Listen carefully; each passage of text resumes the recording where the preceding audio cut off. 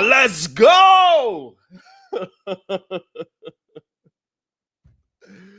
Oh boy, man, I tell you, man, I tell you.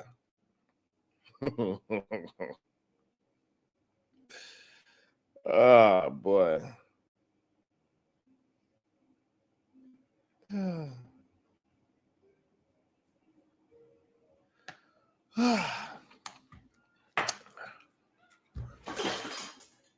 Good day, everyone. How are you doing? Welcome to the Wildest Wake Up Show. My name is Sharon Bracey. And today, just like every day, good day, David. That's what I like to hear. I like to feel that great, productive energy. Thank you, Davey. Good day to you. So I can feel that. Corinne, much love to you, beautiful. Thank you so much. Every single day, we rebel against remedial rhetoric. That's what we do here. What up, Tezzy Cake? No, religion does not teach men to hate women. He right on it. He said, I ain't wasting no time. I'm letting them people know.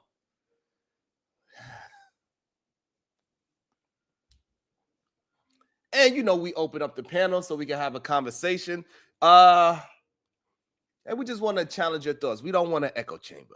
The main thing that we want is for you to challenge your own thoughts, figure out where you got from, not just regurgitate information that you got from somewhere else. Yeah, what's good? Yes, sir. Unlikely, what it do? I'm feeling good, feeling great. How about you? So I heard, I didn't see it because I wanted to review it with y'all. I heard that Jay Prince went on Cynthia G. So I was like, ooh, that should be fun. Those two characters, they probably both said some things that we agree with and disagree with in the same stream. I'm pretty sure of it. So I was like, yeah, let's do that because they said I owed the people 2 hours back because the show got derailed yesterday. So I was like, oh, I got y'all. Don't worry about it. Even though we did have an excellent show yesterday, we had great pushback.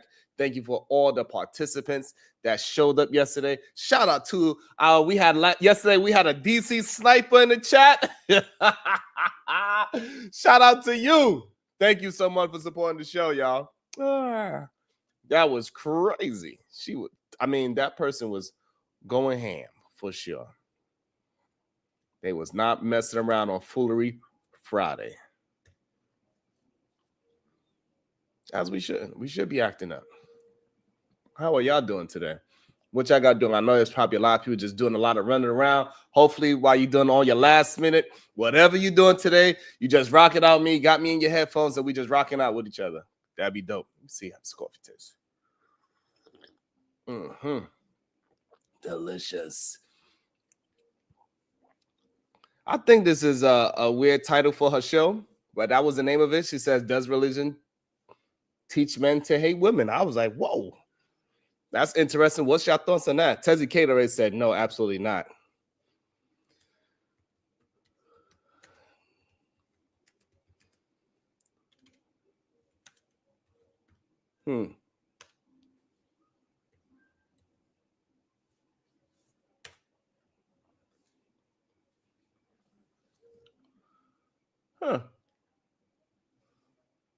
So it is many religious texts were written in historical periods where patriarchal systems were prevalent for sure. I think the cultural norms of those types it often influenced the interpretation and application of religious teachings, leading to a perception of inherent agenda biased. I think that does happens in historical context already. I can't communicate. What up, Young? Wisdom Show, what up?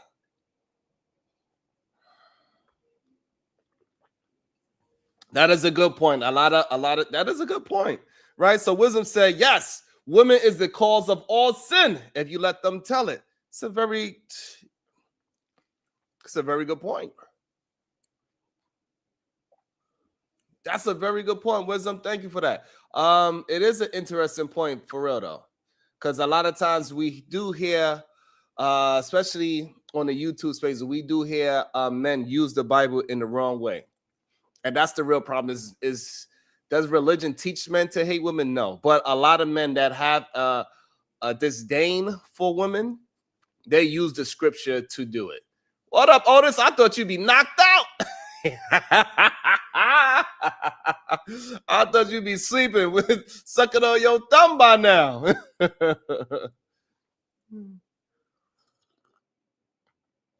Mm-hmm. But yeah, so it is a handful of men. I don't know what the percentage is. What's up, Very Sexy Red TV? It is a handful of men that use religious texts to absolutely put a hatred on women for sure. They use that as an excuse for sure. They say, look, it's in the Bible. We see it happened with this young lady from the ISIS situation, right? The trophy wife.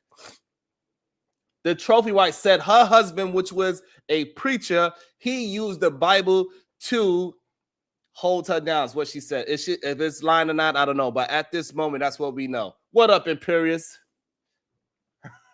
Why is a BS topic? I don't know if religion tells people about the nature of women. And this is the problem that a lot of people have when they hear these conversations. It's like, what you mean the nature of suppression?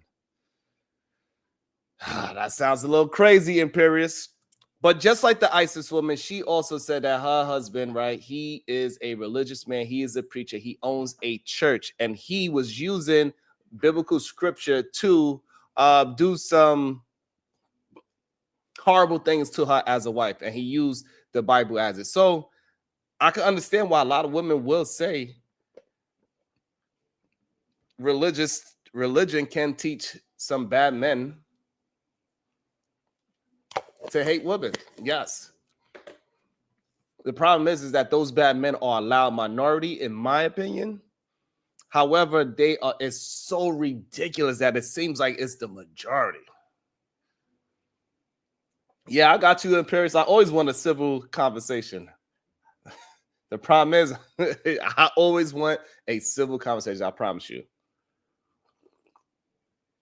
Mel, I said I might cancel, because I want to make sure I give the people they 2 hours back from yesterday.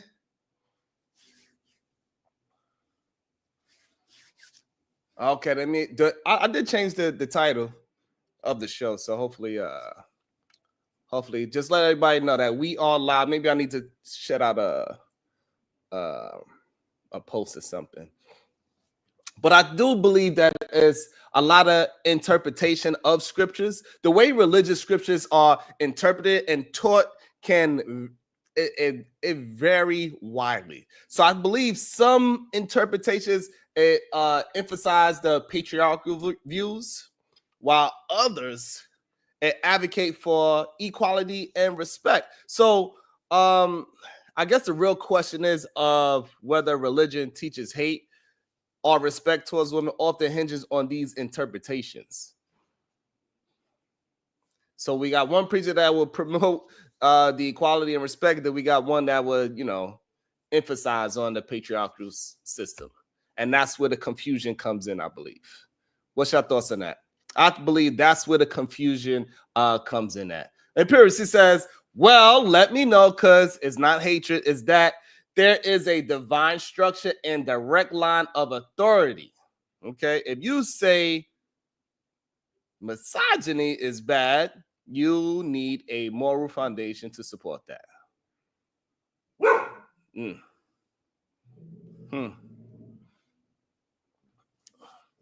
So the problem is, like, appears you are somebody that also what's up? What happened? You want to talk to the people? You want to talk to the people too? All right then, so calm down. So I think even appears you would say some things too. It'll sound like you have a lot of respect for women, and then you'll say something else, and it sounds like you have a little bit of hatred towards women. You'll say something like, "Oh, you're only here to have my children, but anything else, you're not here to talk, listen, and da da da." So it does get confusing for a lot of women. So it definitely gets confusing for women for sure. I think the role of religious leaders is a problem too. A lot of times when we hear these stories, they act like women don't even exist in the book unless there's something wrong happening. Religious leaders play a crucial role in shaping followers' attitudes. I think the leaders who advocate for gender equality can help counteract negative biases, while those with patriarchal views can reinforce harmful stereotypes. Is the issue that this topic is probably bringing as well when I'm just thinking about it. I ain't seen none of the video yet. I didn't see what happened with Prince and Cynthia G. I'm pretty sure it was pretty explosive.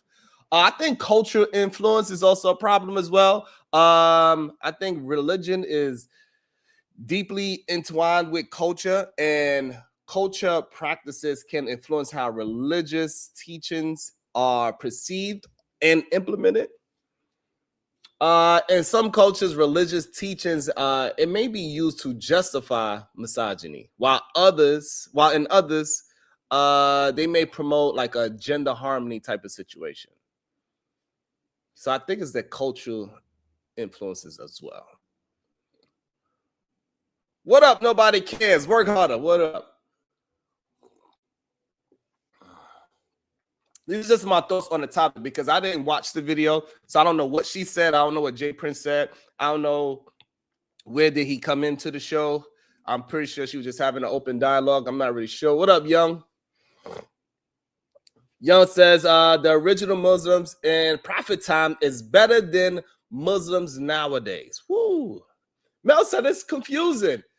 You got some preachers that are very strict and utilizing patriarchy as a part of their sermons, and others not so much. That's the confusion part for a lot of ladies. That's the problem. A lot of men don't realize how much confusion these teachings and these talks confuse women, and women got to be a little extra protective of themselves because situations like this ISIS woman, which is the newest one, is why it keeps ringing a bell for me, is because she was saying that her man, a preacher, a owner of a big church, he used scriptures to take advantage of her, so to speak. Now, if she's telling the truth or not, time will tell. But right now, that's the information that we have. Look, see, Imperius, did you say something crazy like that? Talking about you want to have a civil conversation. Yo, Imperius, you wild as hell. Pastor, what up?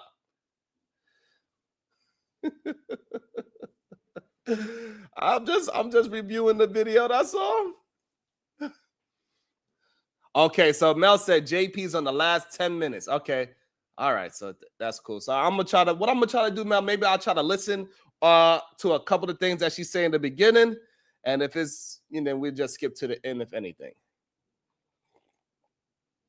Lord have mercy. Paris, we ain't talking about that right now. That boy crazy as hell. What else is my initial thoughts from that title? Does it have an impact on women's rights? Like, examining how religious teachings have been used to both support and suppress women's rights, right? Do y'all believe it could provide like an insight into like complex relations between religion and gender? For example, some religious movements have been at the forefront of advocating women's education and empowerment. So we do have examples of that, right? It's very complex. This title makes me think a lot of different things. It makes me think on both sides of the coin, and I don't like that. I like to be heavy on either side and have an actual streamlined thought. But with this topic, it's not very easy for me to just have I'm on this side of the fence. I'm kind of jumping back and forth on both sides of the fence with this topic, to be sure. I think personal testimonies, I think hearing from individuals who have experienced both positive and negative impacts of religious teachings on their lives can add like some depth to the discussion. Personal stories can highlight the diversity. I think that would be important for us of experience and the role of interpretation and application in shaping those experiences, right? And I think that would be important. So hopefully we can get some people that actually have experience on both sides of the coin to this topic. That would be very interesting as well.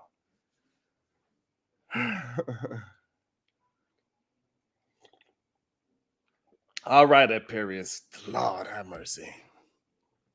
Calm down. You said you want to have a civil conversation. A civil one, not a wild one, please. Let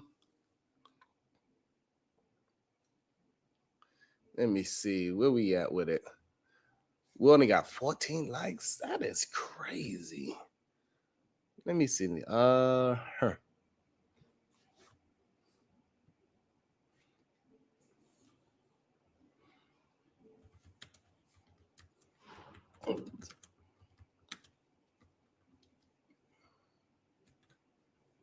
Okay. Let me drop the link. Let me do that. I dropped the link while y'all getting those likes together. I like that, Young. I feel you on that. I feel you on that. EJ says, first one has to prove that I get you, even exists. Okay. That's fair. That's fair. Let me drop the link for anybody that want to come up. And Paris, you won't have to pay to come up because you're going to say craziness. So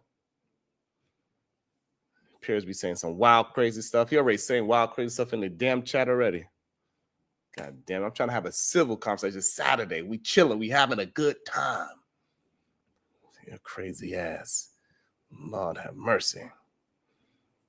Let me see where we at. Okay. What's up, MJ? They try to get wild already, MJ. We just try to have a nice, relaxed Saturday. Have a little fun. MJ, they try to work my nerves already. You had to come up here and save me. MJ, where you at? I need you to save me. Good day, Riaz. How you doing? I'm doing good, but I think it's just basically the interpretation, and also if you can back it with science, then you know it's authentic. If you cannot back it by science, then it's unauthentic. Because Okay. the science will actually prove to you that whatever it's stated in the text, though, is backed by literal science, then it works. Because it goes well together. If it doesn't, it doesn't. Okay. So what's your thoughts on does religion teach men to hate women? I don't think religion teaches men to hate women. I think it's the people. The religion is perfect. I feel like it's basically the people in it. Okay, so you think it's more of the interpretation and how people implement in what they read. Yes, because we as humans are very flawed creatures, though. We're very flawed, and whatever is actually stated in the faith, though, is not really whatever the person's saying is not really stated, because their mind basically just makes up whatever, and even if it's not mandated like that. So it actually depends, though. So to me, I feel like it's the people in it, not really the actual religion. It also depends which one it is. For me, I'm Muslim, so I say my faith is perfect. It's just the people in it who make it like that. So like how some people just have different interpretations, but there's only one of it. It's just that basically people just have a full-on disagreement on what is true and what is not true. Okay. So it's the people who make it that way. So yeah, the people. That's just it. It's just the people. That's it, man. Okay. That's fair enough. Yeah, I think a lot of great things in this world is it gets sidetracked because people be saying and doing some wild, wonky things. And we're gonna see with this young lady by the name of Cynthia G. We're gonna see how she substantiate her argument. Okay. Let's check it out. Let's see. I don't know where to start it at. So we're gonna start right here. For Black men. Okay. Black women, you've laid this out for Black men. You told Black men, I am your target group. I am your target market group. I'm the most acceptable to this janky, dusty, welfare ass message. How the men who always shunning welfare, asking Black women to get some welfare. So you didn't want Black women to receive welfare to take care of your kids that you abandoned, but you want to get welfare from Black women. Whew, that's wild. I'm assuming she's talking about this whole Dr. Umar Johnson thing of getting the woman is sponsoring the business, is what I'm assuming she is talking about. Imperious with the $2, he said, theology isn't a joking topic. Christ is king. And so I'm assuming that's what, thank you. And I'm assuming that's what she's talking about this whole Black men wanting welfare from Black women. That is that's that is wild. That is an interesting statement. I do not believe majority of Black men are promoting that conversation. We had a whole conversation on this channel about how we do not agree with Dr. Umar Johnson. We are not going to tell our daughters to just invest in a boyfriend. No, like your husband maybe, but not just invest in your boyfriend. No, you should not be investing $700 a month in your boyfriend's business. He needs to figure out how to wait where he can earn an extra $700 a month to invest in his own business and improve how it's working. That's what he needs to do. And Yeah, that's I can agree with you on that. Also, pretty much, I've literally seen, Muslims who are from Africa literally disagree with how Umar is, though, because he's saying Islam is basically a personification of Arabic culture, but that's not true. Yeah, you read in Arabic, you pray in Arabic, but that's just basically to unify everyone else. Basically, the entire faith actually respects the culture of its land, no. It's not really like, who told him? Riaz. What that got to... Would you No, say never mind. No, I'm just saying, I just disagree with him. Anyways, your point is right, though, man. I'll just leave it there. Okay. Let's just stop. All right. Now I just wanted to know where you was going with it. Pumps it up. They want women's resources. Wow. That is a scary thing. That is a strong possibility. That's what they want. They need resources, even though they was on this internet crying and complaining how women, all they do is turn into what they call it, the welfare queen, even though the welfare queen, historically, she was a white woman. She was in the newspapers. It was big. She was scamming millions of dollars from welfare. It had nothing to do with Black women at all. So that's interesting that people even is weird. So that's weird. Very Okay. weird. Yeah, I don't know why they say I these things. think to invest in is one thing, no, but the way he's saying it is wrong, no. Because he's the one, okay, look, if he's going to invest, you're going to have to invest too. That's how partnership works. But the way he's saying it, I can see what you're getting at. Claudette, what are you talking about? I'm not ignoring no comments. I would never ignore my girl, Claudette. Absolutely not. How you doing, Claudette? Hopefully you're doing great today. Absolutely. I would not ignore you at all. I always got much love for you, beautiful. Always. Let me see. Let's see what else this young lady is talking about. Okay, so there we go. That's number one thing she said. I don't know if I agree with that. So, but they want to get welfare from you, even though they'll sit here and shame you, done stereotyped you and called you the welfare queen. Oh, they done did everything to demean and degrade you, still running around talking about welfare took them out of the home when we know welfare did not. They took themselves out of the home.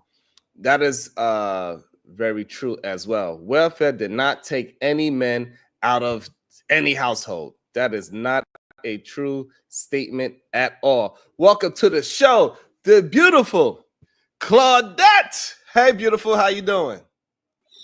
Oh, no, Sharon. Man, listen. How do my voice sound so far? You sound good, actually. Your voice sounds good. Thanks to you. Yeah. It goes in and out, but let me explain why I say thanks to you, because, I did a marathon on you, your shows. Mm-hmm.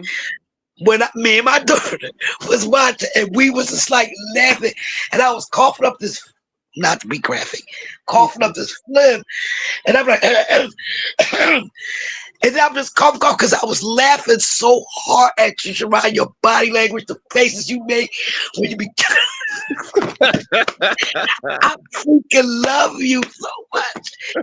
But I'm about to send you some, so I can get my shit healed. But yeah, I watched that situation with Cynthia G and So did you watch the whole? You watched the whole stream that she did yesterday? oh yeah, man, she got Jay Prince. Listen, between me and you, well, everybody go hear it anyway. Fanny's doing a lot right now about it. Oh.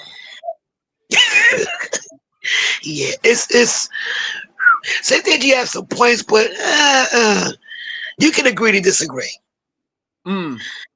Because she said that the Bible is misogynist, you know. I don't know what to make out of it. Right, I feel you on that. Yeah. So I'm going to drop down. I'm gonna send you something, boo. I love you, Sharon. Keep me laughing, man. You make my day. You welcome. Hey, guys. Is she up there? No, he dropped down. He went back into the chat. Did I say? I mean, bye, Sharon. All Shit, right. All right, baby. And college football, I am that funny. I don't know what the hell you talking about. I'm hilarious. What's up, Renee? Good day, beautiful. Welcome to the show. Somebody that should knows a lot about this. Welcome to the show, Pastor Doom. Man, you get out of this doom, man. I'm trying to tell you, dealing with these witches, they trying to bring down the Bible. They rocking with they talking about some God's wife name was Ashira and Shira, and then they talking about Shira 7, a whole damn witch on the damn YouTube. That's what she's falling behind right now. You need to really get away from these damn witches, right? I don't got no witches around me. What you talking about? The witches is out here. Right, and it's like, and happy holidays, my nigga, and stay away from these witches. And I got to get down because I got to do some Christmas shopping. But happy holidays, and you got to stay away from these witches. And you don't want her to like come at you, my nigga, because you got biracial kids, and we already done found out she a biracial. She is. So that is crazy. So what does that mean? So she can't say nothing about biracial kids when she a biracial herself. But why would that be a topic? Because that's what came out when JP was trolling her. It came out that she's a biracial.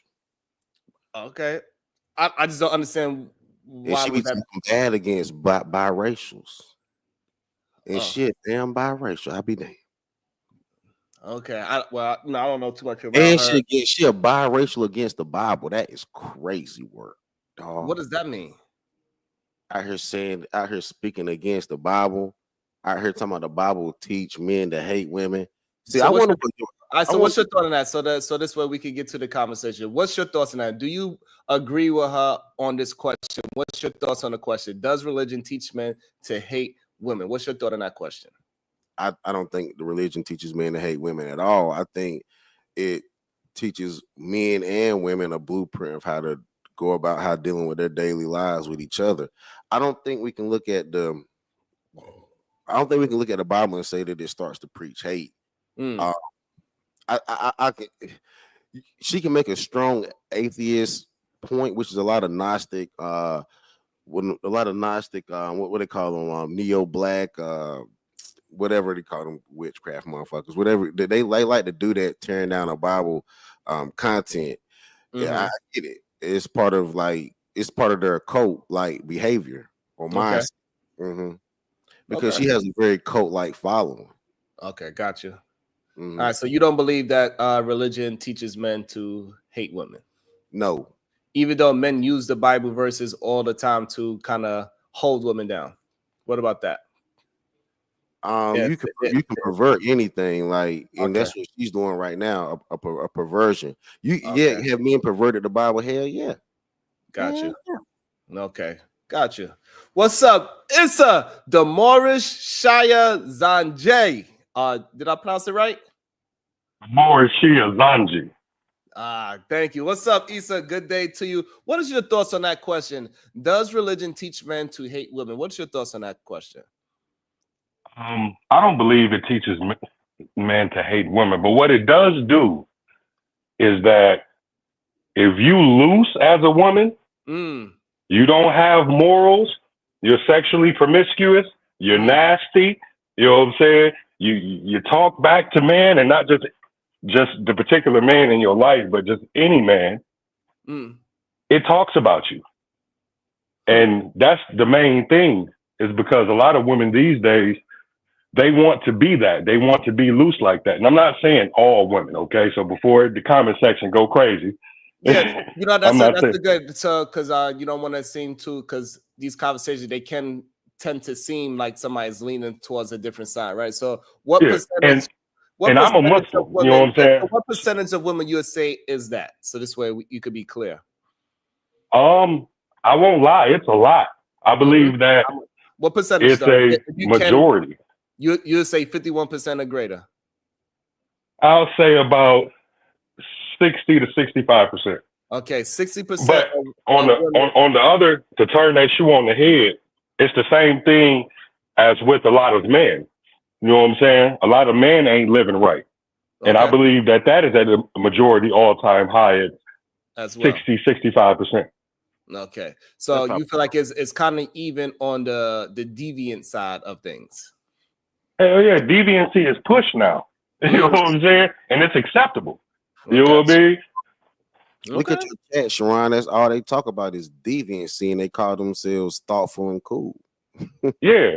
That's like you ever see that new thing that they got going around where people be on YouTube talking about some we listen and we don't judge? Right. That kind of stuff. Like, dude, yeah, we do judge. You know what I'm saying? Like, I'm sorry, right? But if I was living with my father, who was a Marine, right? And every night I came home with a whole bunch of money. Some nights I came home with blood on my clothes, you know what I'm saying? It'd be safe to judge that, hey, I'm doing something that I ain't got no business doing. You know what I'm saying? And that's the thing, man. Don't nobody, they've put this onus on judgment. And we should judge each other because that's what makes us better. Like, yeah, dude, you out there just beating the hell out of women? No, we judge. Yeah, I think go ahead, Pastor. You trying to say something, Pastor? You're supposed to judge with a righteous eye, though. That's with the only righteous. Yeah, that's the part. Thing about judgment, though. That's the only issue with judgment. Is your eye righteous when you judge that person? And I think that's what we're finding out about Cynthia G, that her eyes aren't necessarily righteous when she judges black men. That's how it goes. Oh man, you talking about the hair hat demon? Wow. What? That's what straight hair hat demon. Name me any time you have seen her without that hair hat and that bang. Let me welcome to the show. Welcome to the show, Imperius. You're supposed to send me some goddamn money, Imperius. Good morning, everybody. Good morning. Good day to you. Your microphone went out. I wonder why. Look at the Most High. Won't he do it? And you know what, Sharon? Like a lot of people, I you have to ask before if the Bible says that is or isn't wrong, and then is that your microphone? Well, it's not about no. This is way beyond. Sorry, do you hear me or no? Yeah, now we can. Yeah, we can hear you now. You might. Oh, sorry. Yeah, I'm driving along the. Okay. Yeah, along the coast. It's kind of bad on the, but it should be better now. I'm out of the wooded area. I think you have to ask a deeper question: is where is the idea that misogyny or anything that somebody does is right or wrong? See, we're presupposing a lot of things. We're going, is misogyny wrong? Or does religion teach misogyny? You got to still ask the question, is misogyny itself wrong? Okay. And how do you... So what you know what I'm saying? All right, so that's a good question. So do you believe, before we ask the rest of the people on the panel, do you believe misogyny is wrong? Well, is misogyny seen as the hatred, the direct hatred, or is it like the misogyny of today? You get what I mean? There's a completely different kind of paradigm there. I mean, we go by the definition. I say we'll go by the definition of the word, in my opinion. That's why. So the direct hatred. Yeah, I think hatred is wrong. Sure. Okay, so you say I think hatred is wrong. But the definition of what today is misogyny, as in like suppression of certain female instincts or activities, or control of anybody for anything, is wrong. That's not wrong. So again, it's how you're going to define the word, I think. All right. So what is today's definition of misogyny in your mind? Well, I think the definition today of misogyny is if you do something a woman doesn't like, or if you restrict her access to something she wants to do. Thank you so much, Claudette. I appreciate you. Thank you so much on the Cash App. Okay, so you believe that anytime a man is just saying, hey, I don't like you wearing a short skirt, you would say majority of women would say that is misogyny, is what you're saying. Yeah, in the modern day paradigm, sure. Yeah, I think if you say, hey, look, I don't want you going out in that, or I don't want you having a Facebook, or I don't think you should be drinking or overacting or cursing like that, or it's, you know, some type of misogyny, whether it be mansplaining, controlling, all those buzzwords, you know what I'm saying? Okay.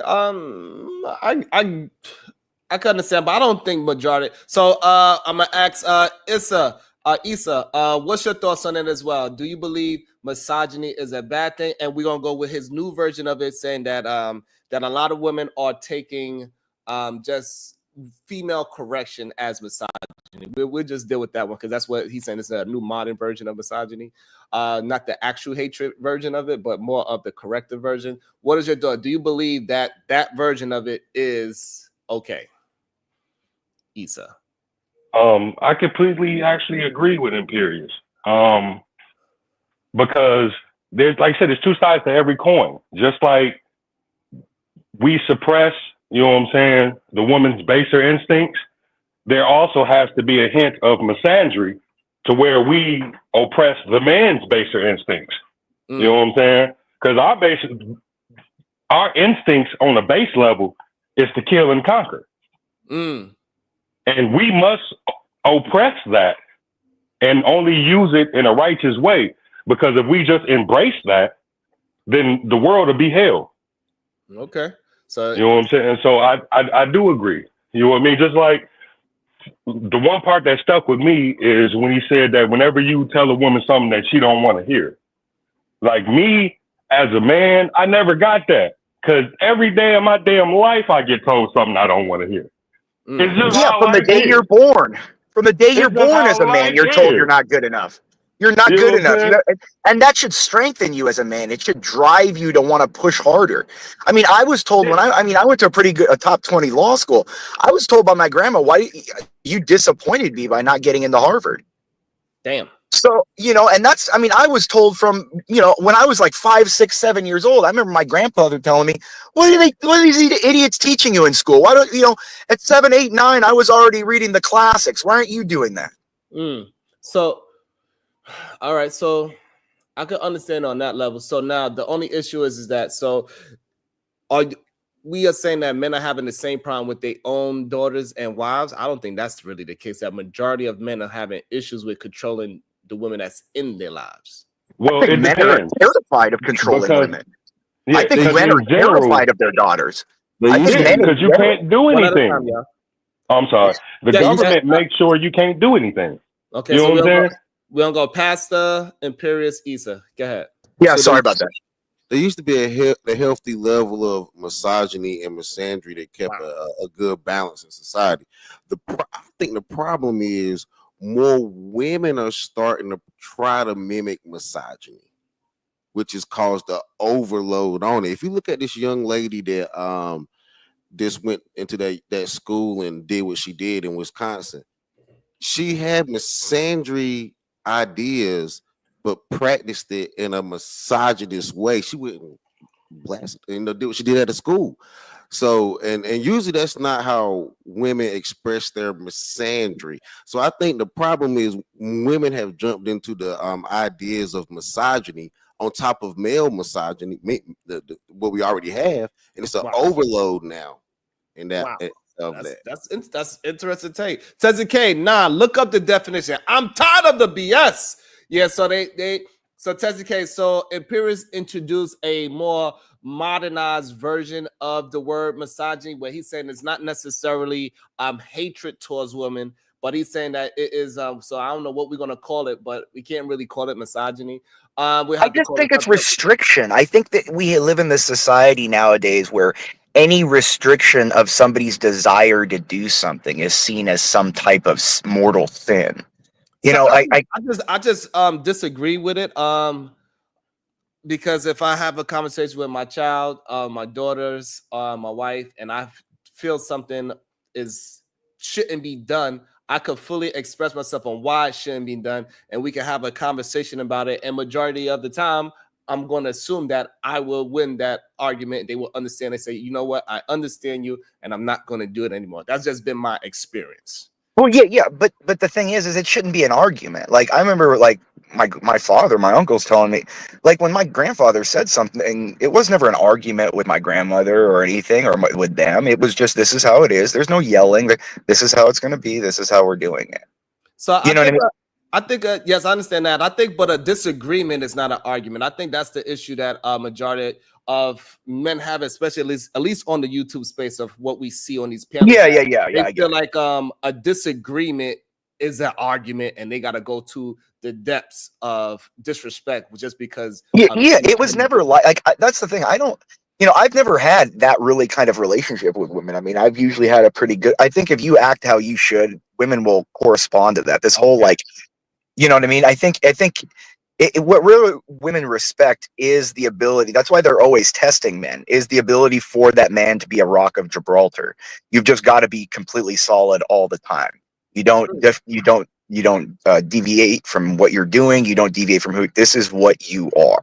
And they're constantly saying, here, they're going to throw this at you. Try this, and if you don't change, those women won't leave. Okay. All right. So Issa, so what's your thoughts on the men? Because we was having a concept. You saying majority of the men, at least 60% of men are doing the wrong things. So what about those men that would say things as like Eve? Eve is the reason why we are living in sin, and this is how women are perceiving. But it wasn't Eve. Eve is not the sinner. If you read the Bible, it was right. Adam who's the sinner, and it's the seed of Adam who's punished. Eve was never directly told by God what the rules were, so she never sinned against God. So that's the true statement of what's going on. Right. However, but the bad actors, they use that story. Yeah, they bullshit it. Yeah. But I understand where the brother coming from. And in Islam, it's different. In Islam, or particularly the school of thought that I follow, it wasn't a sin. You know what I'm saying? As per se, because number one, they weren't on earth. You know what I'm saying? The Garden of Eden is not on earth. You know what I mean? So it wasn't a sin. And it wasn't a sin because no one had ever lied before. You know what I'm saying? So when the serpent told Eve and Adam that he swore by God that God had changed his mind and that he could eat from the tree, it wasn't Adam's fault because no one had ever lied before.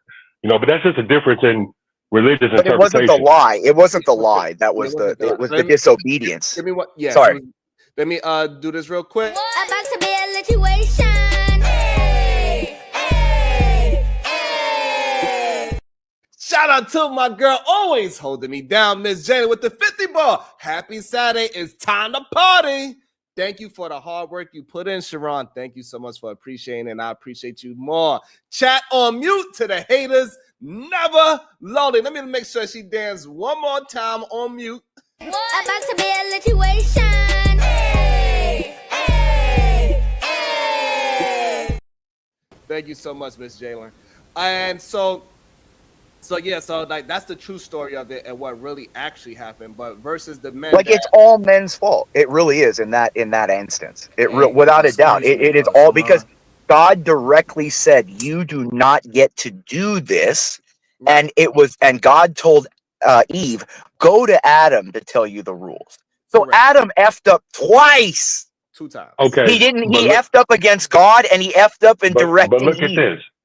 Like if you were in your house, right, as a child, right? Do you have older brothers? Yeah. Okay. So say if you're a child, because essentially Adam was a child. He was just created. He was new to everything. So if you were a child and your mama say, "Hey man, don't touch those cookies," right? Mm-hmm. You like, okay, mom's lead. Your older brother, who you follow around, he comes in a little bit later on and say, "Hey man, mom's changed her mind. She said we can have these cookies. I swear by God, mom said we can have these cookies." And you follow him. Is it your fault? Yeah. Yeah, the difference is these were adults with cognition. They weren't infants. They right. were It's the number one. Number two, they also had, I mean, as Catholics, we believe in natural law, that the law of God is written on everyone's heart. That's why whether you're a Catholic or not, you still understand if you see a baby on the ground, you're not going to want to stomp on its head. There's an inherent morality in God written on all men's hearts, all men and women. But you said Adam wasn't a child, though, but wasn't he the first creation? And also, no, he was one of the last. And no, also, I'm talking about Eve was the last direct creation, I think. Of human beings. When Adam was created, wasn't he the first creation? Yeah, the first man, that he was human, sure. Right. So he was new and green to everything. He didn't have any knowledge. The only knowledge that he had was what God shared with him. Right. And then he's supposed to pass that knowledge down to Eve. But innately science, this is what we, as Catholics, why we're so devoted to science. Well, we kind of invented science. Theology is just a branch of science, is a branch of theology. So when you're saying all we understand is what God told us, it's the same thing with science. All we understand is what God has helped us understand through science. So we don't understand the universe. We don't understand a lot of things, but you don't just go around and do it. Like, we're not just going to try to, like, accelerate the Hadron Collider more than it should be, or go beyond parameters on certain experiments. Hey, bull crap. Hey, you know them people messing with that. I don't want to go too far away from the topic. Welcome to the show.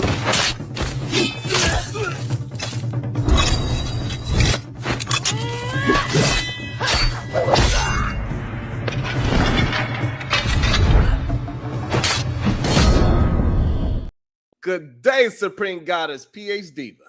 Good day, sir. How you doing? So, oh my love, you're here. Imperius, what you doing up here? Did you pay your bill? I ain't gonna be here together. I got some videos to do. Sharon, he paid? Yo, Sharon. Yeah, he did. Hold on, Jalen. How much he paid? Because he had to pay like $100. He paid $2 towards it. Bye, Imperius. I'm an expert witness, so my payment is deferred for this conversation. Oh, okay. Is that what's going on? But so the whole comments. So I'm gonna ask PhD, what's your thoughts on the topic at hand? So Cynthia G had a topic last night. We didn't even really get too much into the video yet. We just really almost basing this conversation just on the topic at hand. Is that, does religion teach men to hate women? What's your thoughts on just that title? Well, I don't know about teaching men to hate women, but it definitely teaches men that women are beneath them. Like, they're above women in certain respects.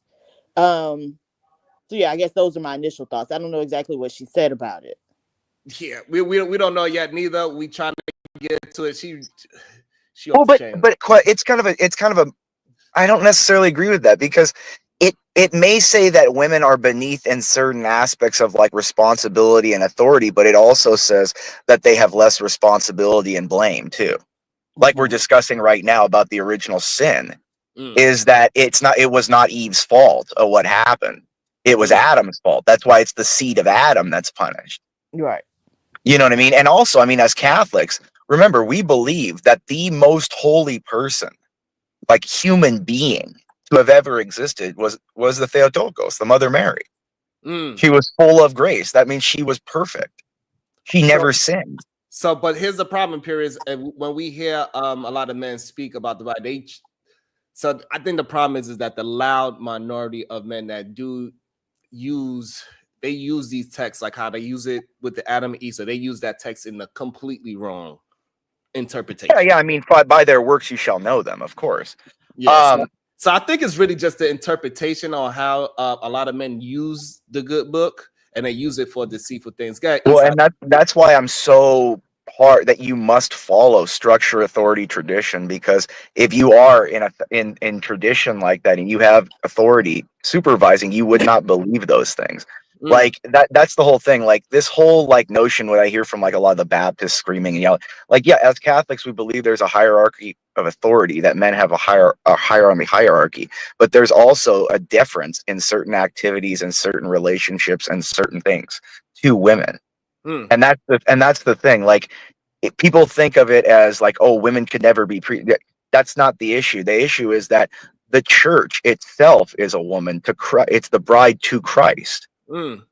So like people don't understand it in the Catholic Church, but he is the bridegroom.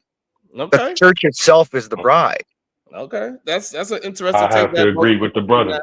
Okay, but most because even in Shia and Islam, the most holy person, especially among women, is Fatima, the daughter of Prophet Muhammad. So we don't do that. But I think this is mostly a first world problem, because in countries that are at war or having like problems like that, they don't have these kind of problems. What do you mean? What I mean that you don't have the women, I'm not saying all women, but the women on a mass scale bucking up against the man. The women are behind their man. But that's behind their man. But what about other men walking in the street? I think that's the issue that a lot of women have. Like, it's okay to not buck up from the man that you absolutely trust, that would show and prove that he got your back 1%. He had died for you, versus the man just walking down the street. Those are two different things. Well, like say for instance, I'm sorry, go ahead, sister. I need an example of like what you mean by bucking up against the men. Like, give me an example of like what culture you're talking about. Just give me an example. I think he means, like, for example, Amber Heard. No. Let him. You'd never hear Amber Heard in Saudi Arabia, like dumping on some dude's bed. Western culture in general. Let me say what I'm speaking about Western culture in general. You know what I'm saying? But you were saying that the other cultures, the women, don't do those things. So give me an example of those cultures where the women don't do those things. Right. Okay, so we can take Iran, for instance. Okay, so let's start with this. So go ahead and give us the example with Iran. In Iran, like, the women are mostly totally for their man. They are. That's because the religion is heavily present. You know what I'm saying? Women are a helpmeet to men. You know what I mean? A companion. You know what I mean? They play their roles. You know what I'm saying? But over here in the West, it's a free for all. Can I Iran before? Yeah, can I say something? Because I was married. She asked me a question. I'm sorry. Say it one more time. Have you been to Iran before? Yeah, I lived in Qum, Mashhad, and Tehran for 2.5 years. Okay. And so how were the women treated? For the most part, women were treated very respectfully. Like, put this, for instance, right? If I was in Iran, right, and I touched a woman that wasn't part of my family or that I was not married to, my ass is grabbed. Is that true? Okay. Yeah, it's period. Oh, sorry, Sean, go ahead if you're reading that super chat. Sorry. Why you let him back here without paying his damn money? Well, no, but I was engaged to a Persian girl, and so what? And I'll tell you this. They're definitely not this like quiet little, if you're with them, they're very direct and very opinionated in their own ways. They may not go outside and do it. You dated a Persian girl, right? That was over here in the West, right? Well, yeah, but it was right. She's so that's totally different. She wasn't born here. She wasn't born here. Let's put I understand that, but she lives in the West now, and she has probably adopted Western ways. Wow. And not really. No, she's from a family that's on the blacklist. They can't go over there and stuff. No, she's very traditional, and she's not she's not Muslim. She's not a Muslim because she can't date you or be with you if she was a Muslim. I already knew she wasn't. No, that's not true. That's not. If you're an Orthodox, that's a very, very small sect of Muslims that practice that. The majority sect in Iran is Shia Islam, which is 99% of the people there. In Shia Islam, a woman cannot marry. Your microphone breaking up, Issa. Yo, Sharon. Hold on. Say it. No, but if he was really talking, the Shia could not marry Sunni either. But that happens all the time in Iran. That is not true, sir. That is not true, sir. That is not true. That you just blatantly told a lie on his brother's channel. That is not true. You're saying that the Shia can okay. Hold on, just let him clear it up. Just clear it up, and then we could just have the conversation. Shias can marry Sunnis, and Sunnis can marry Shia. Are there certain scholars that may make a fatwa, a religious ruling, saying otherwise? Yes, but overall, in all of the religions, Sunnis can marry Shia, and Shias can marry Sunni. Iraq is a popular example.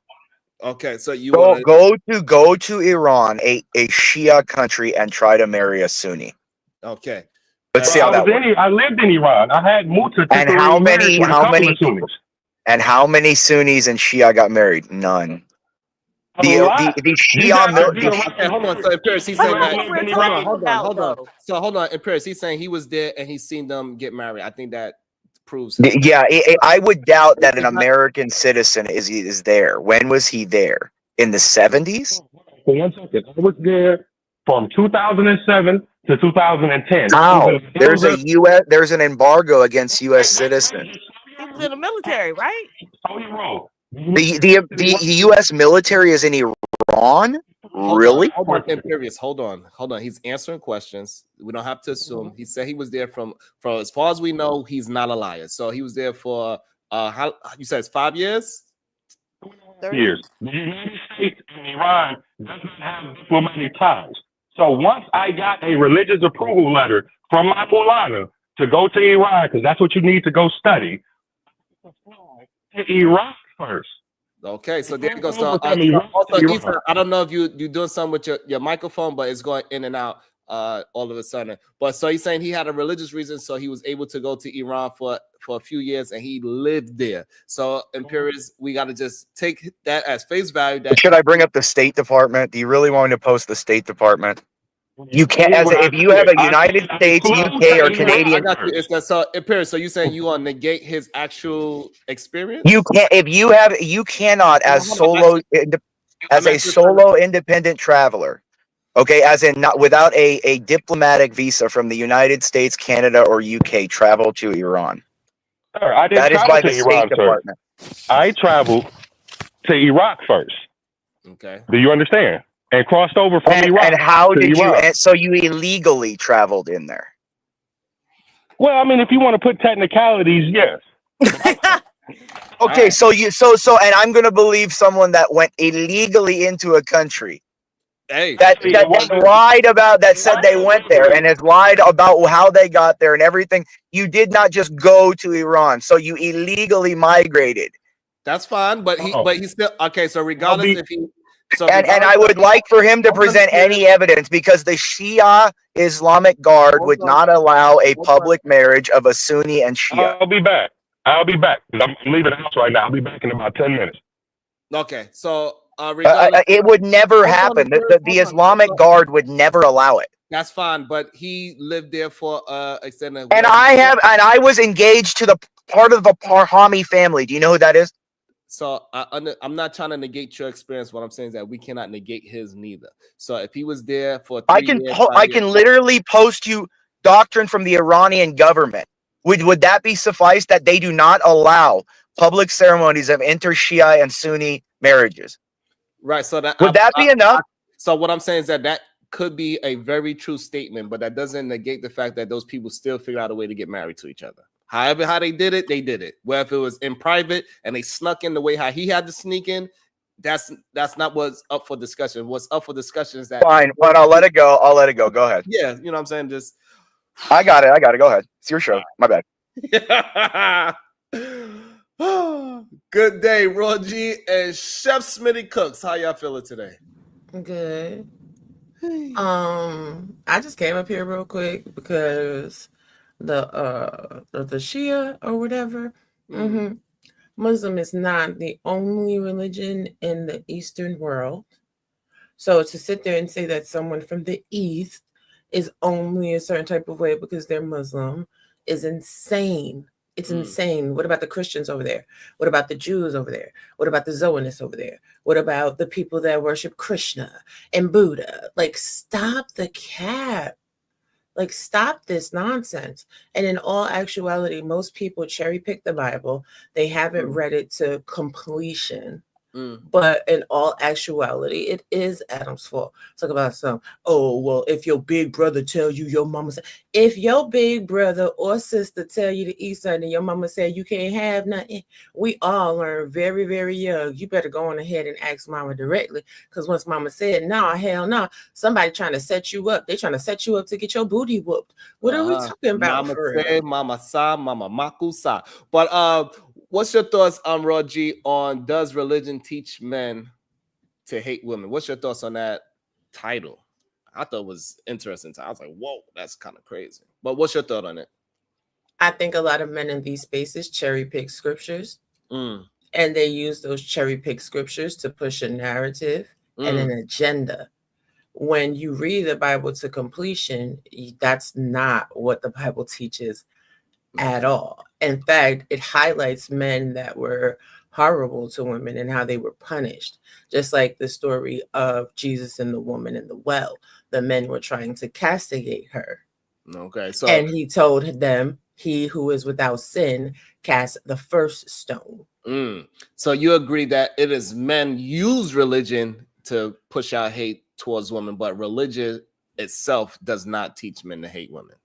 I guess that's probably would be the better statement. Well, remember also, Sharon, and there it's specific. I mean, in Catholicism, I gotta go. I'm at the gym right now, but I want to say this before you go. Remember what he says. He says, Gentile or Jew, servant or free, black or white, man or woman, no more. It's very simple. And make sure before you go to the gym, you send me another $5. God damn it. All right, I'll send you after. I'll go. Yeah, bye.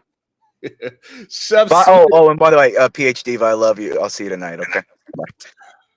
Bye. What is going on? Chef Smitty Cooks, good day, sir. How you feeling? What's your thoughts on the topic at hand on the initial question? Does religion teach men to hate women? But they got no beaches. Does religion teach women to? No, teach men to hate women. Oh, teach men to hate. That was the topic. I would say, okay, good. Yeah, I would say, from my view. Let me turn this TV down 1 second. Yeah, that would help. That would help tremendously. Yeah, my bad. It's Home Alone on Freeform, like Christmas movies. What? Yeah. Oh, I'm a very festive person. I'm a very, very festive guy. I think we watched all the Christmas movies already. They playing nothing but like 25 days of Christmas. Anyway, let me not get distracted. So, I would say, like anything that people have gone wrong in with religion, the fact is that, like it was said before, spoken in parables, it's a lot of metaphors. And the fact is that I believe the people that wound up using it in that fashion, it's because they're misguided in the true message in which it speaks. The main reason why so much confusion, so much fighting and arguing, and you don't bring religion to the dinner table, not just a Christian and a Muslim. I wouldn't bring a Baptist and a Jehovah's Witness to the table. That would be just as big of a fight. The fact is that everybody interprets the word different. So is it designed to teach men that? Heck no, because I don't believe God would do that. And nobody's going to convince me of that in nothing. But I do believe that man has chosen to take the word and use it for his own benefit and greed. And man has also used the word and, like Ross said, cherry pick, nitpick, and like it says at the end of the word, I, John, attest to the prophecy of this word. Anyone who shall add anything to this book, God shall add the plagues of the world upon thee. And anybody who takes anything from this book, God will remove your name from the book of life. Okay. So the fact is, stop touching it, stop messing with it. You take the whole thing or you leave it alone. I digress. My mic is muted. Don't misguide the people. That's the worst thing you can do in God's eyes. Steer somebody away from the word because you taught it wrong. Okay, I like it. Good day. Amen. Hold on, young. I got you, young. Welcome to the show, Leah. Good day. How you feeling? What's your thoughts? Hi everyone. Hey. So I think that the Bible is presented as there is misogyny in the Bible. Oh, okay. And how I would phrase it is, don't get me wrong, I think the Bible in itself is just a book with words in it, and people take it how they want to take it, or pastors preach it in a kind of way where it is sort of like, look out for this woman. Do you see what I'm saying? Like what's the is it Samson and Delilah? Like those types of, like, do you know what I mean? Like, so it's interpreted in such a way whereby it's a warning. So they're warning men, look at what women can do. So women are beautiful creatures, they can be lovely, they can be this, but from the dawn of time they have taught women, men, that women are something to be almost like feared. Their femininity is to be feared, is to be cautious of, and that is a fact. I don't think that that's the lesson of Samson and Delilah. The lesson of Samson and Delilah was that Samson was told, do not cut off your hair, because if you cut off your hair, you'll get rid of your strength and your birthright. And Samson was disobedient to the message that he was given. But he was disobedient because, according to the scripture, because it made it seem as though he was disobedient because he fell for this woman, and this woman tricked him into doing that. Do you understand? I hear what you're saying, but I believe that's just your interpretation, right? And this is the thing about the Bible and people who cut his hair off. Delilah did convince him to cut his hair, right? But the point still is, you knew that your hair was sacred. So you put yourself in the position to lose your agency. Just like when we're talking about birthright, and someone in my chat was like, oh, the Bible doesn't highlight that. And I proffer up to you, and I'm also dropping a link in my chat, Lamentations 1:8-10, Ezekiel 16:23, Hosea 1:3, Deuteronomy 22:22-23, Exodus 21:7, Exodus 22:18, the book of Esther, number 5, Judges 21, Genesis 1-6, Judges 19-20, Genesis 34, 1 Samuel 13. Like, there's so many instances in the Bible where it is talking about how men are ridiculous to women and the punishments that they receive from that. Stop playing real quick. So now, but the question is that, do majority of people, do they blame Delilah for his hair being cut off versus the actual true... The man was asleep when his hair was cut off. That's directly implicit, implying that Delilah is the reason. He didn't just wake up and say, oh, I'm going to cut my hair because she told me to. He was asleep. But why was he there? Because she was his companion. Right. But so some would say that being a companion is not being a husband. So if adultery goes against God's law, by default, following and cohabitating or entertaining someone that is not your spouse is going to lead you down a path to lose your blessing, is the overarching fact. Right. So that's the true. So you saying that's the true lesson to the book. But however, majority of men, what do they push out as the true, as the definition of that story is the real issue? I think Leah is talking about. Can I say one thing briefly? Even to and it's really to kind of back up what Ra is saying. Even like, for example, the misconceptions. I'll tell you, like in Islam, when, like, for example, you're not supposed to look no woman in the eyes when you're talking to her. Do you know why? And it's not because of no like oppression. It is to bring down the chances of lust.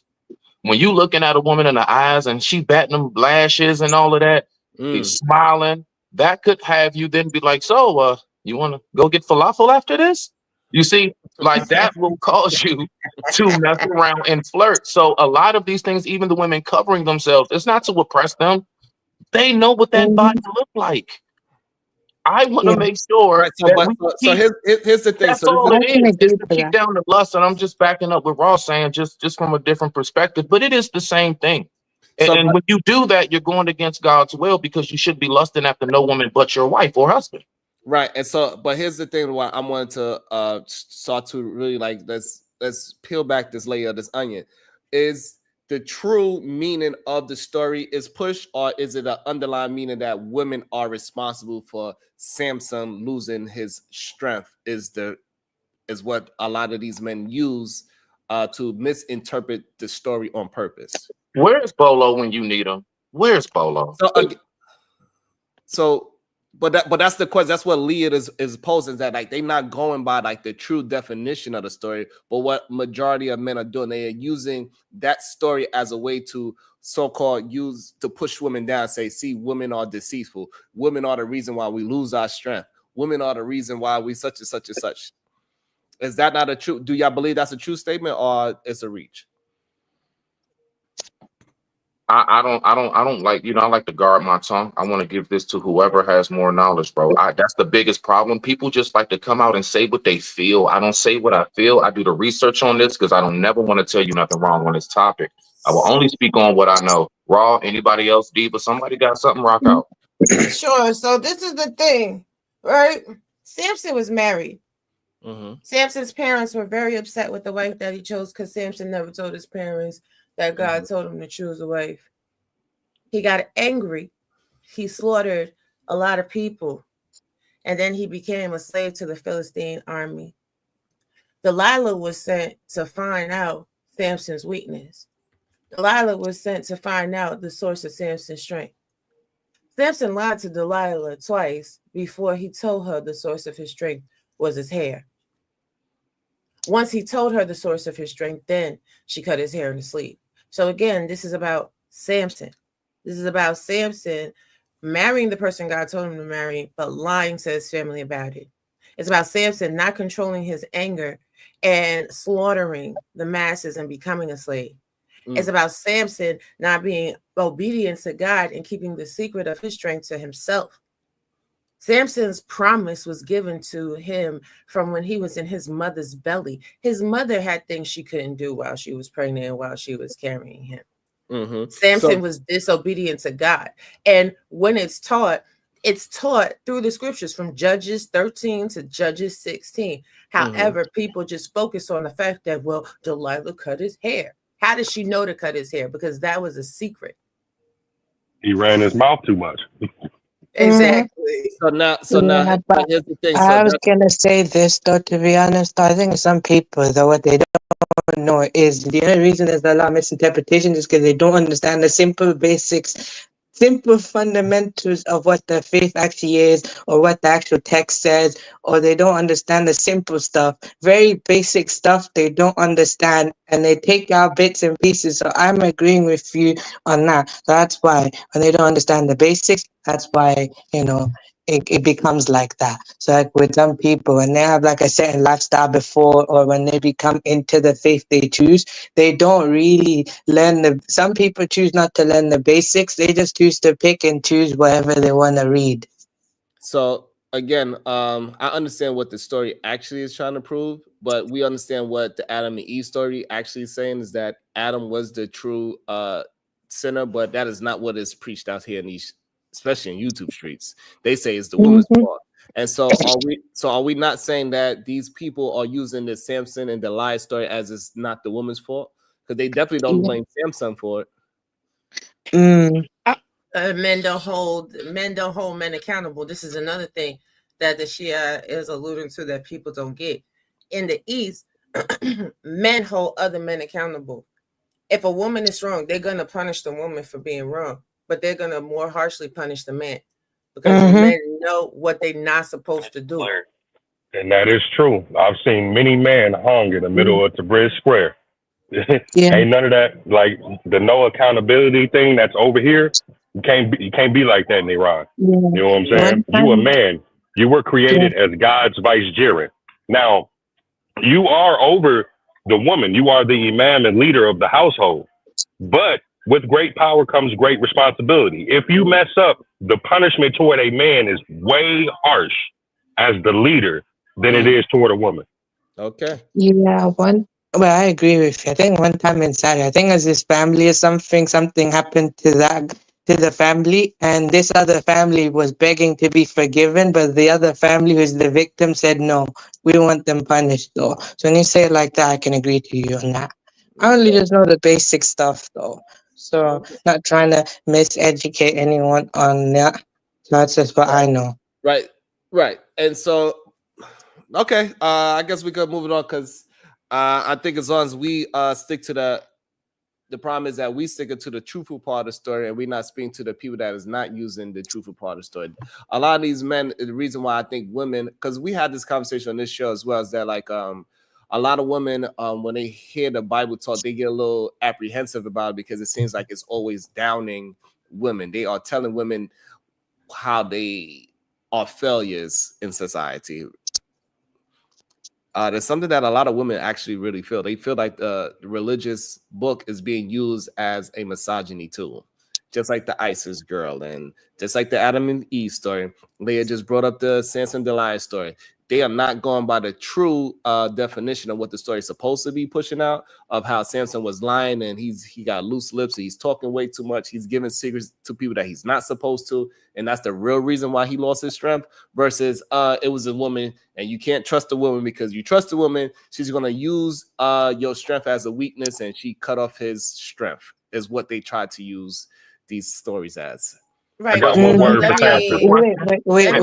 for Let me address something in the chat. College football. Adam's life was not wonderful and peaceful until Eve showed up.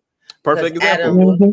Adam was first married to Lilith, and that marriage didn't work out. I'm not going to educate y'all too much today. Do your own stories on Lilith. And well, that's a Jewish Talmudic story. It's in the Bible too. No, Lilith is not in the Bible. No, Where's Lilith in the Bible? Lilith is in the Bible. Islam. Let me one, first of all, we have to remember, my brother, there are more books than what is in what we have today. Everybody and their mama knows this, sir. There are so many books and chapters and verses and parables and all kinds of things that are taken out. Okay. So anytime we say, why is it not in the Bible? There are many things we can ask. Why is it not there? It's there because man chose to remove it. And that's all we know. So we can go on that. So now, where's Lilith even in the missing parts of the Bible? I don't. Lilith is mentioned in the Bible only once. You got to go back and forth with somebody else. I want to finish my statement. I want to peacefully finish my statement and then go ahead and be quiet. You can do that with other people. Don't do that with Smitty. I don't do that. I only speak my mind and then I listen to what you have to say. I mean, go ahead, bro. Now, if you don't want to answer the question, that's cool. I'm still talking, bro. But you being rude and talking. I've been real quiet and I let you all speak. You've been doing your thing. Rude to you, bro.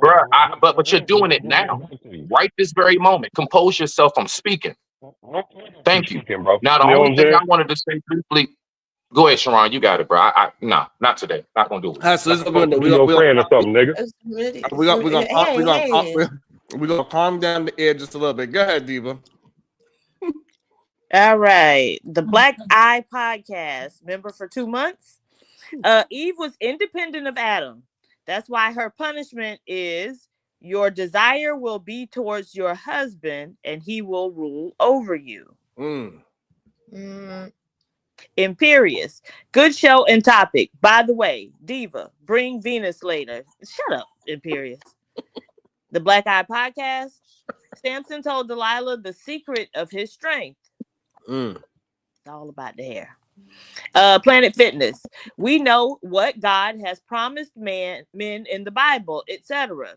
These men will be held accountable by the Most High, but we still have to speak on the women purposely seeking to deter God's purpose for man. Okay. So now to that one super thing, but Shia, Lilith is mentioned in the Bible once in Isaiah 34:14. But Adam chose to follow Eve rather than God's command out of a considered choice motivated by desire. Likewise, though in a different order, Eve's decision to leave the garden with Adam and follow him into sin was motivated by her desire for her husband, opposed to an implied permission to remain with God. So when it says you will desire your husband and you'll be under him, it's like, oh, since y'all wanted to listen to each other, Adam is going to be rooted in sin. Adam's path is going to be tortured. Adam is not going to have the dominion that he had. Adam is not going to have the covering and the grace. And you are going to desire Adam and you are going to follow him into sin. That is your punishment. So when people try to sit there and cherry pick the Bible, do you really understand the full context? Or are you just taking the one line that you see in the Bible? Let's be for real. Because Adam was created Eve was created after Adam. Eve was created from Adam. So Eve, by definition, was the same level of purity as Adam. Adam was the leader in that moment. Adam was supposed to keep them in the Garden of Gethsemane. Adam was supposed to keep them pure. And Adam didn't follow his directive from God. I agree with you. That's what I'm also kind of saying as well. That's just what it is, though. These men, they don't understand the basics. That's what I'm trying to say, though. So your point is correct. That's just what I'm trying to say, is that with them, is they don't understand the basics, and when they read it, they misinterpret it. So when you're saying it like that, that's what I'm trying to say. So we were, I was saying, so that thing, when you were saying, basically, Adam followed Eve, and that was his downfall because he's supposed to be leading. So if that was the first man's downfall, why would we continue to engage in that? What you mean? So again, I'm saying he failed. I get the question that he's asking. So but men fail because they didn't follow God. Right. And God's law was, Adam, you're the leader. Mm-hmm. This is what I told you not to do. Mm-hmm. And he followed Eve instead and did what God told him not to do. And so right we there, shouldn't follow. We shouldn't follow. Right there, Issa, is the issue that a lot of women have. Is that part right there? Is that they make it seem like Adam is following Eve, and Eve is the reason why it is what it is. And no, it don't have nothing to do with that at all. It is all on Adam. It don't even make sense to even bring Eve into it and say, hey, Eve deceived him. He deceived himself. Right, because he followed her. He wasn't supposed to be following her.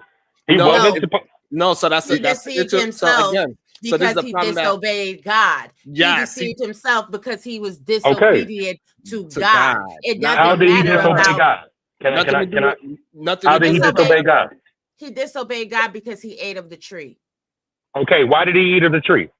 He ate of the tree because he chose to, because God created No. free will. No. See, you want to take the woman out of it. I don't take them. They're both at fault. They're both at fault. No. First of all, how you didn't want Imperious to assume. Don't assume to me, okay? Subhanallah. Go ahead, I'm waiting. So anyway, each individual has their own sovereignty to do what they're supposed to do or not. Because when we all die and die we shall, our individual works will be put in the fire, right? We are judged for our individual sin. Now, if Eve went to the tree and she ate of the tree by herself, Adam would have still been in the garden. Adam would not have participated in sin. Adam would not have had knowledge of self. Now, this is if we want to literally believe that we're talking about an apple from a tree. What we all know the Bible is a bunch of analogies, right? And what the Bible doesn't clarify for those that are not, religious scholars is there's also jinns, right? This is also after Satan was kicked from the garden. This is when he was already manipulating and messing with human beings on the land. People don't know about Lilith and the demons that were already living in the earth. People don't know about Nephilim and the fallen angels that were sleeping with human beings, right? Because people don't do the research to understand the full text. We also know, looking at the etymology of words, that Adam is not Adam, a man. Adam is humankind.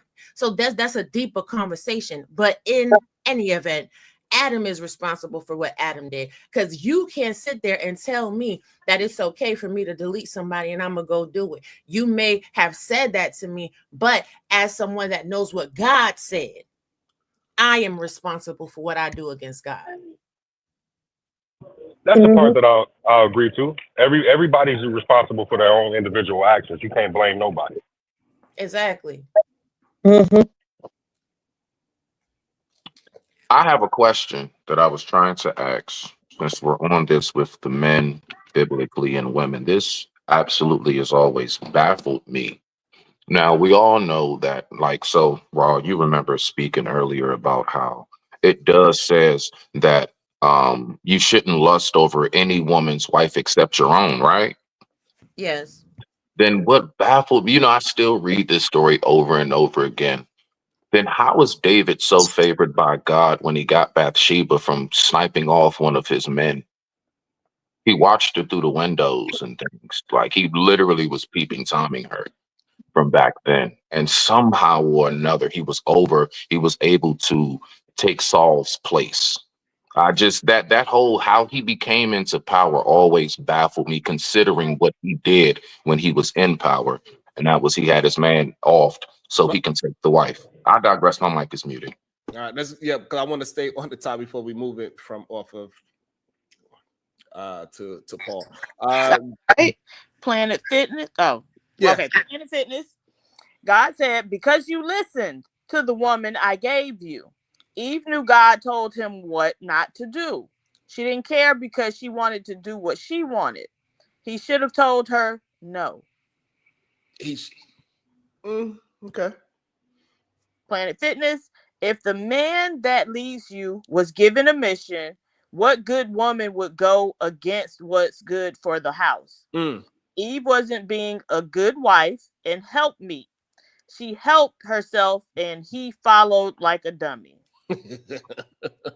Hey, if that's the case, then back with Adam and Eve, what was marriage like? Like, if I never thought of that. Adam and Eve, considering they did wound up having children, right? Were they married? And if so, what did it consist of? The unity of birth, or just them two? It wasn't an established yet. Like, did they commit the first sin? Did they have sex out of wedlock?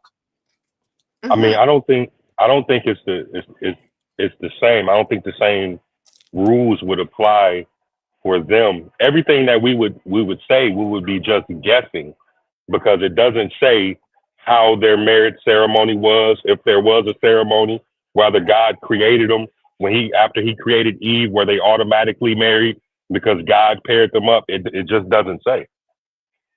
Right, exactly, JJ. I don't know how we turn Adam and Eve into modern relationship strife.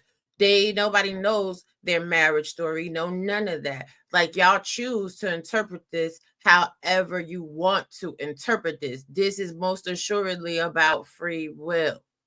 This is most assuredly, bro. I'm just asking. I know, Oh, but this is why women feel like religion is against women because of how y'all choose to disseminate the information from the Bible. The reality is, Adam said to God, the woman you put here with me, she gave me some fruit from the tree and I ate it. She didn't have to convince him.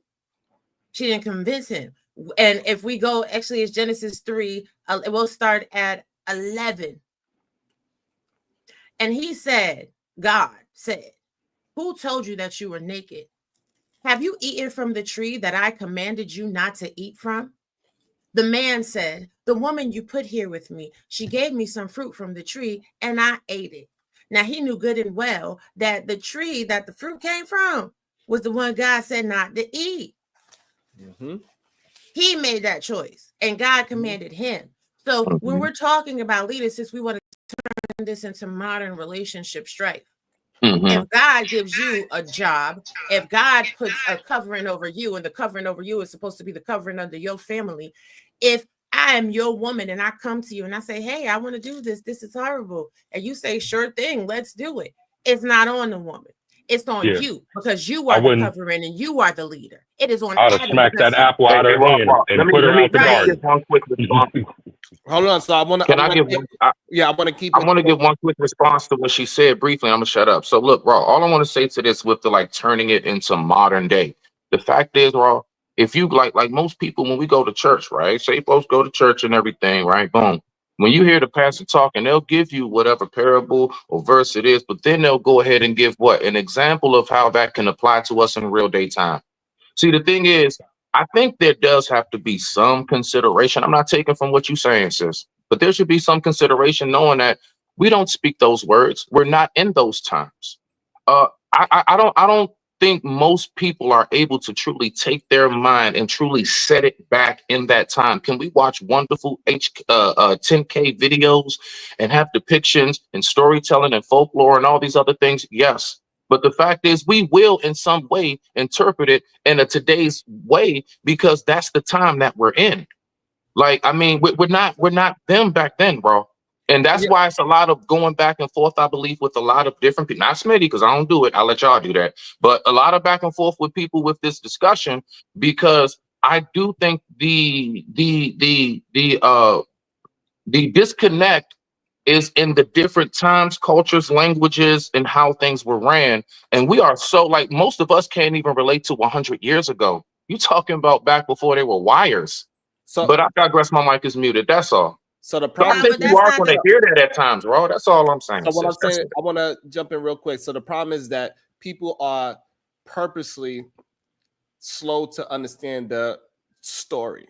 The story is about free will. It don't have nothing to do with the man following a woman, and a man following a woman is going to be the downfall of a man. And this is why this question is kind of important, because it's the truth in the Bible is saying one thing, but as a majority of men, they interpret these stories and make it seem like the woman is the cause of all men downfall. And we just did it in real time that this story is about free will. She had free will to do that, but God told Adam, hey, don't do X, Y, and Z, and he did X, Y, and Z, and then he also tried to put the blame on Eve. He tried to pass the buck. He said, oh, but the woman you gave me the fruit, so I figured since you gave her to me that she wasn't going. No, I told you what to do or what not to do, whichever one you want to say. And he was the one that did, because he had free will. So he was the one. It don't have nothing to do with the women destroying humanity. Go ahead, PhD. All right. Planet Fitness. She say, I heard what he told you, but forgot that this is what I want to do. Once again, because you listen to the woman, you have to go with her. Planet Fitness. So basically, nobody told you to listen to me. Shaking my head. Damn. Planet Fitness. When they got kicked out, she was mad at Adam. Hey, can I ask everybody a question? Okay. So we'll go. Raw G. I believe Terrence wanted to jump in. Leah, and then Issa, I believe. Diva, you good? Or you? I'm good. Okay. So since Planet Fitness wants to keep making this about the woman, since you're so well versed in what Eve's punishment was, what was Adam's? Don't worry, I'll tell you. From Genesis 3:17. To Adam, he said, because you listened to your wife and ate fruit from the tree about which I commanded you, you must not eat from it. See, he gave Eve her punishment, but he gave Adam his punishment too. He said, cursed is the ground because of you. Adam, the ground got cursed because of Adam. Through painful toil, you will eat food from it all the days of your life. It will produce thorns and thistles for you, but you will eat the plants of the field. By the sweat of your brow, you will eat your food until you return to the ground, since from it you were taken. For dust you are, and dust you will return. See, God put a heavier punishment on men than he put on women. Because now you have to slave because you wanted to be like God. Adam wanted to be like God. And if we're really going to get on some theological stuff this morning, God's creations, because they were made in his image, have always wanted to be like God. Referencing here, Satan. Satan was an angel created by God. He wanted to be the same as God, and he had to get kicked out of heaven. Adam was a human being created from God in his image. He wanted to be like God, and God told him, ashes to ashes, dust to dust, from where you came is where you gonna go. The Tower of Babel. We ain't gonna talk about how they wanted to build that tower to God because they were disobedient to God. Human beings as a whole have been disobedient to God because they want to be like God and on the same level, and God has punished all humanity each and every turn for not listening. We ain't going to talk about the flood.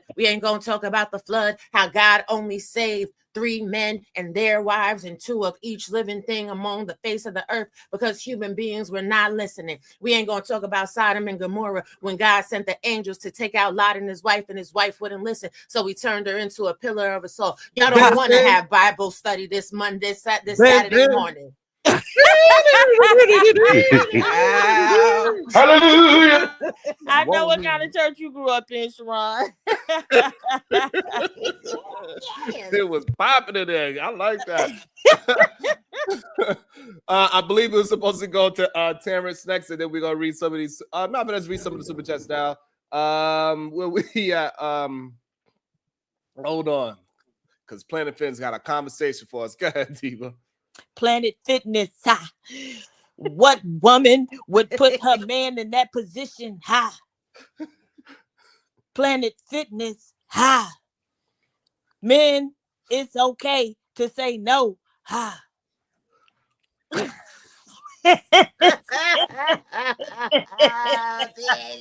gonna stop looking at you, Sharon. Okay, Planet Fitness. If you don't, it's going to be your fault. Say no.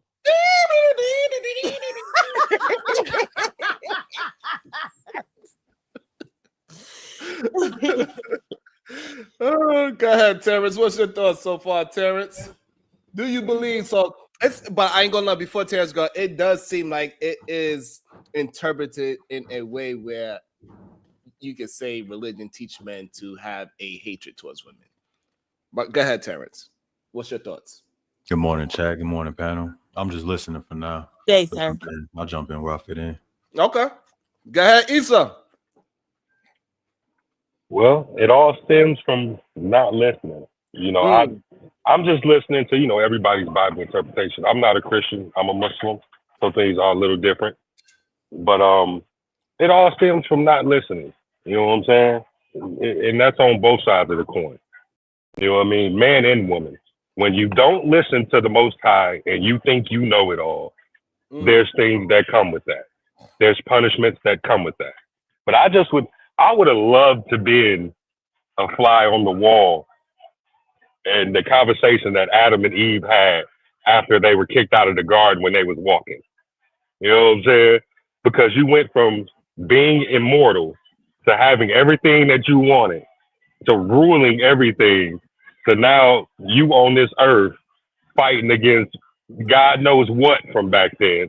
You know what I'm saying? So like I said, it all stems from not listening, man. People do not want to listen. People, man and woman.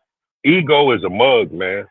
You know what I'm saying? And if you don't want to listen, God got something for you. Don't worry. Follow your own way. Like the Quran says, most of the things that happens to mankind, and when it says mankind, it means men and women, are things that they bring upon themselves.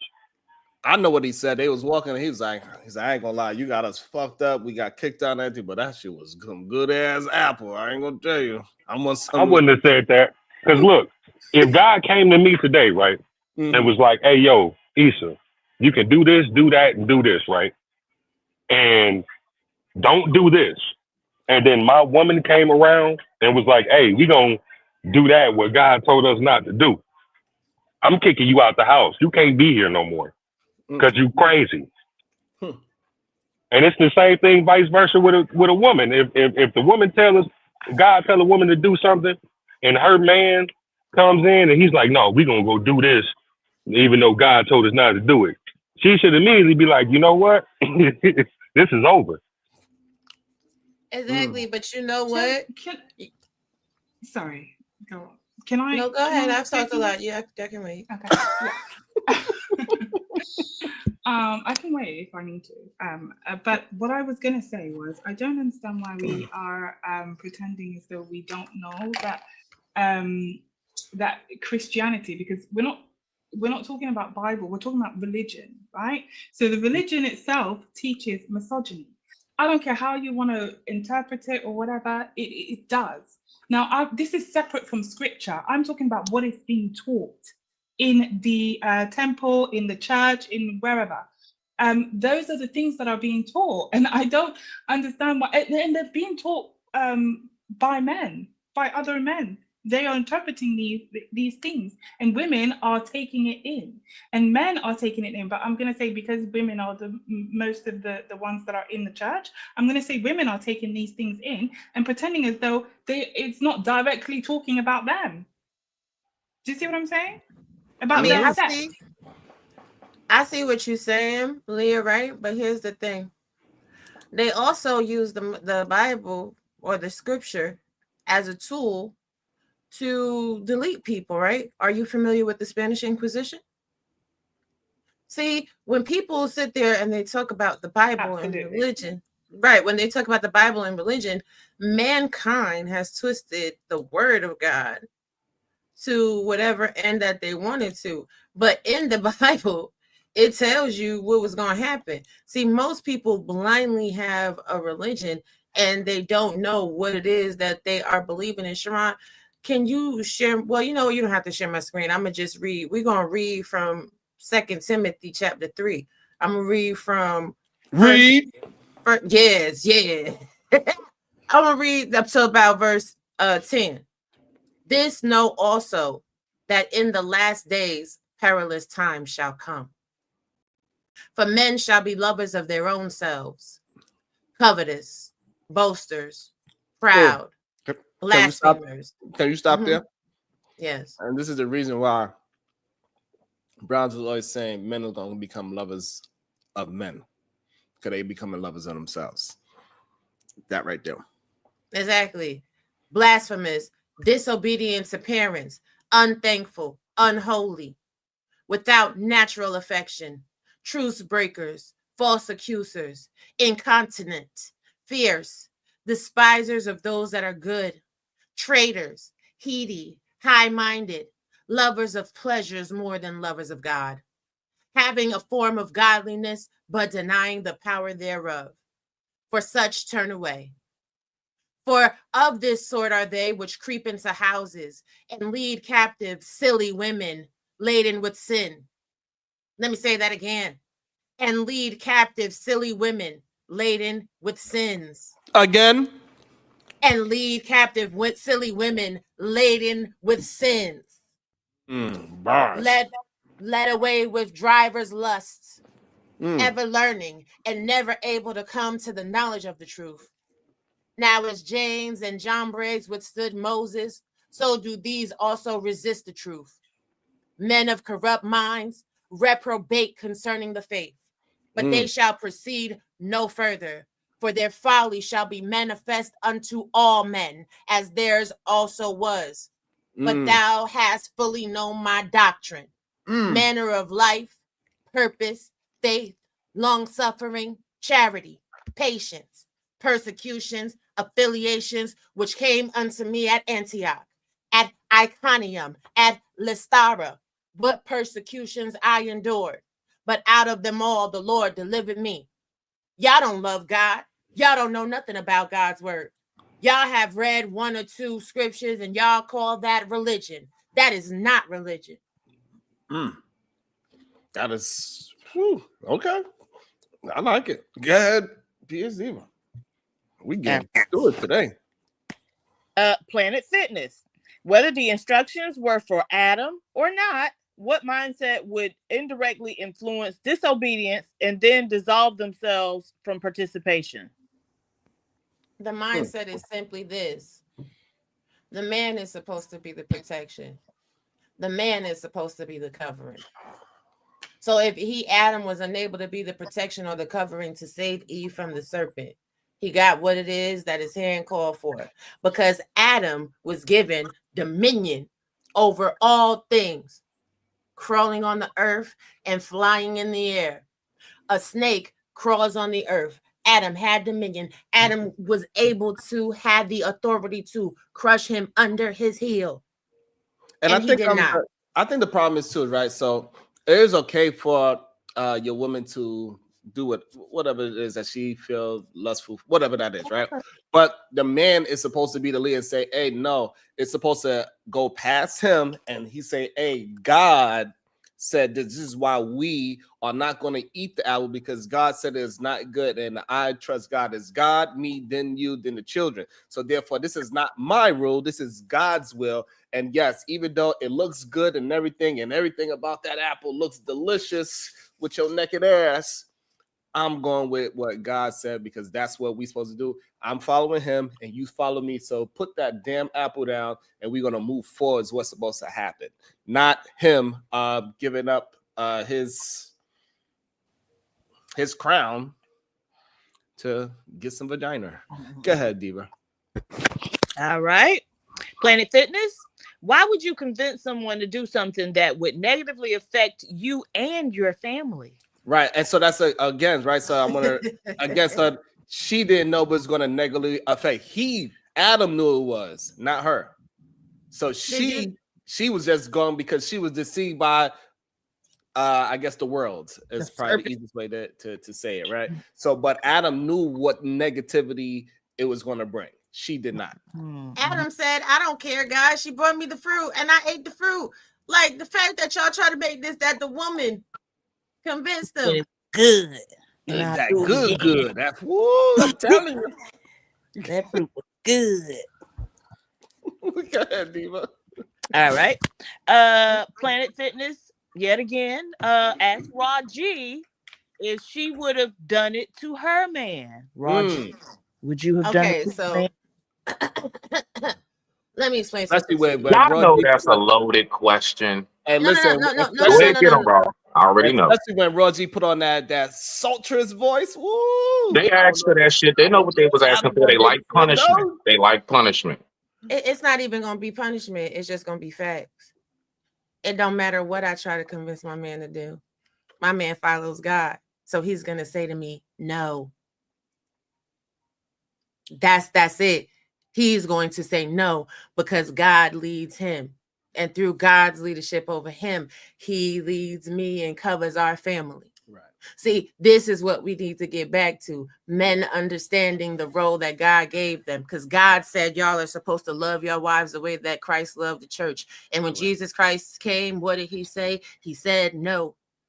They were trying to tax the people. When Jesus Christ did what? When Jesus Christ came, what did he say? He said no. They were trying to tax the church. God said, you are not giving anything back to God. No. When they tried to stone that woman at the well, God said no. When the widow came and gave her last 2 mites, God said, y'all think y'all better than her because you gave more. No. See, y'all don't want me to get me to preaching. I'm trying to stay in my lane. I would say like briefly behind that. I was actually talking to the missus about basically the same thing you're saying. We were talking about a few different topics as far as like I guess character and things. And in a nutshell, so I don't take up too much time. I was saying to her like there are certain things I wouldn't do, not because I fear like a punishment of society looking at me a certain way or whatever. I said it's because it's just not in me because of my principles and what I follow, like spiritually and everything else. Like there's certain things I just won't do, not because of you. Ain't got nothing to do with you. If you weren't in the picture, I wouldn't do it because that's not what I'm led by. So I've actually spoken about that myself. So I appreciate the affirmation. Go ahead, Chesney. I know you tried to hop off you a couple of times. Go ahead, Chesney. Good day to you. What's your thoughts? What's up, y'all? Brother Sharon, let me offer blessings to you and let me say peace to the saints in the chat. I want to say that Raw G is absolutely correct. Real talk. The moral of the story is, nah, nigga, I told you to do something and you ain't do it, dog. So it's like, even when he said, but no, she said, and then when she was like, but the snake said, it all reverted back. Nah, Adam, you know what's up because I gave you favor. When Adam did that, he lost favor with God, which is why he had to work for everything that he got from that point there on. But everybody else said what I was going to say anyway. All right, yeah, I like it. I like the build. I think we doing a good understanding that this is the reason why a lot of women absolutely feel like religion is a misogynist situation. A lot of men definitely use the scripture in the wrong way. They definitely pervert it. They use it in a way to make women feel bad. And it's something that we're gonna have to start really paying attention to. Even righteous men or men that read their Bibles, they still kind of converted to saying that it was Eve's fault. Even though in the beginning he said it was Adam's fault, and then later on today, in the same stream, he kind of leaned towards it was Eve's fault. I thought that was Interesting. This is the thing, right? Taking it to the men will be lovers of themselves. Men don't want to hold themselves up to a biblical standard. Men don't want to hold themselves up to the standard of the Torah or the Quran. So it is easier to shift the blame to women and say what their nature is as opposed to what God told them to do. So when we're having these conversations and I want to hold women accountable, I'm already knowing that those are demons. Those are people sent by the devil. Damn. Because in order to hold a woman accountable, a man has to be accountable. And Sharon, you've heard me say this several times. If you simply do not deal with women that do not behave a way that is pleasing to you, women as a whole will change because they will know the standard. You cannot serve two masters. You can only serve one. So you can't say you want a godly wife, but you love hoes. Damn. So I think we knocked that one out the park. Anybody got any other thing to say? That'd be crazy. Let's see. I'm just trying to figure out why. I mean, why they gotta be sent by the devil? I thought they were sent by the manosphere. In the manosphere is a tool of the devil. Absolutely. Because at the end of the day, the manosphere, double-minded. The manosphere is teaching men to stray away from God. Absolutely. Wow.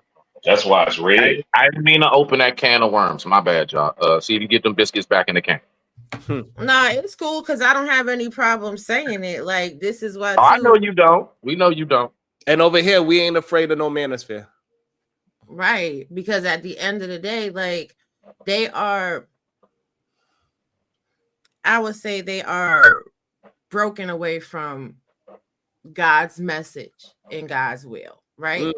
Because a lot of people, they follow religion simply because their mama or their big mama made them go to church on Sunday. Right. There's not a lot of people that have actually sat down and got to know your God. I don't care what religion you are. I don't care if you know what I just realized when you said that, Roger, you just spot that. Like, just think that majority of them saying that men are running away from the church because of women.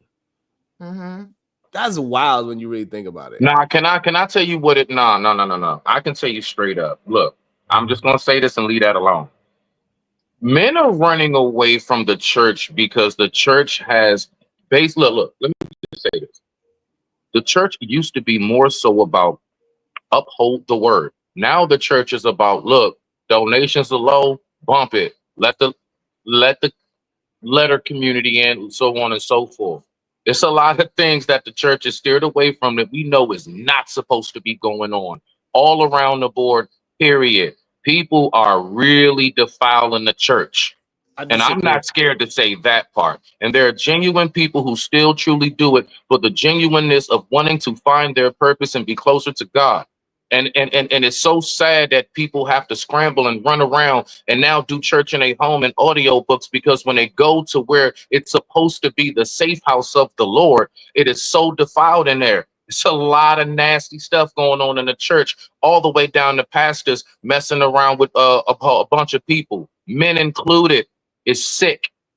The funny thing is, hold on, Sharon. The funny thing is, the church was never a structure. The funny thing is, the church was always his people. The funny thing is, when 2 or 3 are gathered in his name, that's church. So when we sit here and we talking about these structures that are influenced by man in the earth that the devil has dominion over right now, like, right. You know what I'm saying? People need to get their relationship with God, because when Jesus came and he brought the word, right? He said, do not worship me. We are not even supposed to be under the banner of Christianity. Y'all go into church houses that have craven idols. Yes. Like, right now. Yes. Right now it's Christmas. You go into churches, they have a Christmas tree. But if you are a person that actually follows the Bible, it says don't put no tree up in your house. Right, Jeremiah 10:4, thou shalt not have trees adorned with silver and gold. So if you go into the church and the church has a tree adorned with silver and gold, is that actually a Bible following church? No. When you go into the church has a cross on the wall. Jesus isn't on the cross. Jesus rose again. So the cross being in the church is a craven image. And in the 10 Commandments, God said, you can't worship that. But you have people going to the altar and bowing down in front of this cross, praying at the altar call. So at the end of the day, the church, the physical house that is called the church, is not even the issue. It is human beings in and of themselves, because they refuse to build a relationship with God. When you die, and die you shall, and you have to go and sit in front of God. God is going to put your works in the fire. Please make sure your works give you more gems than ashes. And I think that's a tactic that a lot of the manosphere use. You see that it's all corrupt, and that is a loud minority that is doing that. The majority of these churches are not mega churches. The majority of churches got about like 30 people in it. Majority of these churches are not making no profit. Majority of these churches are not doing sexual deviant things to people. That is not the majority. Does it have some goddamn crazy ass outliers that once we hear it and see it, because the church is such a strong structure that it's just like it stains your brain? Yes, but that's not the majority, and that's the issue that I have when people say those type of things. It's not.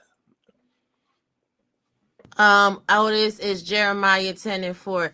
You can really read all the Jeremiah chapter 10, because they don't do no evil, but it's not in them to do no good either. So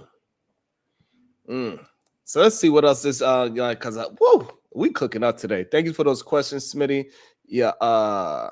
Respect to you. Thank you for nobody yelling at me. I like to learn and talk about this shit. People just get emotional. I appreciate the maturity of the panel. No bullshit. Yeah, because I think sometimes people get questions confused with pushback.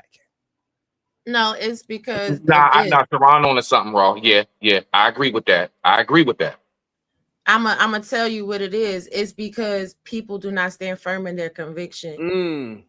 That's a part of it as well too. So when they get questioned, they feel attacked. No. Watch. I know what she's at briefly. What it is that, like me, you know why I can have these discussions briefly? It's because my personal relationship with God is so strong and so well found and firm into this foundation that's built. I can talk to whoever about whatever, and I won't be shooken up. I believe people are scared to talk about other things and religions and other perspectives because they scared they might hear something that might strike a nerve and get them to think another way, or get them to question what it is that they say they believe so deep in. But if you really believe what you say you believe in, you won't feel like it's nails on a chalkboard because somebody said Islam or Judaism or whatever. You won't start screaming and wanting to run. I run to information. I don't run from it. For we all know nothing, but God knows everything. I digress. My mic is muted. All right. Let's see what she talking. Let's see if she talks anything good. Roger, what's your thoughts on Cynthia G? You like her, dislike her, you indifferent? What's your thoughts on her? Honestly, after she made the commentary about deleting black boys, it left a sour taste in my mouth, and I've not watched anything that she said since there. Okay. Leah, what's your thoughts on Cynthia G? You're on mute, by the way, if you're still there, Leah. She might have stepped away. Supreme Goddess, what's your thoughts on Cynthia G? I think she is pretty entertaining. She talks like a robot for me. I was cooking. I apologize. What's up, Leah? Sorry, what was the question? What's your thoughts on Cynthia G? You like her, dislike her, or are you just indifferent? Actually, I do like her. I think she's hilarious. Okay. I like the way she insults people. I find it very funny. So you and PSG understand y'all like her because she's entertaining, not because of information, so to speak. I don't really. Okay, so this is how I got to Cynthia G. I didn't like her. I really hated her at first. This is hilarious. I really didn't like her, and then suddenly, I started listening to like some of the manosphere stuff, and I thought, oh my god, this is so harsh. Like, what the hell is going on? Why are they talking about women like this? And then I went back to Cynthia G, and then I realized why she was talking like this. So yeah, she's funny. Okay. So I haven't watched her. So this is a fair assessment. I don't know. No. You say no, Diva? All right. Well, I'm gonna laugh anyway because hey.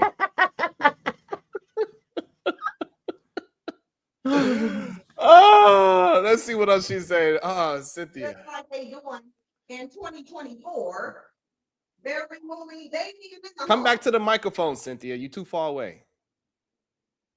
Come like back. black women even in the homes. You're still too far. Yet they're lying and saying that you use welfare to take them out of the home. Okay. So it's the audacity of it to me.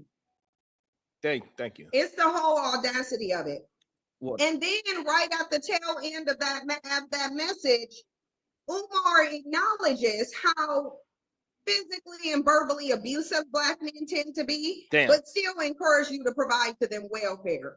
Listen, let me explain. That's crazy. She said Dr. Umar Johnson is telling women to provide welfare for black men. Oh, that's the $700 agree. we need to invest in him every month for 24 months. I think that's what you're talking about. Okay. Yeah. Okay. I guess she is kind of entertained, but when she's talking like this, and then I don't understand, man. And I'm gonna try to. Should I fast forward a little bit because I think we all agree with Dr. Umar Johnson trying to get women to pay $700 a month is wild, especially to somebody that you are not committed to. That's wild. So, how far should I jump? Jump to where Jay Prince come up there. Oh shit! You want to get straight to the smoke? Dang, he only came in the end of the show. Damn. I mean, it's JP. a good thing you said Sometimes that's all damn. That's all you need. He gonna fill in them 5 minutes. He gonna fill them Jones in. Damn, that was far. Like, so she the whole show. All right, let's see. But it does talk about God's name, the feminine aspect of God being Sophia. And this particular book talks about the ascended masters, or the women masters, so to speak, the feminine masters that have not been accounted for, like Jesus or Buddha or Moses, but like Isis, Mother Mary, Mary Magdalene, Green Tara. There's a lot of feminine aspects of in history that have been very powerful teachers. And so, yeah, he's definitely on the of God, Ira. The Old Testament is actually jealous of Sophia because he's a lesser god. Yeah, definitely. I'm getting the Sophia code. Don't come up here thinking you're wasting time. I'm telling you that right now. Don't do it. But thank you for letting me up. I appreciate it. Not her giving Jay Prince the warning shot early, like, hey, don't you But waste I was wondering, so she knows, so even she knows him too? Like, she's aware of what he does as well? Yes, they've had Wow. several times. I didn't know that. I didn't know that. Okay. She said, hey, don't do it today. Let's see what happens. Okay, so the Queen Slayer official said God's wife is not Sophia. Her name is Ashera. Is that Shira Seven's name too? Ashera? Is her name really Ashera? Oh. And she cut it and called it Shira. James, what do you got to say? You got the last 10 minutes to win. James, what you got to say, James? Like, she said the real James. Like, Look, okay, well, I like to say the reason why black men have so much hatred. Well, I assume that they have that much hatred. A lot of black men feel like black women is the vessel of the white man. So essentially, they view black women like the government, not just. What? So I want to know how many black men look at black women as the vessel of white men. What? But didn't he say thank you, EBT? Thank you, child support? Let me check. But he also subscribes to the whole welfare took black men out of the home thing. Wow, he said black That's women why are it's the confusing. vessel for white men in the government. while he is on government assistance. Mm-hmm. That is wild for you to say, sir. Throwing back Funyuns. Throwing back Funyuns. That's wild. Good day, Christopher J. What's your thoughts? Hey, Christopher J. Where do I begin? Y'all want me to start with Cynthia G, or you want me to start with what the hell I just heard? Yeah, what you just heard. Either way. Yeah, just put it all together. Go ahead. With what I just heard, I don't view black women like that.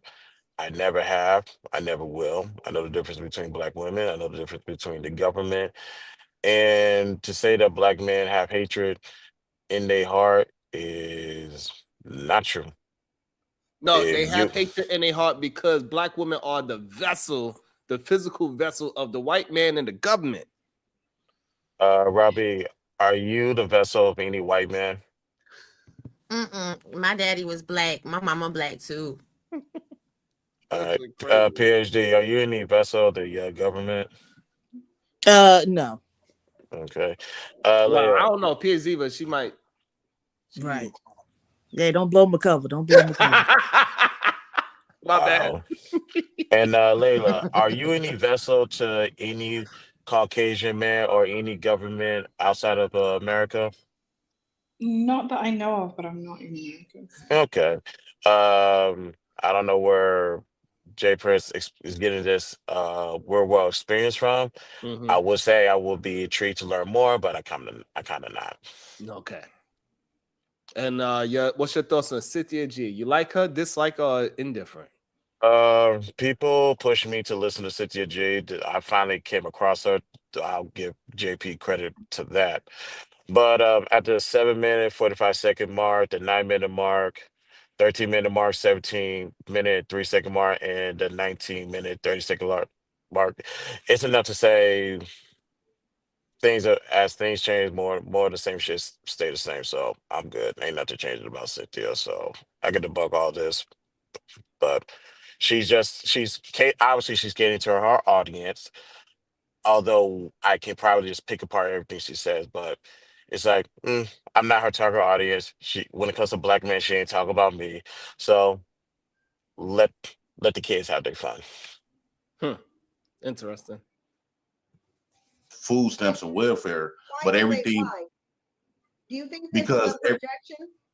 No, yes, and because a lot of a negative experience that we have had growing, the upbringing of the dealings with black women and black men, and they feel like black women stood in the way of their growth, meaning that they stood in the way, wanted to raise men instead not their fathers. They feel like black women stood in the way and to prevent their fathers from being in their life, and most black men not going to admit it, but we feel like we are feminine because our mothers wanted to be dominant over the fathers. And no, just no. Before you ask, Sharon, the answer is no. The answer is no. I don't feel feminine. I'm good on that. So you think when you be brushing your beard, you don't feel a little feminine energy? No. I can probably attract feminine energy with my beard, but no, I don't. I'm not spewing feminine energy. No, that doesn't happen. But okay, so that's you personally. So now, are we gonna say that majority, that men that are moving like Jay Prince, are they in their feminine energy? I mean, we see men on these places. They don't even have hair, and they wearing bonnets. Are these men in a feminine energy? This is the thing. You see what Sin said, that person been making whole hymns about how EBT was better than fathers the last 2 weeks. No, Who said that? Sin G. Oh, Jesus. Sin 7 Sin. What's she saying? There is. JP's been making whole hymns about EBT is better than. Is he not a father? But I mean, so man, listen, I don't know. It definitely is a lot of men that's in their feminine energy in these spaces, though.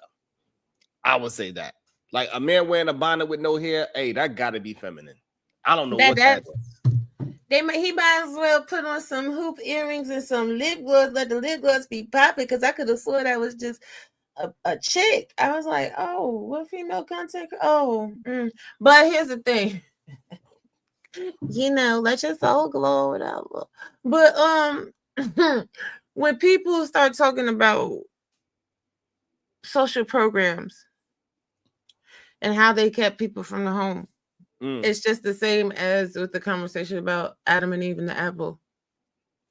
If a woman can take your power from you, then you never had no power. No, not a do-rag or a wave cap. Sway a whole bonnet.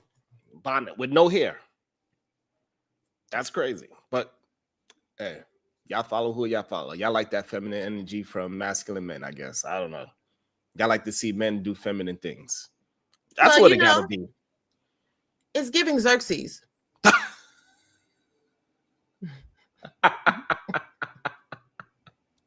Not Xerxes. But I do understand that maybe that's why a lot of men, they want to argue with women, because that's what they seen their mother do, I guess. Because this is what Jay Prince is saying, right? He's saying that they've been raised by their mamas and they got all these feminine attributes because they've been under their mother and they watch their mother demasculate their fathers, is what he pretty much saying.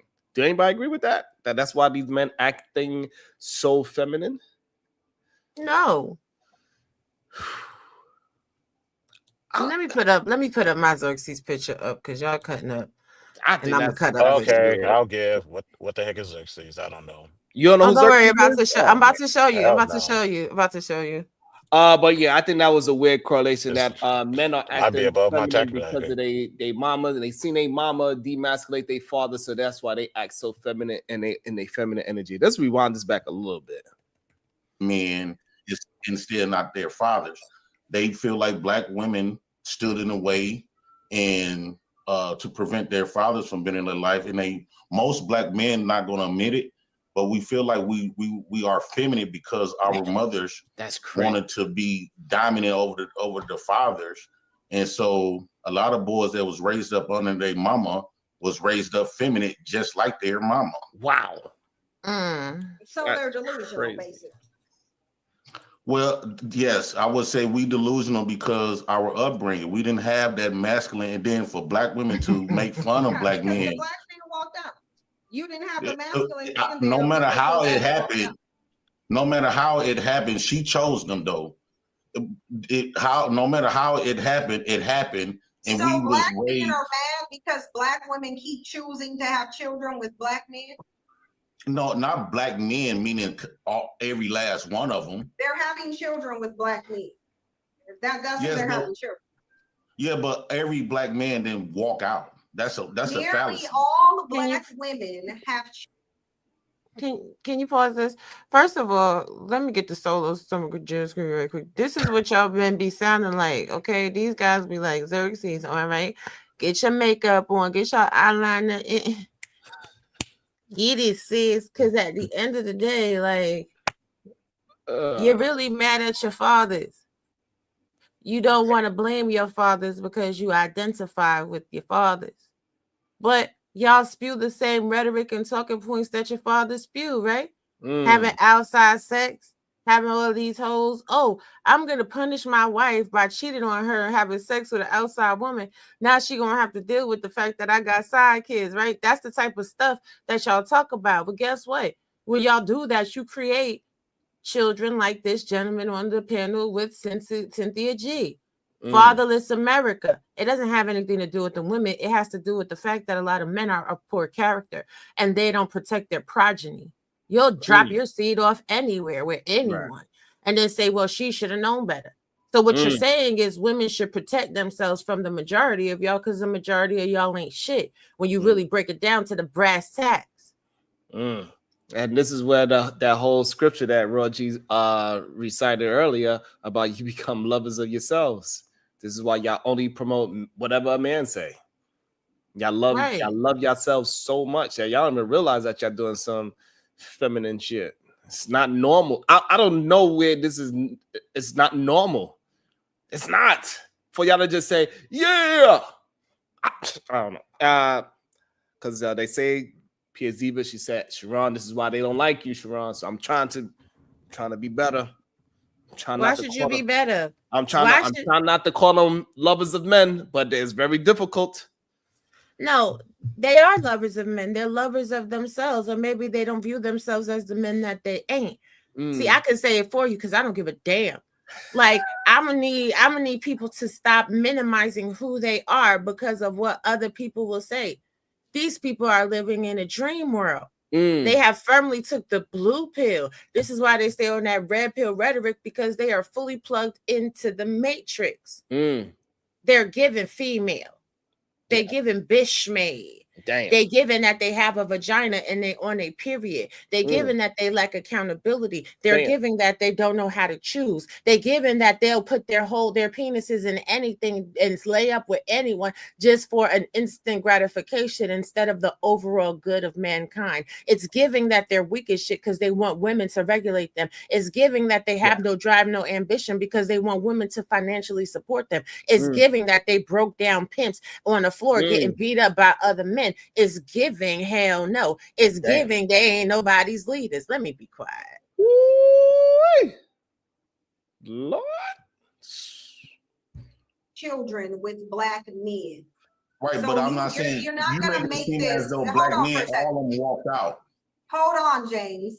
All of them don't need to walk out. The vast majority of them walked out. There has always, since there's been absentee fatherhood in the black community, it's always been a very high rate. It's always been. Black men did walk out. They did walk out, and they're lying. Okay, so let's say that'll be true. So nobody's asking why black men decide to walk out from that black woman. It's The views of J. Prince don't reflect the views of black men, myself, or anybody affiliated with the BTSI show on the compound. That is his words and his words alone. Damn, that was wild for him to say that. No, it wasn't. It was very much so a statement we expect from JP. That was normal. Okay, that might be known for JP, but do you believe that what he's saying is not what other men are saying? Bruh, I'm sitting here working on some graphics, bruh, but I am listening. Look. All right, so while you listening, I'm at my desk, bruh. I'm do working you actually. believe that is men that believe that same sentiment that he just said? No, bruh. No. Come on. No. So you think Jay Prince is the only You one that's saying this can, type of thing? it's one thing to walk out on your significant other. You guys just don't get along. Y'all go your separate ways. Cool. I understand that. Right. But that doesn't grant you the permission to walk out on your duties as a father. Okay. Well, no, because if they don't have access to the vagina, they don't want to make an investment into that home. Right. Because these dudes do not give a damn about these kids. They care about the vagina. Correct. Because how many times have we heard these men say if they could still smash their baby mama, they'd be doing much more for their kids? Your kid is not contingent upon the vagina it fell out of. Your kid is your kid. Stop it. Right. And I think a lot of times men they put themselves in the position of what Jay Prince is saying, or when somebody says something egregious like what he's saying, and they forget that it is a bunch of men that we disagree with say the very similar things as Jay Prince. The only difference is that Jay Prince is honest that he's on government assistance, and somebody like Chris Brown is not saying that he's on government existence, right? So that's the difference. So they'll believe Chris Brown, he would say the same exact thing. Men are not the ones leaving, even though he left, right? Right? So Chris Brown, he can make the example of, no, it wasn't him the reason why his children's mothers are by themselves or whatever they doing. He would say, look at me. I'm this well-to-do guy, and I had to leave because they didn't understand who I was as a man. But no, you just like Jay Prince. You ain't no different. You on government assistance. You created some babies out of lust, and you left. Him and Chris Brown's the same person. Right. And here's the thing, like, excuse me, what Nikki said is correct. They care about control because what they want to do is control women. Well, if I can't control you, then I'm going to leave you to take care of these kids. Then I'm going to say that you failing these kids. And my thing is, I'm telling all single mothers, give the kids to their daddies. especially if you got little boys. If you got little boys, give them to their father. Especially once they reach like 13, 14, they need to be with their father. They need to be with the man. Bar. Documented. It's documented in a Moynihan report, in every single report. Black men couldn't provide for their children. Damn. So despite continuously creating them, they just abandoned them. That's why. They abandoned them because they couldn't afford to take care of them. If we're going to be honest, the black woman couldn't provide for them neither. They both was a piece of shit. Black women and black men. Does the Bible say is the provider? The black woman is just something on this high moral ground. Who does the Bible say is the provider?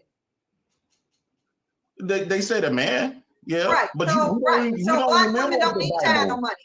In a patriarchal system, who says the man is the provider? But but this is the same Bible that you're trying to debunk. Hold on. In the patriarchal system that black men not only subscribe to but protect. Damn. Who's supposed to be the provider? Oh, I will say that Bible says the man, but you trying to debunk the Bible. No, the Bible says the man. Hold on, James. That's wild. He don't even realize what he's saying. No, he does realize what he's saying. He just simply doesn't care. Because, and the same thing with a lot of these spaces in the manosphere. They know what they're saying. They just still have to find a way to twist the lens back on the woman. It's a scary thing sometimes when you hear them talk, right? Like she just really just brought up a fact of what the conversation is about the patriarchy and how black men still to this day, even if the patriarchy beats them down the most, they still vote for Donald Trump, even though he is clearly showing that he don't really give a damn about no black man. They will still go hard and say, yes, he is doing everything he can for society. Like, bro, you are not. I don't get it. Even when we broke it down, PhD Diva, and we had this white man say, hey, us as white straight men are the ones being this, that, and the third, and they were still like, yeah. Right. Listen, excuse me. Listen, it's easy as long as you keep blaming the woman. Yeah. What do you have to do? Right. It's weird. It's very weird for me to hear that, just substantiate your point. It's okay. It is okay. Just substantiate what you're saying, because this is, man, I'm telling you, this is wild. Go ahead. Let's see. The Bible says the man. Yeah. The patriarchal system says the man. True. Not only did the patriarchal system say the man, but they orchestrated a situation where the woman could not be the provider, although black women, for the most part, was the provider. Shit. So one place where you're wrong at is saying black women weren't the provider. Yes, they were. They were the provider of the children. And they were provider of that black man who was staying up in that home. Because okay, so what's your thoughts on that? It's true. She's actually factual with this one. When the slaves were emancipated, there was not labor for black men, right? Because the white people didn't trust them. But there was work for black women in domestic services. Black women were still doing laundry. They were still doing childcare. They were still being milkmaids to these white children, and they were getting the most of the money, the little bit of money that was being paid out for labor. So they were providing that. And also, I want to, anybody that disagrees with me, they feel like they need to disagree. Hey, hit the link and we can have a discussion about your disagreement. It is okay. Please enlighten me. I'm open for all types of discussions. Please, hey, please don't be afraid to hit the link. Don't be afraid of little old Sharon. A mess. Black men weren't really. They was about our welfare, yeah. No, they were not. No, they were not.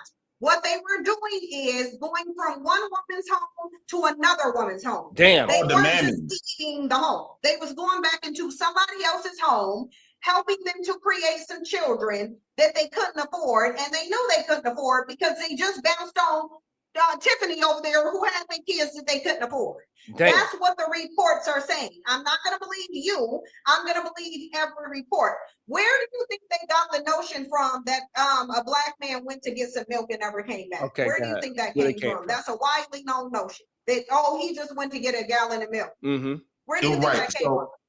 It came from us. What they tell us that black men just went out go get some milk and never came back home because he feels inadequate. That's what they told us. That don't mean it's true. Let's say that's not true. Fine, that's not true. Why Right. are black men taking care of their kids now? Okay, good question. Well, me as a black man, I know a collective of black men that are taking care of their kids. So the mothers majority ain't of shit. black men, because we're not gonna do And you ain't hypotheticals, one of them. minorities, and what else. What you mean? He take care of his children? Nah, I never miss an opportunity to disparage this nigga. I've hated this nigga since Fight Club. I will never miss an opportunity. I'm sorry. Say everything you know. I will Right not. now. Just say it for me. Say I will everything. not. You know all of these men that take care of his kids, but he's not looking at you in the mirror, sir. Come on, let's be honest. He take care of his kids every chance he get. He take them to school. He swipe that EBT card. He taking care of his children. He with them all day, every day. But by his measure, right? By ahead, his bro. measure, She can tell you better than I can. Black women aren't taking care of their children because they're on public services. Okay, so that's fair. That's fair. So if he's on public He services, said he's not that? taking care of his children. If that's He what said he that. said, then that's very fair. Then that will be crazy. Oh, why did I guess? See, how do you this is what's so confusing to me. Like you and your BM's on the government assistance, but you still think you the man of the house. Like the government is the man of your house. If he's saying that rhetoric, then yeah, then I would have to agree with you. But I don't. Hey, listen, if goddamn Chris Brown could take some goddamn government assistance, I want some too. Goddamn shit, fuck that. Nah, leave them PPPs alone. I told everybody. My homeboy is in trouble right now because he was like, yo, Omni, yo, bruh, they was giving out them rats. This was back in COVID. He was telling me in COVID, Omni, look, no, I know you got an LLC. What you need to do, you need to go and apply for the PPP loan. I read those documents. I'm like, yeah, nah, it's not for me. I ain't got employed because it's called the PPP stands for what? Payment to who? Payment to your employees. If you ain't got no employees to substantiate, why are you taking the money? Right. So that means you falsifying documents, right? Paycheck protection program. Paycheck protection program. Even the Lakers took out a PPP loan, but when they realized that they good without it, they get that money right back to the government. Yeah. The Los Angeles Lakers, ladies and gentlemen, they get that I mean, money a lot of right people back. took it, but a lot of people had actually real employees, so that's the problem. Because we know the state. And I say the Lakers. I'm sorry, the Staples Center took out that, but they gave it back because it's like, yeah, we good. The Lakers, between the Lakers and the Clippers at that time, we good. Government, you got that money back. Walmart took that shit too. Yeah, they ran with the money. They didn't give that shit back. But this is what I'm saying. Like, you just can't listen to niggas in the street about your business. You just can't. You do your research. Yeah. And I keep saying this. Sharon, how many shows have I said this now? Read. READ. Read for yourself. Read is 80% of ready. This is why we always promote Dr. G's book. You can start with there. So this way we can get you up to past a 3rd grade reading level. Comprehension. Because that's the problem. A lot of people can read words, but they cannot comprehend. This is what is really going on. It is a comprehension problem. Not a reading problem, but comprehension. I miss. But I want to hear from Maddie. Hi, Maddie. Thanks for coming Hi. to the show. What's your thoughts Thank on you. this topic? Can you hear me okay? Yes. Absolutely, we can. Yes. Sadly. Can you hear me okay? Yes. Unfortunately. Okay, just making sure. Okay. My thoughts are I think people that are women should lead their own house. Okay. Thank you, Maddie. Appreciate it. So you Yeah. believe? So you believe I in think feminism? kind of. I don't really believe anything against like grown men. I believe in protecting women's rights and protector of your household. Thank you, Maddie. I'm gonna put you on mute while we go through the video. Okay, Maddie? Okay. All right. Thanks. You're welcome, bro. G. Majority of black men You ain't do shit. not take care of their kids, regardless of the race of woman. I can tell you why. Why? I will say this. What? The ones that's not taking care of their kids usually be the majority. You gonna let me ask? Okay, you gonna let me answer?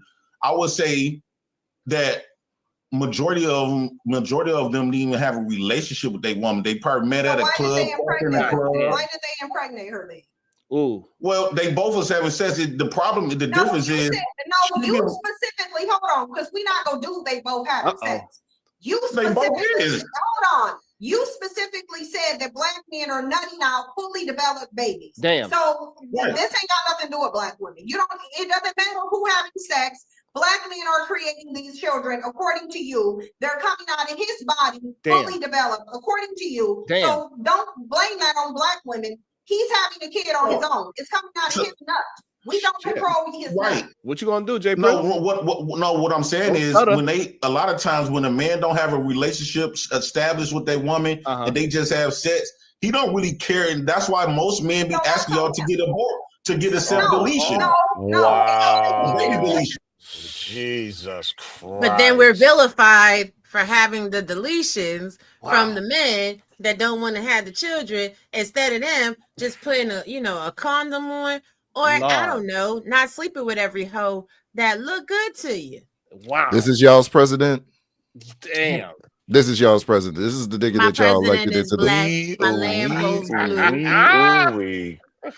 Man, that boy, she was cooking him up right there. So far, she is cooking him up, which is probably, I guess, expected. She seems pretty sharp though, even though she speaks like a robot. She seems pretty sharp.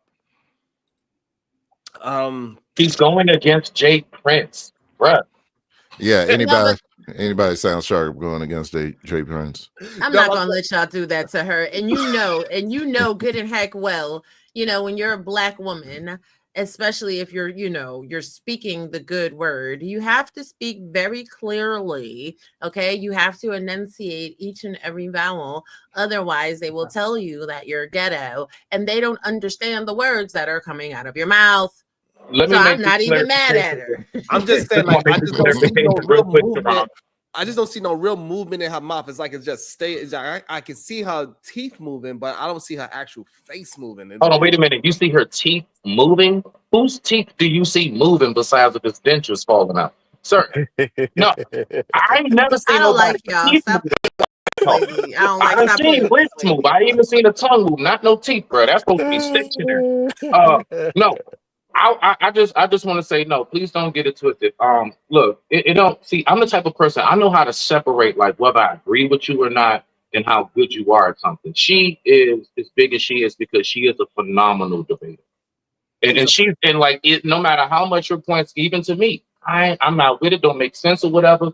She's able to articulate and argue it in a way where I don't know how she makes the shit kind of sound like it makes sense to some people. Right.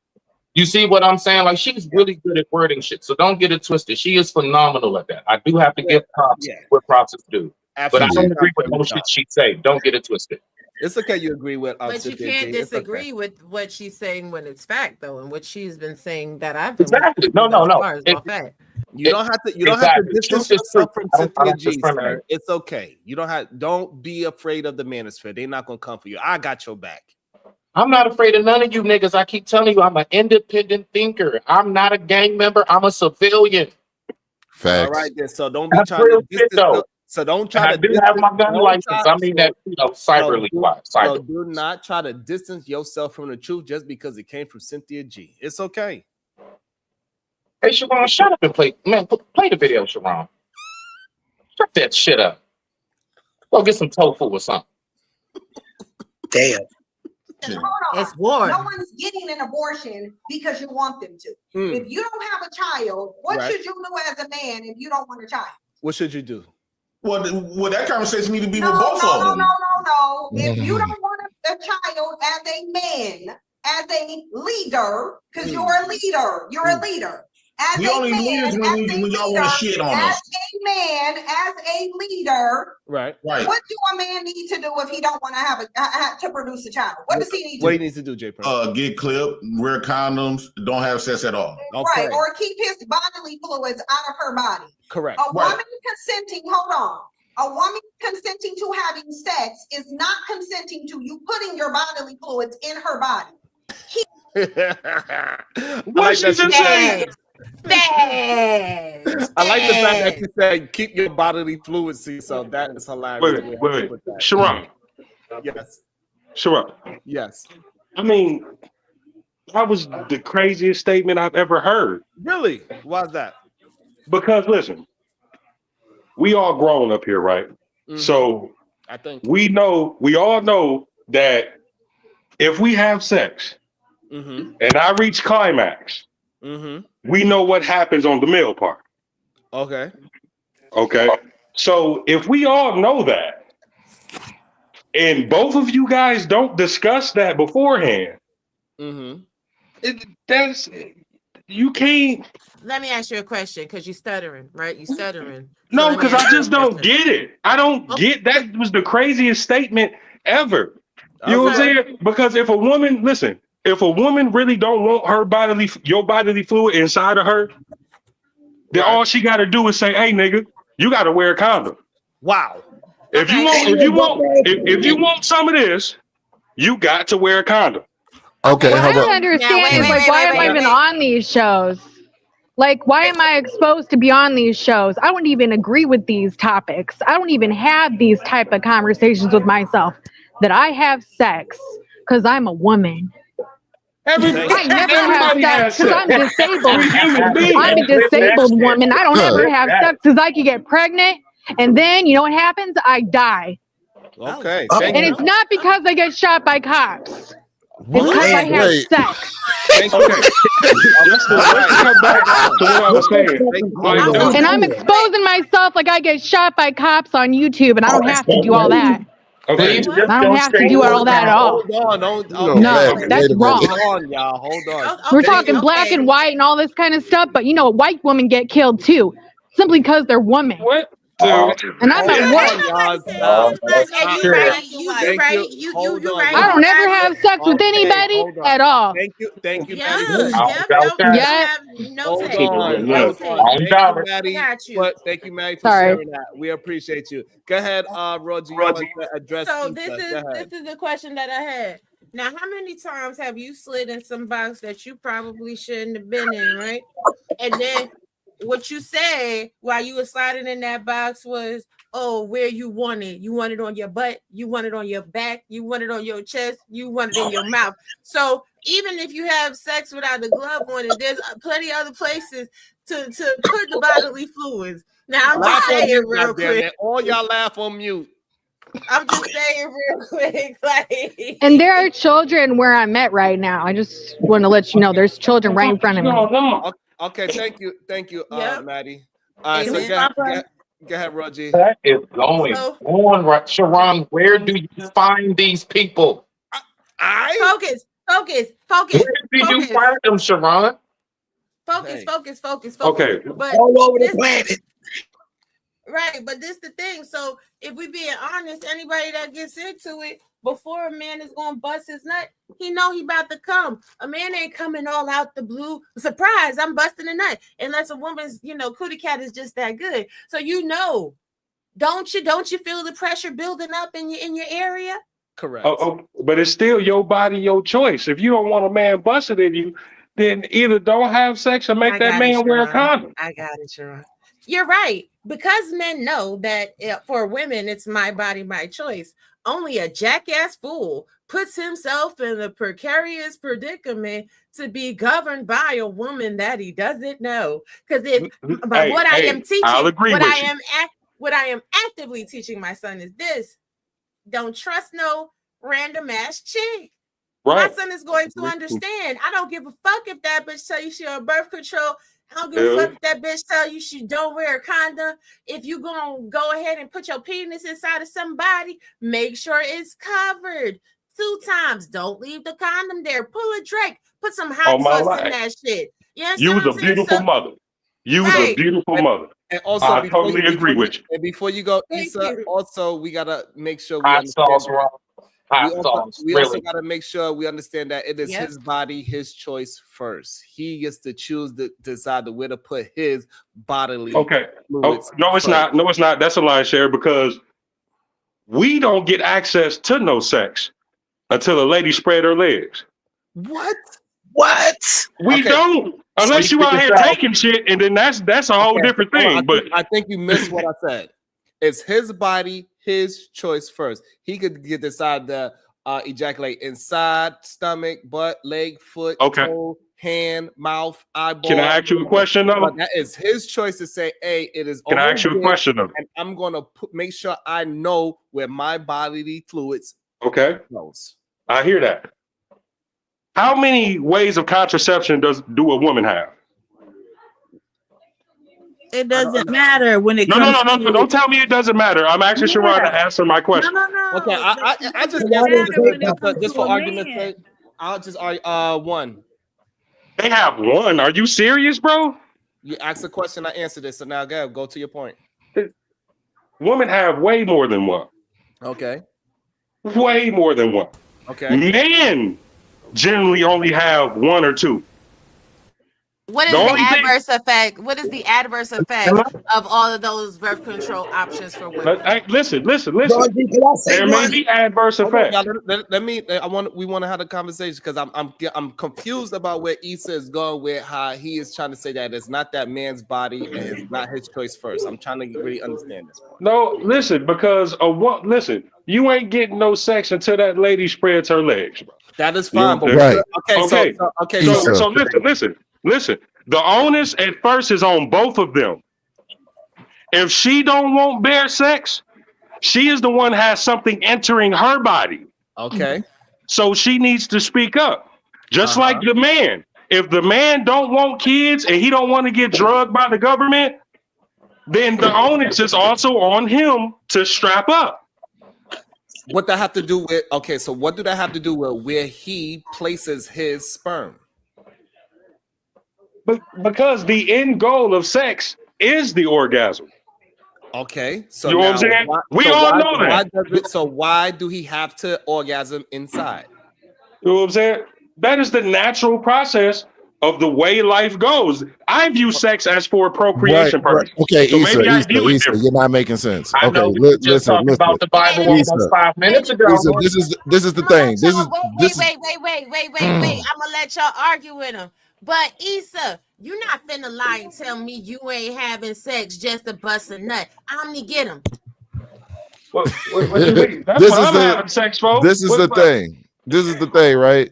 Yes, the natural point of sex is to procreate, but we've developed so many ways to keep ourselves from procreating. It's become recreational.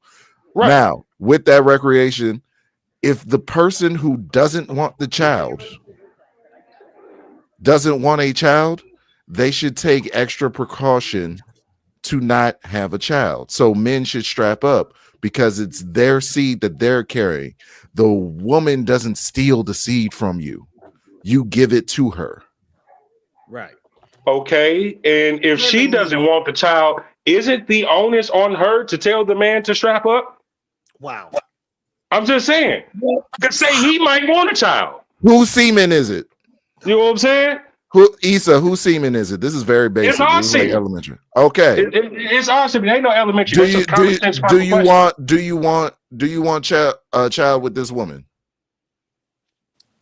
You talking about me personally? No. Yeah. Do you want a child with that woman?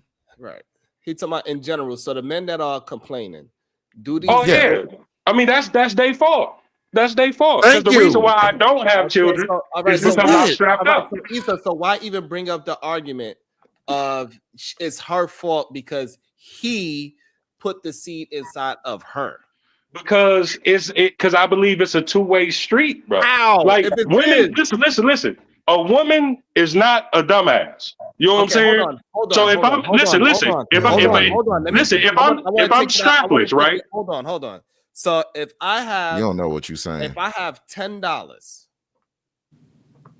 and I give it to somebody, is it that person's fault as well? Bro, you talking about giving money to somebody? Swindled you out of it, right? That's so what y'all doing. If I give the $10 to somebody, whose fault is that I lost the $10? Hers or mine? I understand what you're saying. So but please bro, answer the question. it's a 50-50 street, bro. Okay, like so listen, I'm sorry. When we having sex, right? Don't you know that at the end, that 9 times out of 10, I'm gonna bust? Issa. It ain't like the woman. Don't you know that you gonna bust? Don't you know that you gonna bust 9 times out of 10? As the person who carries the semen. Issa, why do you want to die on this hill that men? Why do you want to die on this hill? Like you literally understood it, right? If I'm giving that person the $10, I'm the reason why I lost that $10, correct? Yes, sir. But I'm saying that it's on both of them. So look, we both were participants, right? So we got her that was willing to accept the $10, and it was me that was willing to give the $10. For some reason, you know that it's my fault that I lost the $10. But when it's come to when it's time to procreate, all of a sudden, that same logic don't exist. It's 50-50 to me, bro. It's okay, hold on. 50-50 to me. I got one even better for you. Ladies and gentlemen, we're going to get to the meat and potatoes of this. Children are money. So therefore, some women are going to swindle men out of their money by enticing them and turning up, telling their tongue in your ear, making you bust a nut. So you're going to put yourself in a position to be paying someone an income for 25 years in some cases, because it's a 50-50, because a woman is not going to pay you nothing if you have a child together. Just putting it at brass tacks. Of course, it's more to it, but just so we can really understand this. Y'all men are out here essentially giving somebody a paycheck for life and then complaining about it and saying it's both of their fault. Okay, well, men if out it's not here you, that why are are you advocating for it? You know what I'm saying? Because look, I'm strap up king. That's why I don't have any children. Even though being strapped up don't mean that you may not have a child. So what is your argument? Your argument is that you want to take the power away from the man and say that it is a no. I'm just saying that it's on both of them. Because listen, I've had women that, you know what I'm saying? I'd be like, you know what I'm saying? In my mind, I'm like, okay, I don't mind not having sex without a condom. I know the risk. But I've had those same women be like, hey, listen, bro, we ain't doing shit unless you strap. What do that have to do with where you replacing your stop? Again, I do not understand the correlation of a condom conversation versus where you putting your semen at. I do not understand this conversation. Okay, so the semen goes into the condom, right? So that has everything to do where you placing it at. Not always. Sometimes they break. Issa, I need you to pick a side. I need you to have a standard and stand on your standard. No, what is your standard when it comes to what is your standard when it comes to having sex with or without contraception? What is your standard? What is my and what period of my life are we talking about? Because when I was talking about it, I was a young man. What do you mean? So you don't change? So you saying we're gonna take it off of you. We're gonna take it off of you. We're gonna take it off of you. So this way we can just have a conversation to the general young man that's out here. So this way we could just give some good information out. Are you saying once both parties decide to have sex without a condom, they are both conceding to him putting his semen inside of her? Is that what you're saying? If they listen, if it's an issue, then one party should speak up. That's what I'm saying. No, you're not saying what. You're not answering my question. Once both parties decide to have unprotected sex, are you saying after that moment they say yes, we just start having sex? Are you saying at that moment both parties are saying that, yes, I want your sperm inside of the vagina. No, I'm not saying both parties are saying that, but what I am saying that it's on still both parties. It's still on both parties. I said it's 50-50. It's on both parties. This is wildly insane to me. This is the double-mindedness that is a problem for me. Okay, so Issa, you walk into the room with a woman you ever rapport with, you about to hit, you about to smash, get the draws, etc. What's going on? Hey, baby. Oh, Jesus Christ. Lord.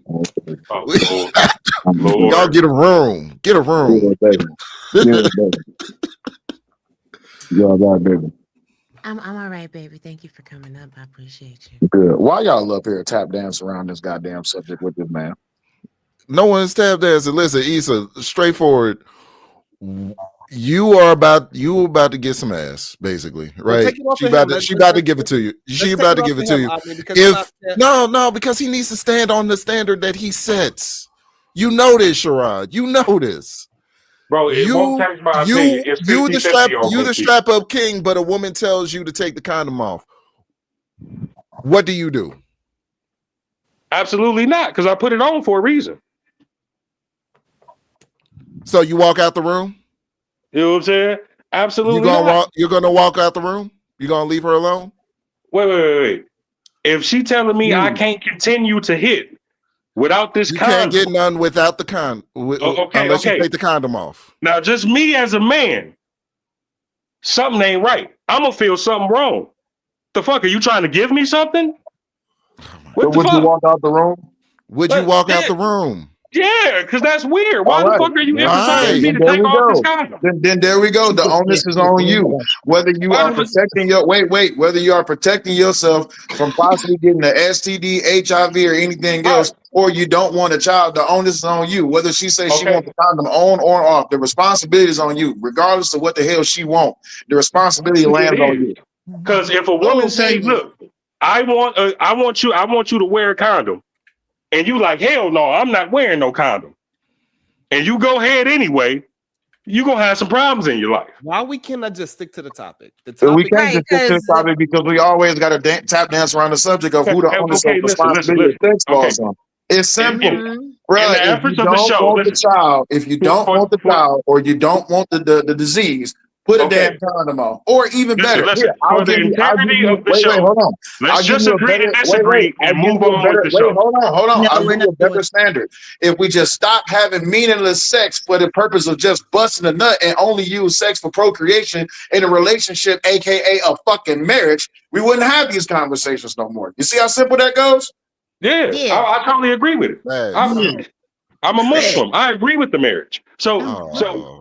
But look, earlier for the integrity of the show, let's just agree to disagree and move on with the topic. I've took too much of the show already.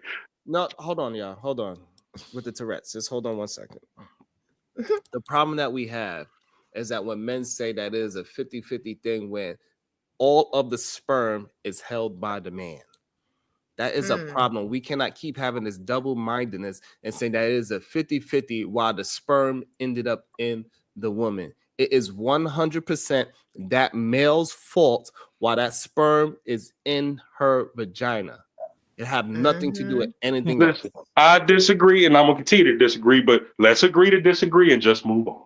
Well, can you please just substantiate how? Listen, you just agreed, because this is what I'm talking about, your double-mindedness. You just agreed that just because they agreed to have sex unprotected, does that mean they agree for the sperm to be inside the vagina? So why you I never said that, sir. I never said that. You did. No, I did not. Okay, you didn't say that. No, I did not. That's been your claim this whole, you know what I'm saying? I'm just saying, excuse me, it's 50-50. Y'all both adults, man.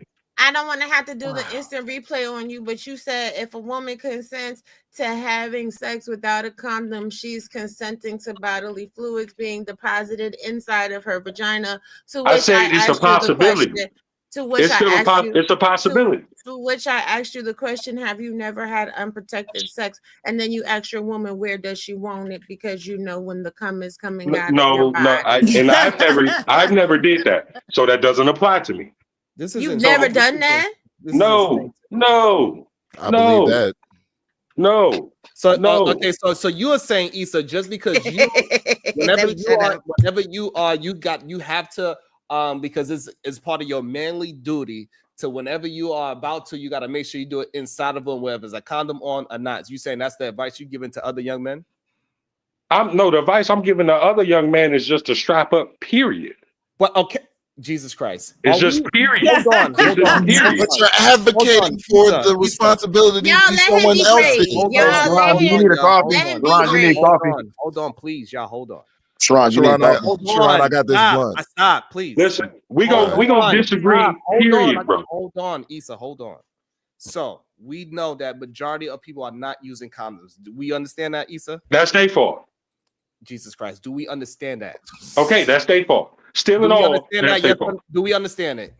I said yes, but it's still their fault. I just want you to be the strong man that you are and answer the questions yes or no, so this way we can have a strong, concise on what we are talking about. That's you trying to put me into a box, bro. That's not gonna happen. So that's why I said, listen, folks. You gotta allow me to communicate with you so we can. Let's just drop it. You are not. I don't understand. Do you want young men to be confused? Listen. I'm asking you. Let's just agree to disagree and move on to the next subject. What's the difficultness of just having the conversation? Do you want young men to be confused? A young man ain't confused out here, bro. They know what they doing. They not stupid. Question: why is it difficult for you to answer the question? Do you want young men, precisely, to be confused? Yes or no? Dude, that's an obvious no. That's a common sense fucking no. Okay, so I don't know what's the difficultness if that's the answer. I don't understand why is that so difficult. Hold on. So now we do not want young men to be confused. So therefore, do the sperm is owned by the man? Yes or no? The sperm is owned by the man. It's produced by our bodies. Okay, perfect. So now, why are we not? We gonna disagree, bro. So there's no need to keep going. I know where you're going to, brother. No, so if you agree with me, then you should let me unconfuse young men. We should do that together. We could do that through this conversation. It's not me trying to prove no points or nothing. I just want clarity. That's all I'm looking for. I'm not trying to prove no point. I'm not trying to make you look no way. All I'm looking for is clarity. Because sometimes when we have these conversations, clarity is missing. So now, when we are saying 100% of that sperm is owned by the male, why we are not teaching young men to have responsibility and where their sperm is landing? It's either going to land on a outside of the body or inside the body is what we should be teaching them. It doesn't matter if that woman laid down with you, you're still responsible for your bodily fluid. Why can't if I drop off, it's because my phone about to die. Hold on 1 second. You hear me, Sharon? Sharon, when people are having these conversations, I don't know why y'all be letting people get off the hook. I don't know. Okay, I'm back. I just had to save it. I was at 1%. You hear me? Anybody hear me? So everybody, yeah, we hear you. Hold on a second.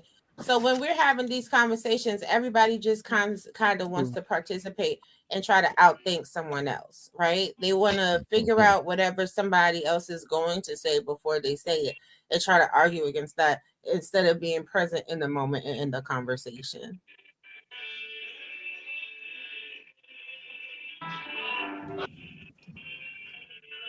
Go ahead, HQ. Who got music in the background? HQ. Oh no, I don't have anything in the background. Is that I don't know. Nah, it wouldn't be me. I'm on the microphone. Do young men agree that when they don't use a condom, they agree that if they don't use a condom, then they agree to get pregnant or have a baby if you don't use a condom? Is that the thought process they're saying? They don't care whether a woman gets pregnant or not? Yeah. So they deposit their sperm. See, it's their sperm. So when you deposit that sperm in that woman, she has control of that sperm now, which tells me you agree to get pregnant. You agree that the whole process is up to you if you don't wear a condom. Mm-hmm. And welcome to the show, Miss Thangs. Hey, y'all. Good day. What's up, Hey, Carrie? thanks. What's up, Carrie? Hey, hey. What's good? Okay, I don't know. All right, how you doing? I'm So good. yeah, HQ. I'm not And sure. that's the discussion that I always have with them. When you have sex without a condom, you're agreeing to have a baby. And then that stops them short. No, I didn't agree to have that. Yes, you do. Because all of us are grown. We all understand how people get pregnant. So if you walk into the bedroom and you don't have a condom on, you're agreeing to have a baby with that woman. So I don't see what the argument is about child support or anything else beyond that when you walk into a bedroom without a condom on. Yeah. I It's agree weird. 100% with that. It's weird for me. Go ahead, Miss Thangs. Standing on business. What's your thought? Hey, so yeah, I just wanted to say I don't find the I can't be bothered with arguing with men who put the responsibility on women for what women let them do. I think that's very trifling and speaks of a lack of leadership ability, a lack of accountability, and it's disgusting to me that a man would not be ashamed to be caught speaking that way, right? That he's doing something because somebody let him do it is really deplorable, and maybe sociopathic. Damn. Right? Because somebody lets you do something that makes it okay. People use that to justify everything from abuse to traffic. I mean, it's just a demonic state of mind, in my opinion. Because every man is accountable, right, for his own actions. So, and when somebody starts talking like that, like the conversation's over for me. I did find one point interesting though, when somebody said that's nature. It's nature for a man to want to bust a nut. That's the goal of sex, right? And I remember having a similar discussion with somebody else who was talking about it's human nature for young boys to want to sleep with a bunch of girls. And that's why the onus is on the girls. And I asked this person the same question I'm going to ask now. Why is nature not an excuse for women? So if it's a man's nature to want to bust a nut, it's a woman's nature to want to get impregnated. Like when we're ovulating, we have a biological drive to get impregnated. Correct. So this is a fact. Right. So why would it, and especially if we're the lesser vessel and the men are naturally leaders, I would argue it's also natural for a woman to be submissive to a man. A man a woman is choosing to have sex with, even if it's a one-night stand.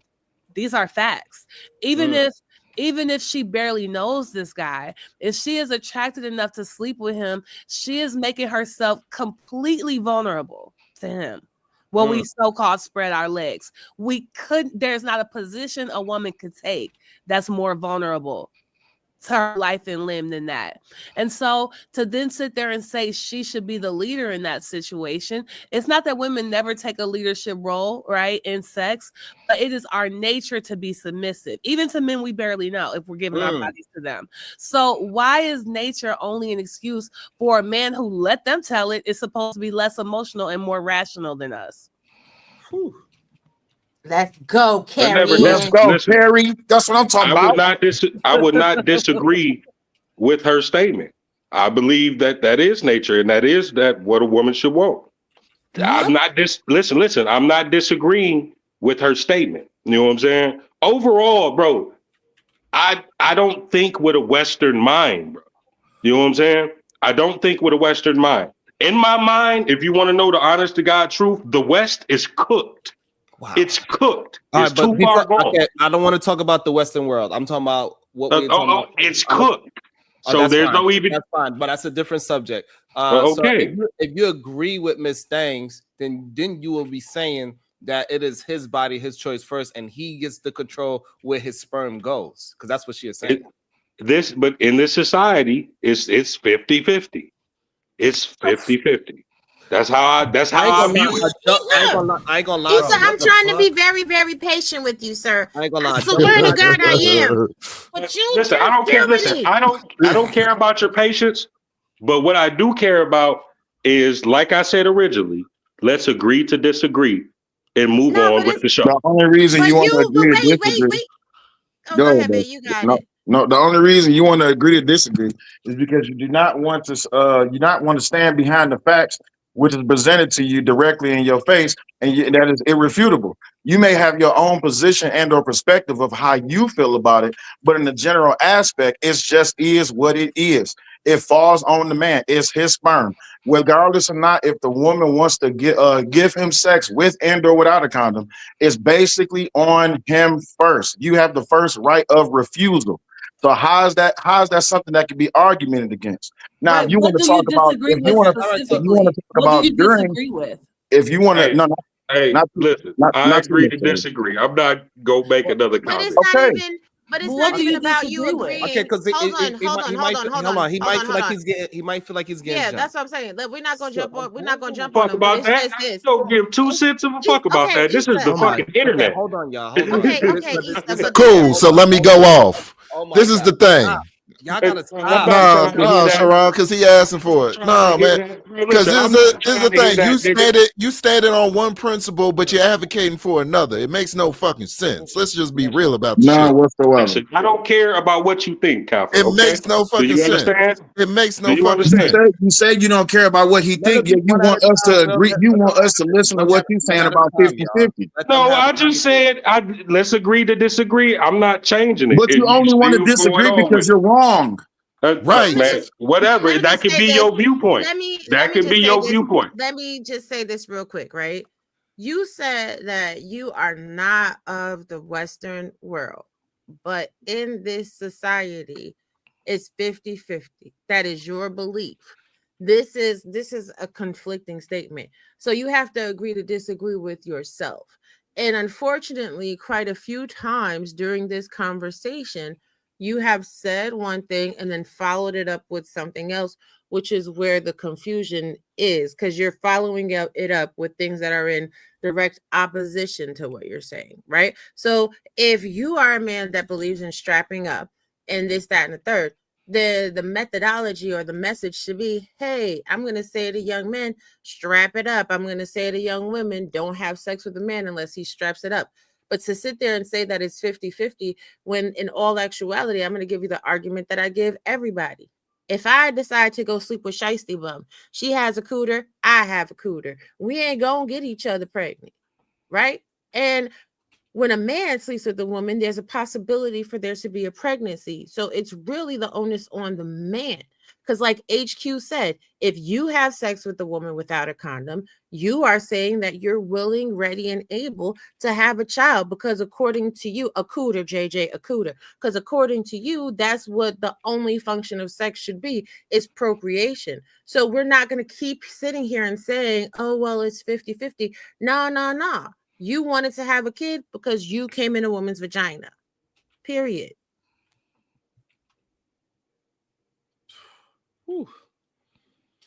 Sharon need coffee.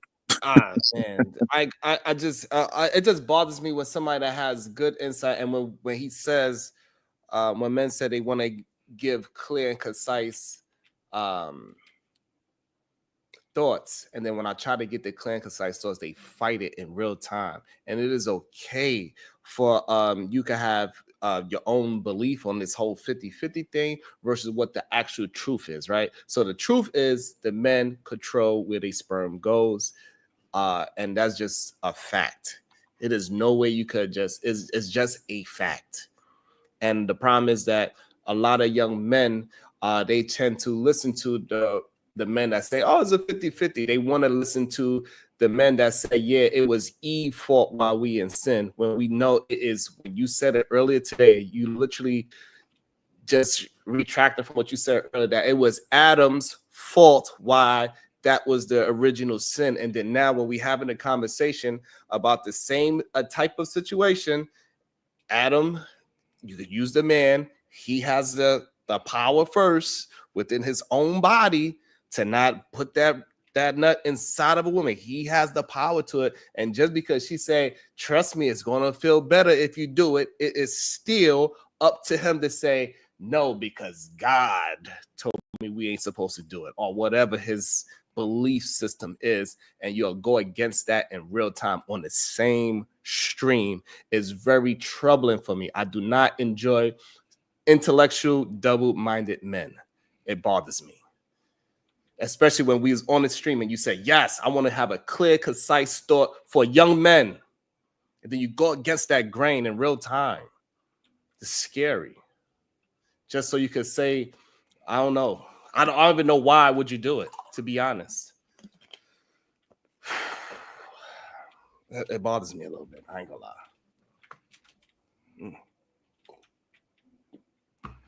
But we can move on. Thank you. Lord have mercy. Just play the video, sure. I don't. I felt the Brooklyn. I don't really understand. Oh, God, you got. Yeah, I just don't really understand the point of engaging in a conversation and expressing your view. And then when somebody gives a counterpoint that points to a contradiction in your statements, you just want to spit out a platitude and move on and tell people you don't care what they think. If you don't care what they think, but you see, don't this care. is the I'm thing, almost though. done talking. I'm almost done talking. Control This yourself. is the thing, though. Control This is the yourself. thing. I'm almost done. Let us finish. I'm almost done. Like, this is the thing, though. Control yourself. Look, You in said this enough. society, Hold on, you can't have it like that. It's Miss Thing's turn. Let's hold on. I mean, hold on. Issa, just let her finish and you get a chance to rebuttal, okay, Issa? Go ahead, Miss Things. Yeah, if you're not up here to do an examination of your own thoughts and be willing to be challenged and reconsider your own notions, and you also don't care about educating the other people about your point of view, I'm wondering what would be the point of engaging in a conversation where you have nothing to learn or teach. Okay. This is the thing. Okay. And I'm gonna tell you in a nutshell, just very quickly and concisely, so we all understand. The way that you're speaking, that is the way that it should be. Okay. Okay. Just hold on. Just hold on. That is the way that it should be. The onus should be on the man.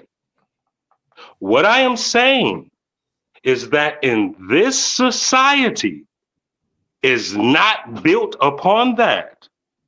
And it's 50-50 in this society.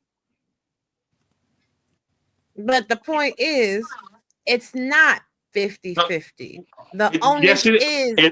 In this society, it is. It's not the way that it should be. Is it 50% her again, sperm? Wait a minute, Omni. It is not. You understand what I'm saying, though? I understand. Sharon, did you? You're not comprehending. Okay, That's all right. tough. No, Did you understand what I'm saying? No. Issa. Okay. Issa, Well, Issa, in this society, Issa, you can't have it like that. Okay. Issa, Hold on. Issa. So, Issa, are you saying that? Okay. So, go ahead, Roby. In this society, the onus is still on the men. No matter how they spew the ideology and they try to brainwash and indoctrinate these men to believe that it's a 50-50, the onus is always on the man where he deposits his semen. Because the blame that men put on women in this society is predicated upon them deleting the children because they no longer have control once they impregnate a woman. They no longer have control once they impregnate the woman and they leave the home of that woman. So the onus is always on the man based on evidence by the complaints that they have in a modern society is that they have no power. That is the only way to retain power, is to retain your semen. And I understand exactly what you're saying. I'm just saying the way that things are in this society and the way things are applied. Oh, Jesus. It's 50-50. I'm not saying that it's right. Okay, I'm not saying that it's right. Issa. And EJ, you said no responsible mother teaches this. No, y'all mothers didn't teach y'all this. Don't entertain that. Don't entertain that. So hold on, Issa. It is no way you could blame society for something that is 100% owned by the man. I understand that. But when everything unfolds, okay, so if you understand when everything unfolds, if you understand that, you should understand that you should be clear and concise with your words, because your words is going to affect is over 150 people. It's around. It's What I'm going saying between. is that I Hold understand the on, duality of it that's all. what I'm saying, so you can understand what you are doing and why it could be possibly dangerous. Because I think a lot of times y'all don't believe. Y'all believe that just y'all only speaking to the 10 people that's on these panels. No, you speaking to whoever's listening to this channel on YouTube. That's who you're speaking to in all you need to actuality. be very clear and concise because it's So- young men listening to this. I wish and you would it's stop gonna be- interrupting people. And it's going to be a It's young really man. annoying. It's going to be a young man that is not. He's going to be confused, right? So what? And I then don't he's care going to what look he at it, said. and this young man, he might possibly be looking at like, hey, it's between this 50-50, and what you need to be telling this young man is that no, it's 100% on you. You got to control your bodily functions so you can move forward with life. You need to have a fucking plan. Stop just because the woman said it is okay for you to not have no morals for yourself to decide what is going on with your life and your body. You need to be Mr. clear Sharon. and concise. And you're speaking to the way things should be. No. That's the way things should be. That's not the way it is in the society. Can I ask something? What are they? Yeah. Am I missing something? I mean, I see dude really can't even control himself to stop speaking while other people are speaking. So sexual responsibility might be a far cry away. But I will say that I mean, the lack of discipline and self-control is evident, and it might be why these point of views are being reflected. But am I missing something? Is somebody trying to say that that the problem is Western values when we're engaging in a conversation about casual sex? Do these conservative Muslim countries have men impregnating women outside of marriage and then debating over how much responsibility they hold? Like, I don't No, they do not. It's a whole totally different society under a whole different rule. I mean, the lack of discipline is wild. The lack of self-control is self-evident. So it seems kind of when you get backed into a corner where your ideology is not consistent or logical, to then start bemoaning Western values for an activity that is exclusively Western. It's bizarre. Yeah, it is a little bizarre, especially. It's not bizarre. I'm just telling you the truth of what it is. Right. So if your society would never advance in that aspect. I guess you're somebody that believes that men should go ahead and be with as many women as they can before they get married and have a sexual experience. No, I am not. So why no, I do not promote that. If you ask me personally what a man should do, a young man should find a suitable wife. Oh, so you now hold on. Let me make sure I understand. So now if you ask me personally, hold on 1 second. Hold on 1 second. So now you are saying with your rhetoric that you're about to say that it's okay to say should. You said what? So now with your rhetoric that you're about to tell me right now, the rhetoric that you're saying right now you're saying it's okay to say should. What's wrong with saying should? You just had a problem. You just had a problem with me saying how it should be. No. I don't have a problem with you saying how it should be. I agree with you. That's what you're not getting. Yes, I'm just talking about how these things are in society, period. I do not understand how somebody says, I agree with you by disagreeing. I do not understand that. But you, for some reason, you look at it as you are agreeing with me, but you are the main person that's giving the pushback over something that we all agree with. But for some reason, I don't know why you don't want to agree in public. It is weird. And we're going to move on. It is 100% the man's sperm. Women do not create any fucking sperm in her body. The man have to give it to her. Whether they consent or sex doesn't have anything to do with it. It's 100% his. Stop giving these fucking young men excuses for no damn reason. If you want to change the goddamn outcomes of our goddamn community, it's time for you to fucking stand up as men. Fucking 50-50 bullshit. Y'all get prosecuted for rape for doing it. I'm about to propose some legislation. Yeah, because you make it sound like all these black women are rape victims. Like they want consensual having sex. If you are putting your body in, black women is the biggest rapists. What? You're not gonna just come on here and say stuff. What did you say? Wait, what? Rewind. I didn't. What? Back it up. Back what? Yes, but he's saying women are the highest percentage of grape. black We women. graping ya, boy. If you don't shut the. Well, I Cynthia mean, G is also insane. For the record, that bitch is nuts. That's why this is so You gonna get entertaining. somebody up But on rape because they came in you, girl? Let's come on now. And No, also, you know what? my new ebook is pinned to the top of the link. If y'all can, I appreciate everybody that can support the new ebook. I appreciate y'all. That's why I'm gonna be pushing. It took me a while to get it cleared by the powers that be because publishing is not easy. But we finally got it cleared today. They finally approved it. So shout out to that. PhD Diva says she loved it. I sent it to her. She even helped me rewrite some of it as well. So it is good. It's only about like 4,000 words. So it's not nothing too crazy. You can read it in 10 minutes or so. Black men, you can practice your reading. We're gonna get y'all off that 4th grade reading level. Cynthia G is really out here trying to take no they should probably accountability start for with being a Cat in the single Hat. mom by saying she got raped because she Introduce didn't. the new vocabulary word. Oh man, that was crazy. You go from Cat in the Hat to A Wrinkle in Time, then To Kill a Mockingbird.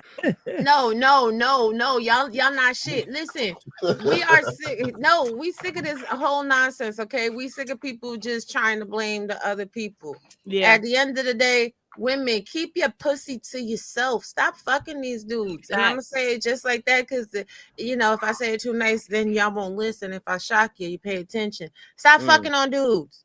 Period. It's crazy. If this these is dudes don't give a what's fuck. going on, yeah. They don't.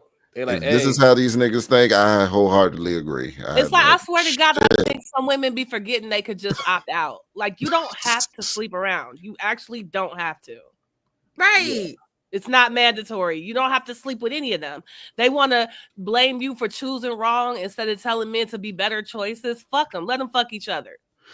Clearly. And you know what? You know what's magical about y'all saying this? You know what's magical about y'all saying this? The niggas that always say y'all should close your legs are gonna get mad that you are advocating for women. Yeah, trust me. I know. Yeah. Now they gonna be pissed off. What? Y'all closing your leg? No, Why you fuck hate that. the black man? Yeah, here they come. You know. Yeah, that is crazy. That is what's gonna happen. That train ain't never late, fam. All right. It's like just because they agree into a truthful statement, that's like a problem for them. Like it's okay. Fly right now because I only got 2 more minutes, so I'm gonna let your stupidity fly instead of cussing you out. The bottom line is if black men don't understand what their bodily fluids can do, then they're too stupid to be having sex. You don't need what? That is kind of funny. I hate to say it, she low-key cooking. She cooking. If you don't know what your semen does, you probably shouldn't. But then, I mean, if she don't know what men's sperms do, then she too stupid to be fucking. Like that. What are you talking about? Oh, that was funny. I give her that. That was funny as hell. Don't you got a Pookie as a baby daddy right now? We're not gonna do that. We allegedly. With 0 people, if as a man who's gonna call yourself a leader, who is gonna ask a woman to submit to you, if you can't even find out a way how to keep your bodily fluids inside your body, you are too dumb to have sex. Black women, stop having sex with idiots. Wait, They're how can you have sex with the man agree. who's fluids inside? That's not possible. How can you do what? Who's stupid now? She said if you can't figure out how to keep your fluids inside your body, that's not a thing. It is. It's called semen retention. I mean, but are they having sex? Yeah, a lot of men. Yeah, they just I do didn't it know without. that. I heard of semen retention, but I thought that meant just not. Girl, you could. Let me tell you something. Yeah, let me about put controlling you. it's about controlling your birth control, your heart rate, and so this way you can last longer. And it makes. Well, then do they ejaculate in No, blanks? they just never climax. That's the thing, and it sounds like hell to me. I wouldn't go for it. It's not bad at all. If you look, whenever you get to do your thing with your dude or whatever, right? You doing your thing, and he's about to pop his top, just hop up. Just hop up. You mean like you trying to start a fight? I get that. Now I didn't know people were out here having sex and not climaxing. Oh no, that's what they doing. We ain't doing that in this house. Fuck, oh hell no. retain what? What the fuck? No, that ain't Right. what's on. Hey, That ain't what's on. it gives you more clarity. It makes you a stronger man. Goddamn. I understand that, but listen, listen. This thing go popping. We're gonna keep on going until we get to the top. That just because I bust one, that don't mean that it's over. What we talking about here? No, Okay, that's not what semen retention is all about. But go ahead, PhD.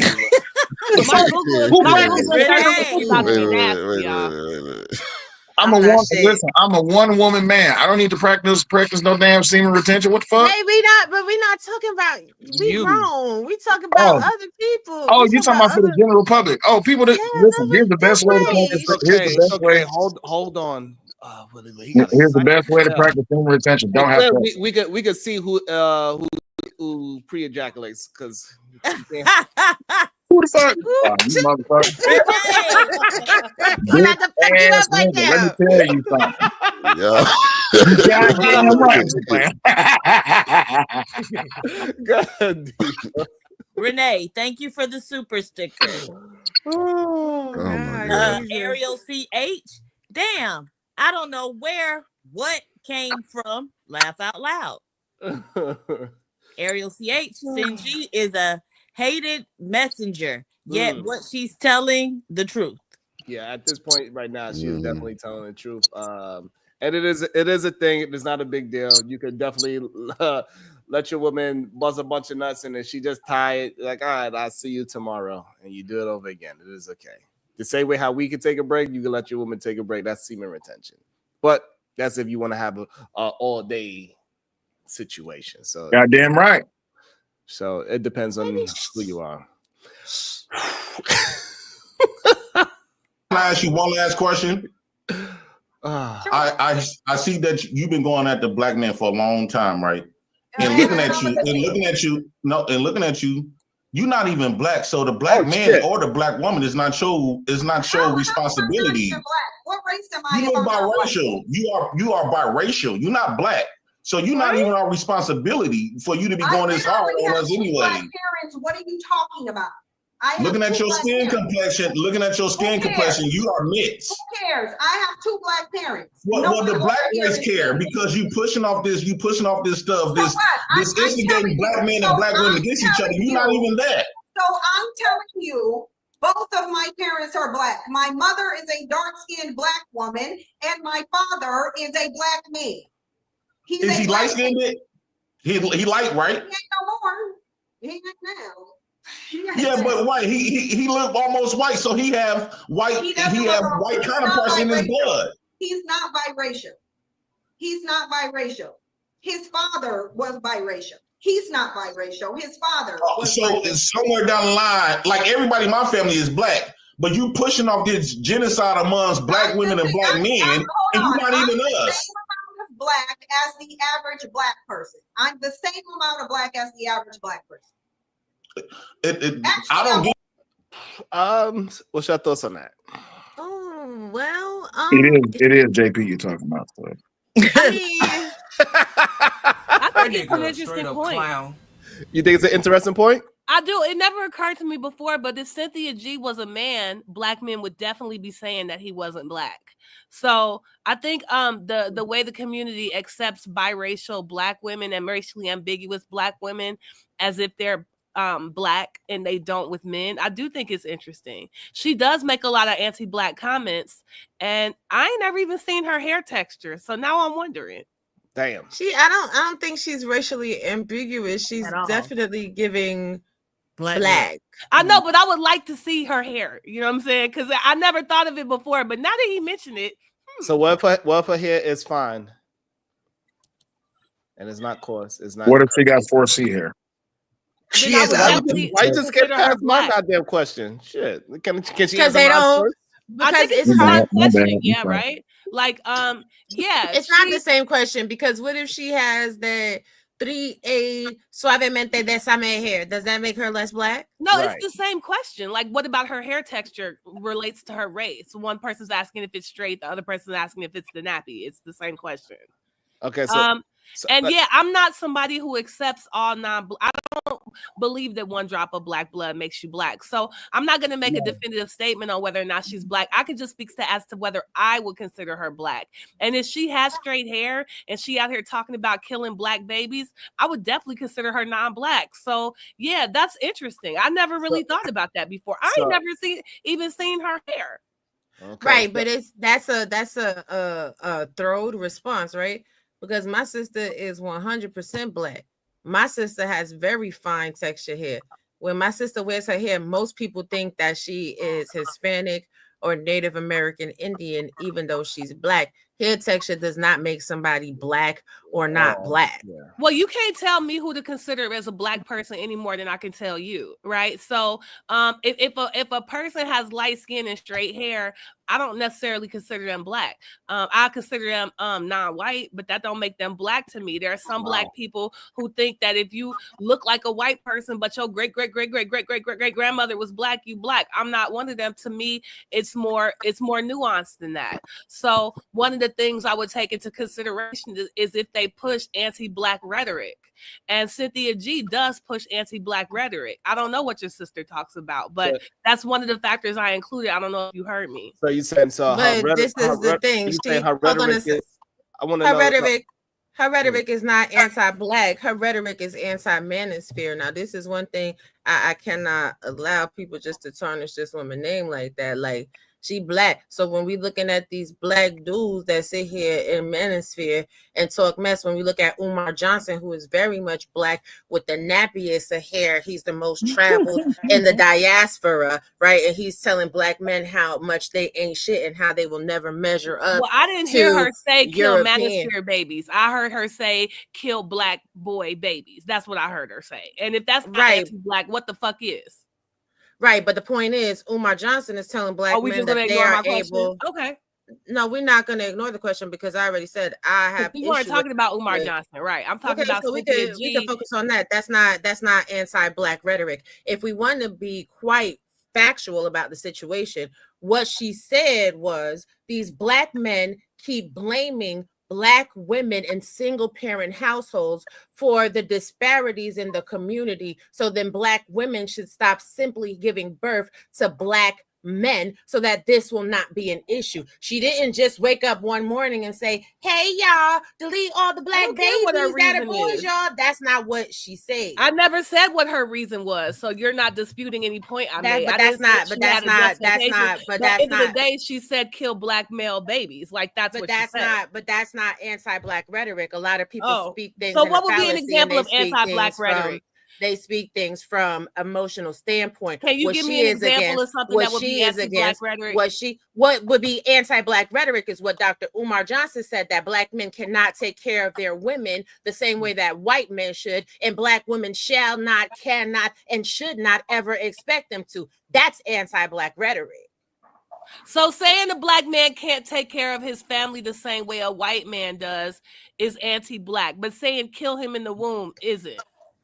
She didn't say to kill him in the womb just for the sake of saying kill him in the womb. What she said is these Black men keep saying these disparaging remarks about Black women. Yeah, you already said that. So therefore, right, but that's not saying to just kill them for the sake of killing them. But what does it matter? I didn't give a reason because it was a response. It was a response to what Umar Johnson said, that Black men can't provide for Black women the way white men can, and he was referring to the systemic oppression and economic oppression of Black men and their families and redlining and the lack of No, he was not referring to any of that. He was referring to Black women giving Black men welfare. That's what he was referring to. What he said was talking about Black women giving Black men euthanasia. Like, no, she wasn't. No, she wasn't.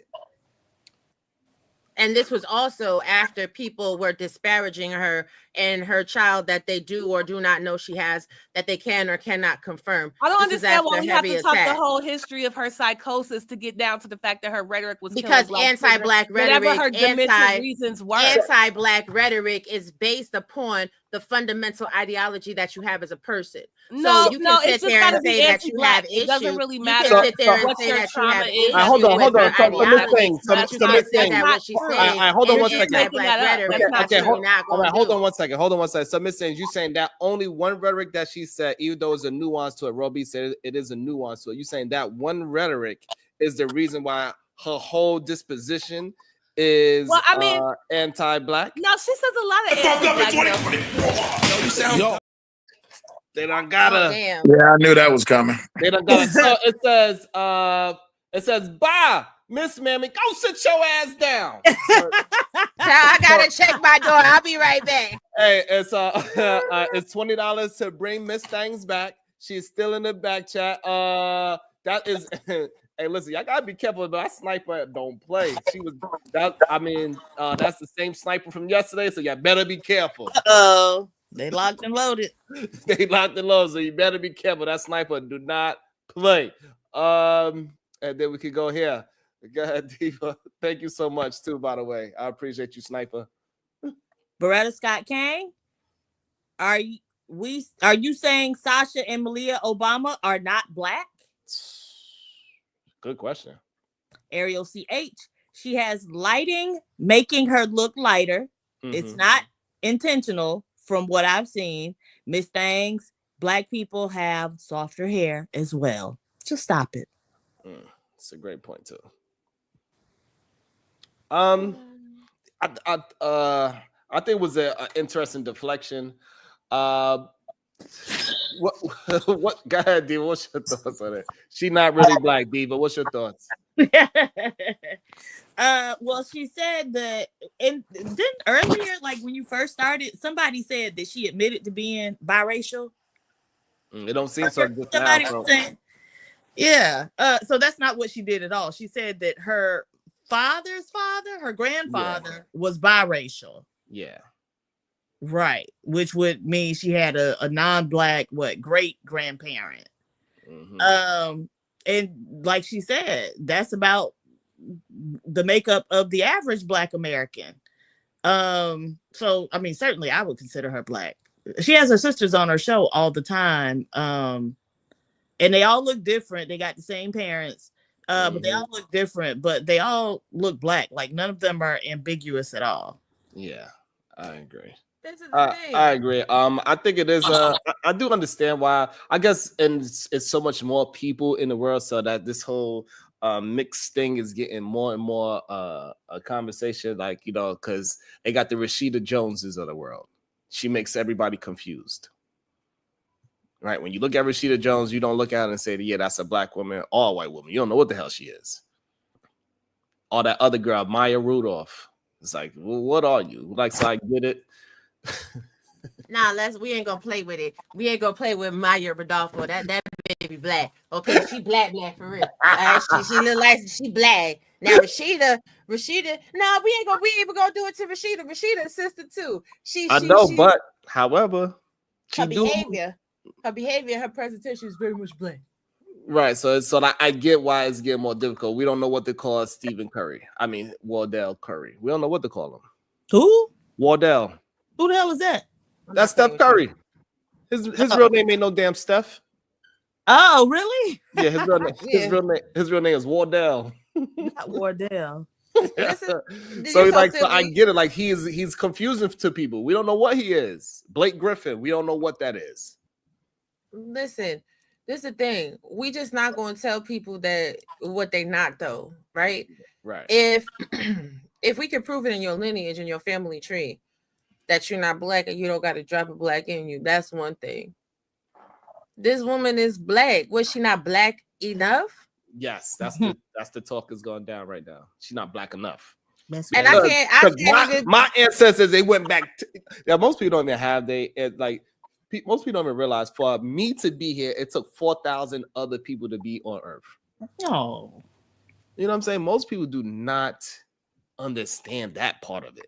It's 4,000 people that came before me, and they ain't leave me shit out of those 4,000. God damn it, motherfuckers! Listen, at the end of the day, people just want to be obtuse. in a conversation. We having a conversation on the fool la la and the bullshit that someone is saying. Because a mother effer was losing in the argument, he then wants to throw in colorist rhetoric and racism to try to overtake the point. And that was not working. So what are we talking about for real? We just seen a man up here, Issa, no disrespect. You derailed the show for over an hour because you simply couldn't say that the onus was on the men because the sperm was their own. Now we're having a conversation where we're being derailed from the conversation because someone wants to say that Cynthia G is not black. Well, go tell Cynthia G she not black to her face.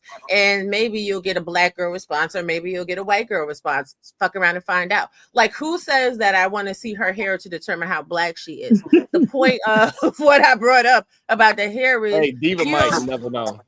Right, you never know how black somebody is because of their hair. It's stupid as fuck. I know mad women that are chocolate as hell and got nice hair. I know mad women that are light skinned as hell and got nappy ass hair. I know white people that got nappier hair than me. So That's what we talking about? That's true too. Go ahead, Diva.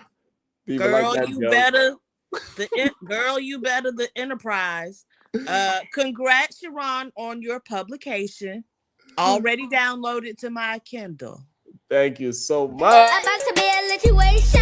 Hey, hey, hey. And make sure y'all all be just like, girl, you better. And pick up that new Kindle. It's on Amazon. I dropped the link one more time for y'all. And say Merry Christmas to me while you do it. Maybe I could get it put together some more and I have my own goddamn Bible. Write a whole bunch of books and put it as one book. I don't know what the hell the Bible. What should I call it? No. The book of the wild ones. No. God said no. Why I can't put together a collection of books that I put together, Robbie, and call it the book of the wild ones? The power of Christ compel you. Don't make me pull out the holy oil. Please no. Spare us all, please. Don't do it. I can't. Diva, I can't have my book of the wild ones. You can have your book. Yeah. Oh Lord, don't do that to him.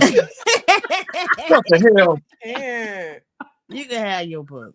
I can't. Let's see how this goes. Good question. I don't get question. If that was the case, I'm more black. Actually, I'm more black because if that was the case, I would have to question you about your race.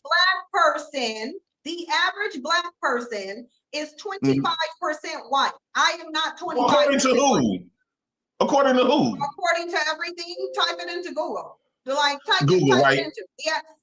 Because of slavery and admixing genius, obviously most of the people in this country would be partially white if there's admixture from slavery. So I don't get question. I don't get question about my race. You do. You have to explain your race every time when you talk about race. From idiots. I only get questioned about my race from idiots. Those are the only people who question about my race. Have you looked in the mirror, Cynthia G? Nothing about black represents you. You have to tell us that you have black parents. No, if you didn't never tell us that, we would believe that you have white parents. I have to tell 0 people that I'm black. Every single person when I walk outside knows that I'm black. I don't have to tell nobody. The police. But lately, we've been having damn near white people represent. Lately we've been having damn near white people the face of black. Here's the thing. Even if I was biracial, I would still have a black parent, which means I would still be saying the same thing, even if I was biracial. Okay. But you would have to target your white counterpart too. No, I would have to charge my black parent for choosing a white counterpart. Actually, that's what I would have to. I would have to ask my parent, like the mixed people are doing. See, because black men do the same thing to everybody. That's why they're biracial. They're all over TikTok saying, my daddy wasn't here either. And in fact, my mom fetishized my dad, or my dad fetishized my mom. He only wanted some white skin, but as soon as I came, he bounced up out the door. That's what your biracial kids are saying. Black women, you asked the question. Damn, that was kind of harsh. That was very true. I was about to say, is she lying? God, what's your thoughts, Diva? Why she lying? No, I say, is she lying? Stop it. Oh, is she lying? Yeah. Man, that was harsh. And he had no. I don't even think he even understood what she said. To be honest, I think that looked like it went right over his head. I don't think he understood the point she was trying to make. That was a great rebuttal in real time. Well, buy my book first before I drop the goddamn link. Tell my bot. God damn it. The link is pinned to the top of the damn chat. Oh, he gonna buy it because he for the black people. He out here to represent the unity in the community, supporting black businesses and shit. Well, they said that mulatto ain't no damn mulatto. I mean, maybe some. So let's get back. That was a really good rebuttal in real time. Good job, Cynthia. I like her debating skills though. I think she is pretty sharp. I didn't know she was actually this sharp to have a conversation in real time like that. So shout out to her for being that sharp. Yes, but I have to drop down. I'm gonna leave it connected. You could just end it whenever you end it. This definitely has been a good conversation. But y'all stop the cap. Y'all just don't like people, and it's okay just not to like them. But we ain't gonna act like when that woman gets pulled over in a car, that they questioning if she black. What are y'all talking about? I ain't never seen no white lady putting that damn thing on her head like that before. No. Catch Me Outside. How about that? Yeah, she did that. Damn. Rachel Dolezal. Yeah, she did that. That. So y'all not talking about the colonizers that's co-opting your culture and your community, but y'all fucked up about Cynthia G. Thank you, y'all not fucked up. I appreciate that. Yes, Thank congratulations. You, yeah. What's up? What's up? The mulatto rights activist. Bye, y'all. Please, I can't deal with him. Much love. Hey, that multi-generational mulatto. Oh Lord. Yeah, this multi-generational mulatto. This is all world class for because Peace, Supreme Diva. How you world doing? class. He said checkmate in the goddamn chat, and now he done showed up. Yeah. Yeah, what's up? And sir? It'll be brief. Actually, I'm trying to cook right now, so I really don't want to take all your You time. got all those goddamn women, and you still got right.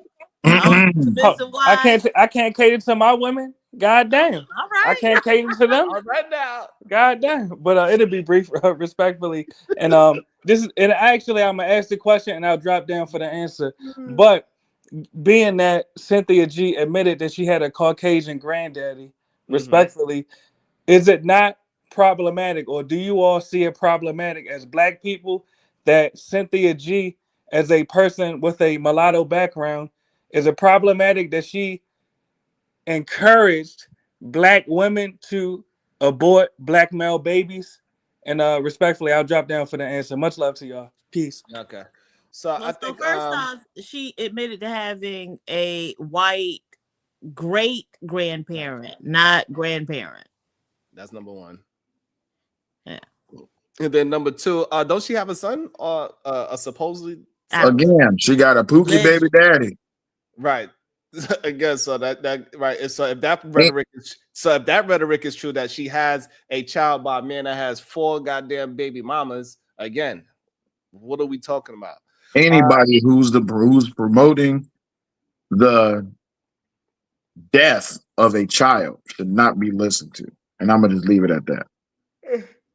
And then, so also it's just like when I'm talking about the Rim brothers, I'm not talking about all men in general, right? I'm talking about a very specific set of men. And if she was talking about a very specific set of men, if they are going to continue to do like what we were just having a conversation, they don't want to take no responsibility for their goddamn selves, the women going to have to take the responsibility for them. That's what this is what everybody told me that what she actually meant from it. Did I see it myself and hear the rhetoric that she said? No, I did not. This is my first time ever listening to her for more than for this extended period of time. So I do not know. So I could be 100% wrong. But from what I understood, everybody told me that that's not what her point was, to actually just go ahead and lay down with men and create babies to delete. I'll say it again. Anyone who promotes the death of a child should not be listened to. Period. Well, death of a child and having I'm staying away from certain words to protect the platform. Yeah, yes, I'm saying, but those two things is different. Oh, you don't? You disagree that those two things are different? You think they're the one and the same? What you talking about? does it make baby deletion, and death of a child. A plan B. A Plan B pill? Yeah. Who buys those? I'm just saying it's not about who. I'm being facetious. I'm not having a serious conversation with you. Although I can tell you this much: the most sold product at one of my warehouses is Plan B pill. Shit. Mm-hmm. It's crazy. You got condoms sitting on the shelf for over 3 months, but as soon as we get a stock of Plan B go for $60, and we get 10 in one box, and we get about 3 boxes, and they're gone before the end of the week. And that's why I was upset at Issa earlier because, we went down that road. It's okay.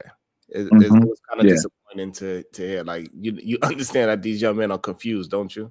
Like we hear them talk almost every day, and we also see that these grown ass men are just as confused as They're not confused. They're not confused. They influence and they motivated. They are guided. They're not confused themselves. Hearts and minds is the true thing.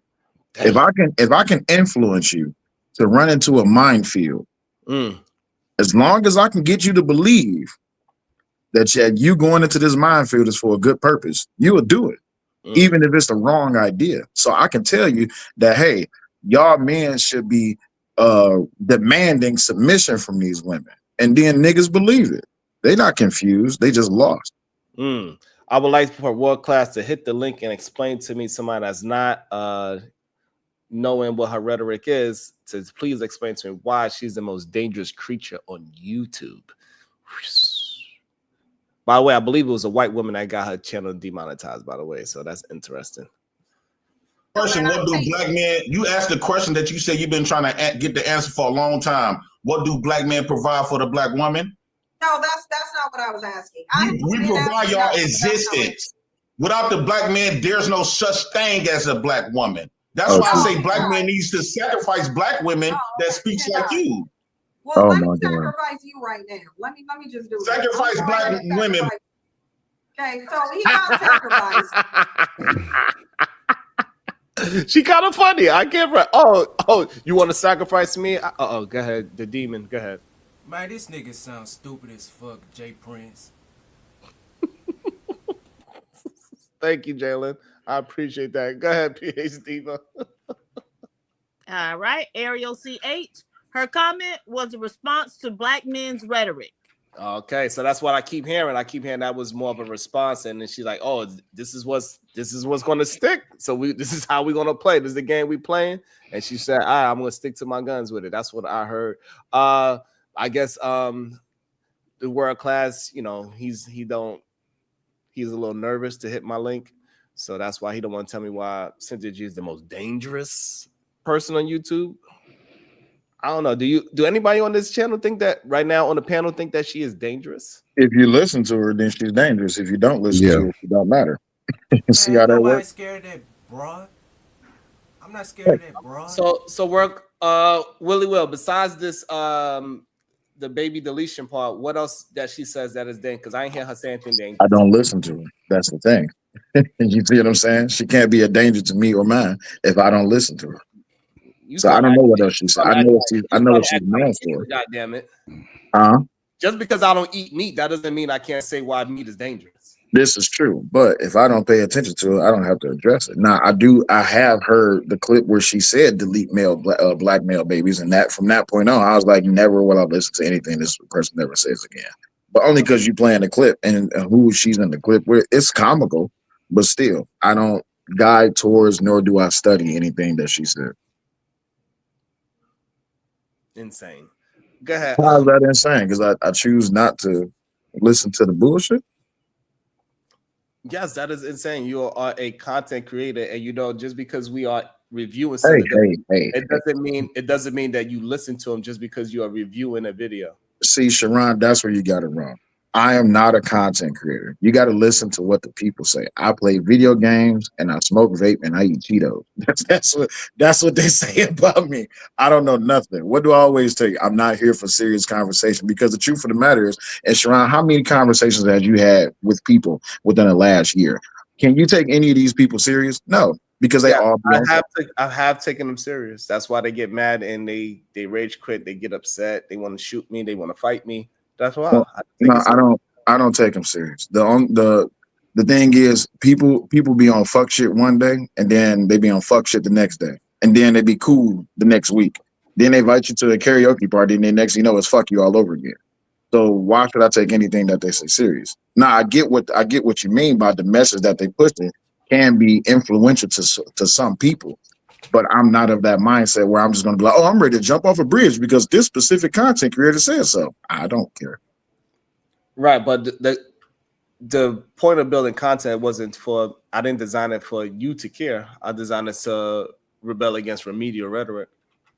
True, but even though the message and the narrative that you push does have good position and standing when it comes to building positivity within the community, but the community itself is degenerative because they do not want to progress at all. They want to remain stagnant. So although you do good work and you do have a good following of people who actually do listen to you, I'm not taking that away. What I'm saying is that from my perspective, I see that a lot of people will sit here and listen to you and say, you know what? I heard some good things on Sharon's panel. And 2 days later, they'd be on some bullshit. Is a fight nonetheless. Omni, what's your thoughts? Why you consider her dangerous? Because most people are susceptible for the exact reason that Will stated he wouldn't do it. Well, for the opposite reason that Will said he wouldn't do it. He doesn't pay attention to it. A lot of people are weak-willed, weak in mind, and they'll consume anything that is spoon-fed to them. So if they come across her channel and you know what I'm saying, she just depending on the personality, and we see these personalities on your show from time to time, they pop up. Absolutely. They are susceptible to certain messaging, and that has an effect on them. So yeah, she can be very dangerous, especially when it's radicalized in certain things, because just because someone said a message doesn't mean that they take it to the further, that the person that has the message is going to take it to the furthest extent.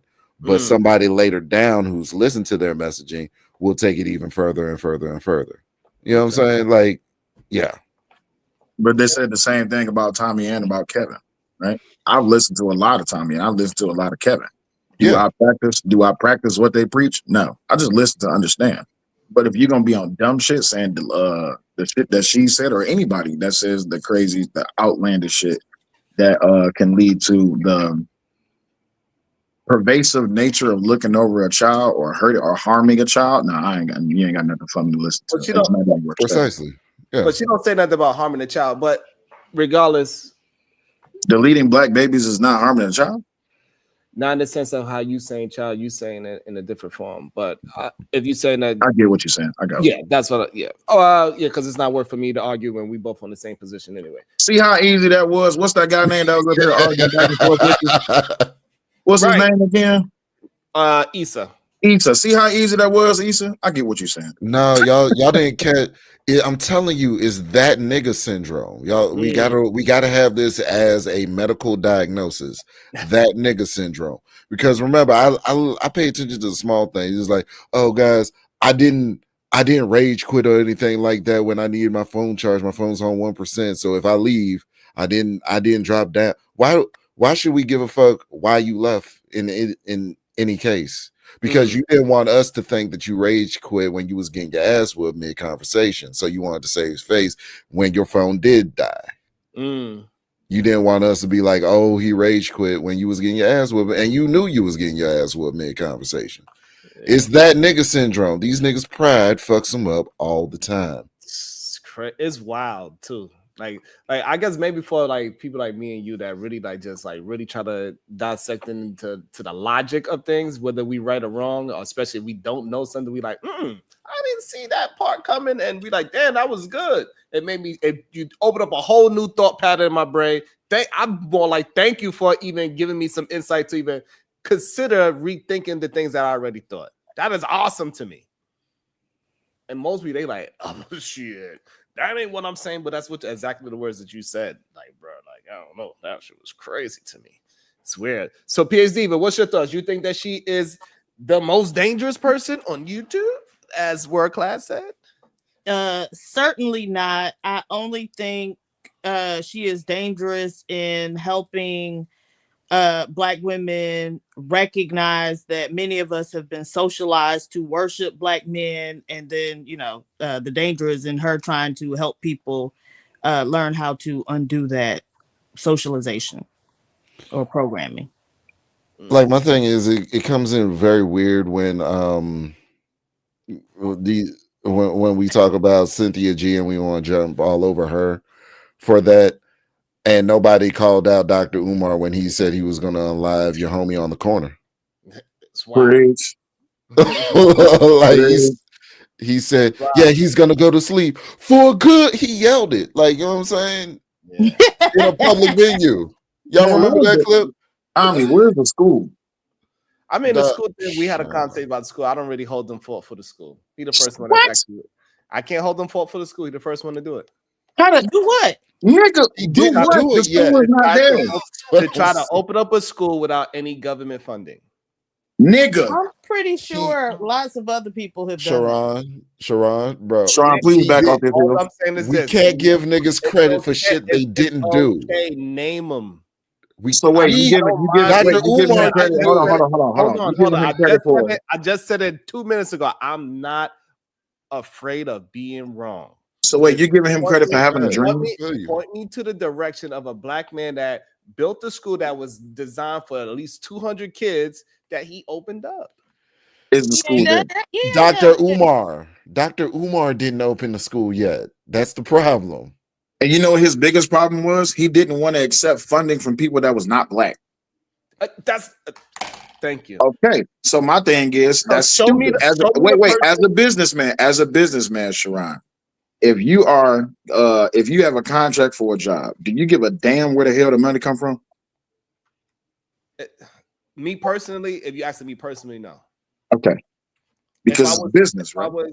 If I had the same rhetoric as Umar, then I would care.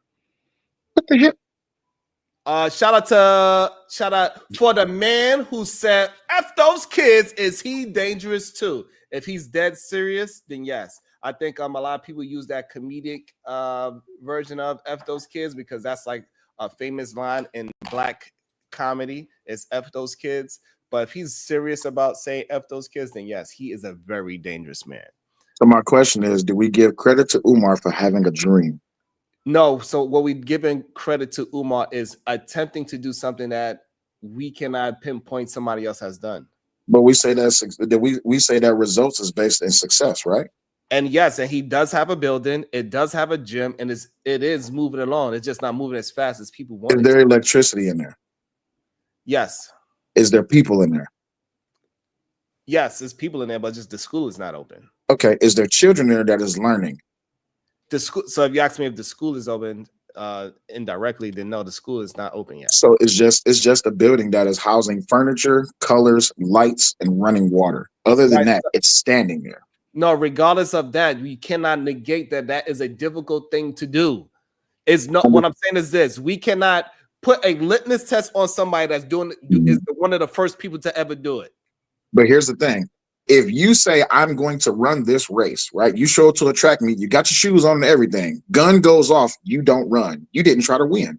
The thing is, even though he established the foundation, which is the school, which is the building, you're not actually trying to finish that building because you're not getting the help that you want. And I understand that people ask for help a lot, but you cannot then judge the help that comes your way. If you're going to say, hey, I'm hungry, and I say, okay, cool, Sharon, here's a cheeseburger. I don't eat meat. Okay, well, here's a vegetable platter. Oh, I don't eat these certain type of vegetables. Okay, well, I don't know what here's some money. I don't want money. So you don't want money, you don't want meat, you don't want certain vegetables, but yet you're hungry.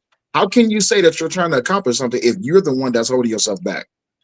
Perfect. Because, for example, if I'm hungry outside, I'm not going to eat some oxtail just because I'm hungry, because I'm holding a certain standard to eat a certain type of food. So I'm not going to break my diet just because I'm hungry. So he is possibly hungry, but he's not breaking his diet and conceding to for him, the white man, to get government funding. So this way now they have control over his curriculum. I cannot be mad at him for going the more difficult road, because he could have easily got his school open if he'd have went with a different kind of support system. But we do not have any proof of concept before him. So if it takes him 20 years to do it, and then now we can have it took him 20 years to do it. But it's not just government funding that he's not accepting. He's not accepting any funding from anyone that is not black. Exactly. That doesn't make sense, because if you have a white billionaire, or a Mexican billionaire or an Australian billionaire or whatever billionaire that you have, not Australian because that's a nation of the people. If you have these different nationalities who will invest into your dream, not with the sake of a return, they just want to help you achieve your dream, and you say, well, no, it's not from my people, so I don't want it. You're holding yourself back. No, you're not. You're holding your integrity. I can't say, I'm working on this Saturday, but I just put a link in the bag of blackmindsmatter.net, Black-owned school directory. There are 517 Black-owned schools that are not federally funded, so he's not the first one. So the fact that 517 other schools could be created, he's just kind of playing in your face. Okay. So I can't argue that until I go look at it myself. So that's what I click the link. You'll see 517 schools. Okay, I'll check it out for sure. That could shut me up. We'll see. So thank you for the actual link. That is what we was talking about. Not just talking. Bringing those. Give me a second. You gotta answer the phone. All right, y'all. It's our show. We taking over. Let's start up some bullshit. Hey, Ami. What's that? Hey, did you read Cat in the Hat yet? In kindergarten. In kindergarten. But I also blame PhD. I definitely blame PhD. She ain't even here. She on mute. If he about to come off mute. Yeah, I'm back. He's back. So okay, so now I have to go ahead and look at those 500 schools and see what's up with that. So if that's the case, then that's what it is. But he don't want no white folks to contribute to his school. It is what it is. That doesn't amount to it. If you're trying to accomplish something, it doesn't. You know what? I'll do this. I accept your perspective. But so, he also didn't want to accept like investors, right? He was intent on having people donate, right? And so there's a different damn it just jumped out of my head. So you have a different level of responsibility with regard to transparency and what's coming in and what's going out and where is everything going with investors than you do with people who donate. It says, just bought your book. Thank you so much. I really appreciate it. Thank you. How much is your book? It's pinned at the top, goddammit. Now you're making me do work. I actually got to go look at it's affordable. Let me see. It better be a good book too. How many words is it? 4,000, roughly. It better be. Let me see.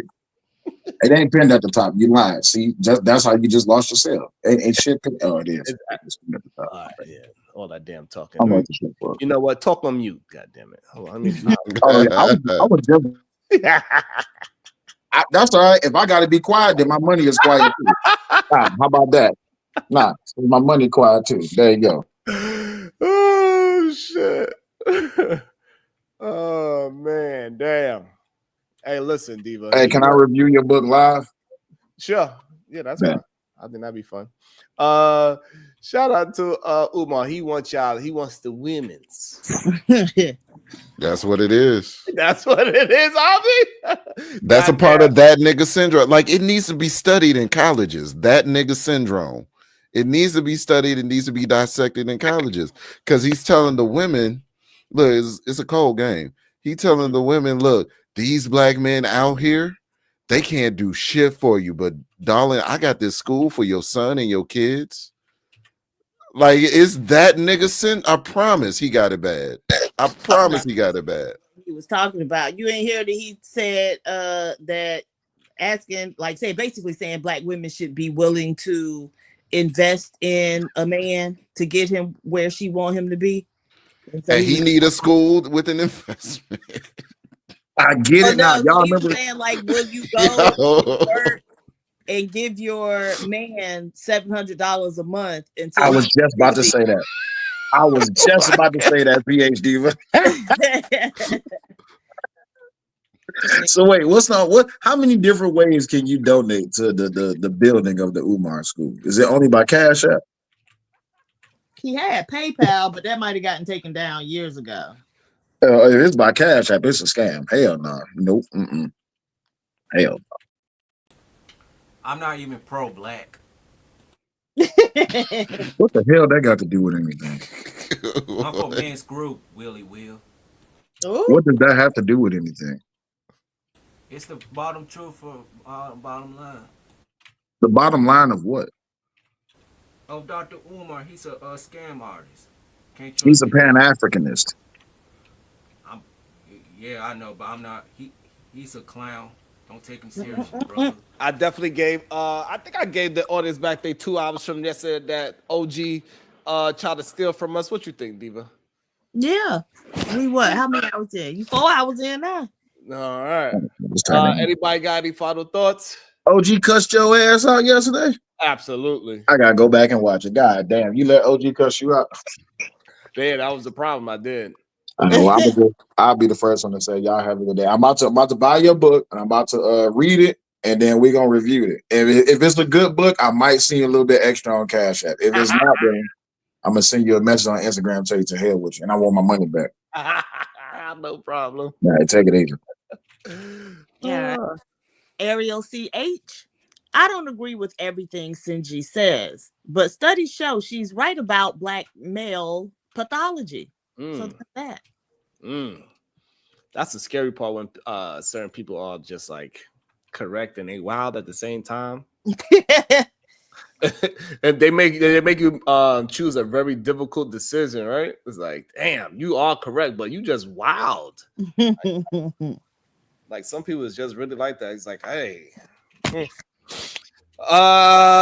Jalen, you got any final words? Yeah, man, I'm for men's group. I have a channel too for advocating for men's group, brother. All right, no doubt. Everybody go check out Jalen's men group. He's going to show you how to use lotion properly. Wow. And perfect your two-handed Stop it. technique. Your two-handed technique. Stop it. This is why we don't got no friends, PhD. This is exactly why. You got any final thoughts? No, I'm gonna just leave it where it's at. Yeah, I'll go end the show on that note right there. Diva, you good? I just want to give everyone a quick reminder that you still have how many days? What's the Saturday? You still have 3 or 4 shopping days left to get my Christmas gift. And so I just wanted to remind everyone of that. So run out now and get my Christmas gift. Absolutely. And on that note, we'll see y'all. Bye, y'all.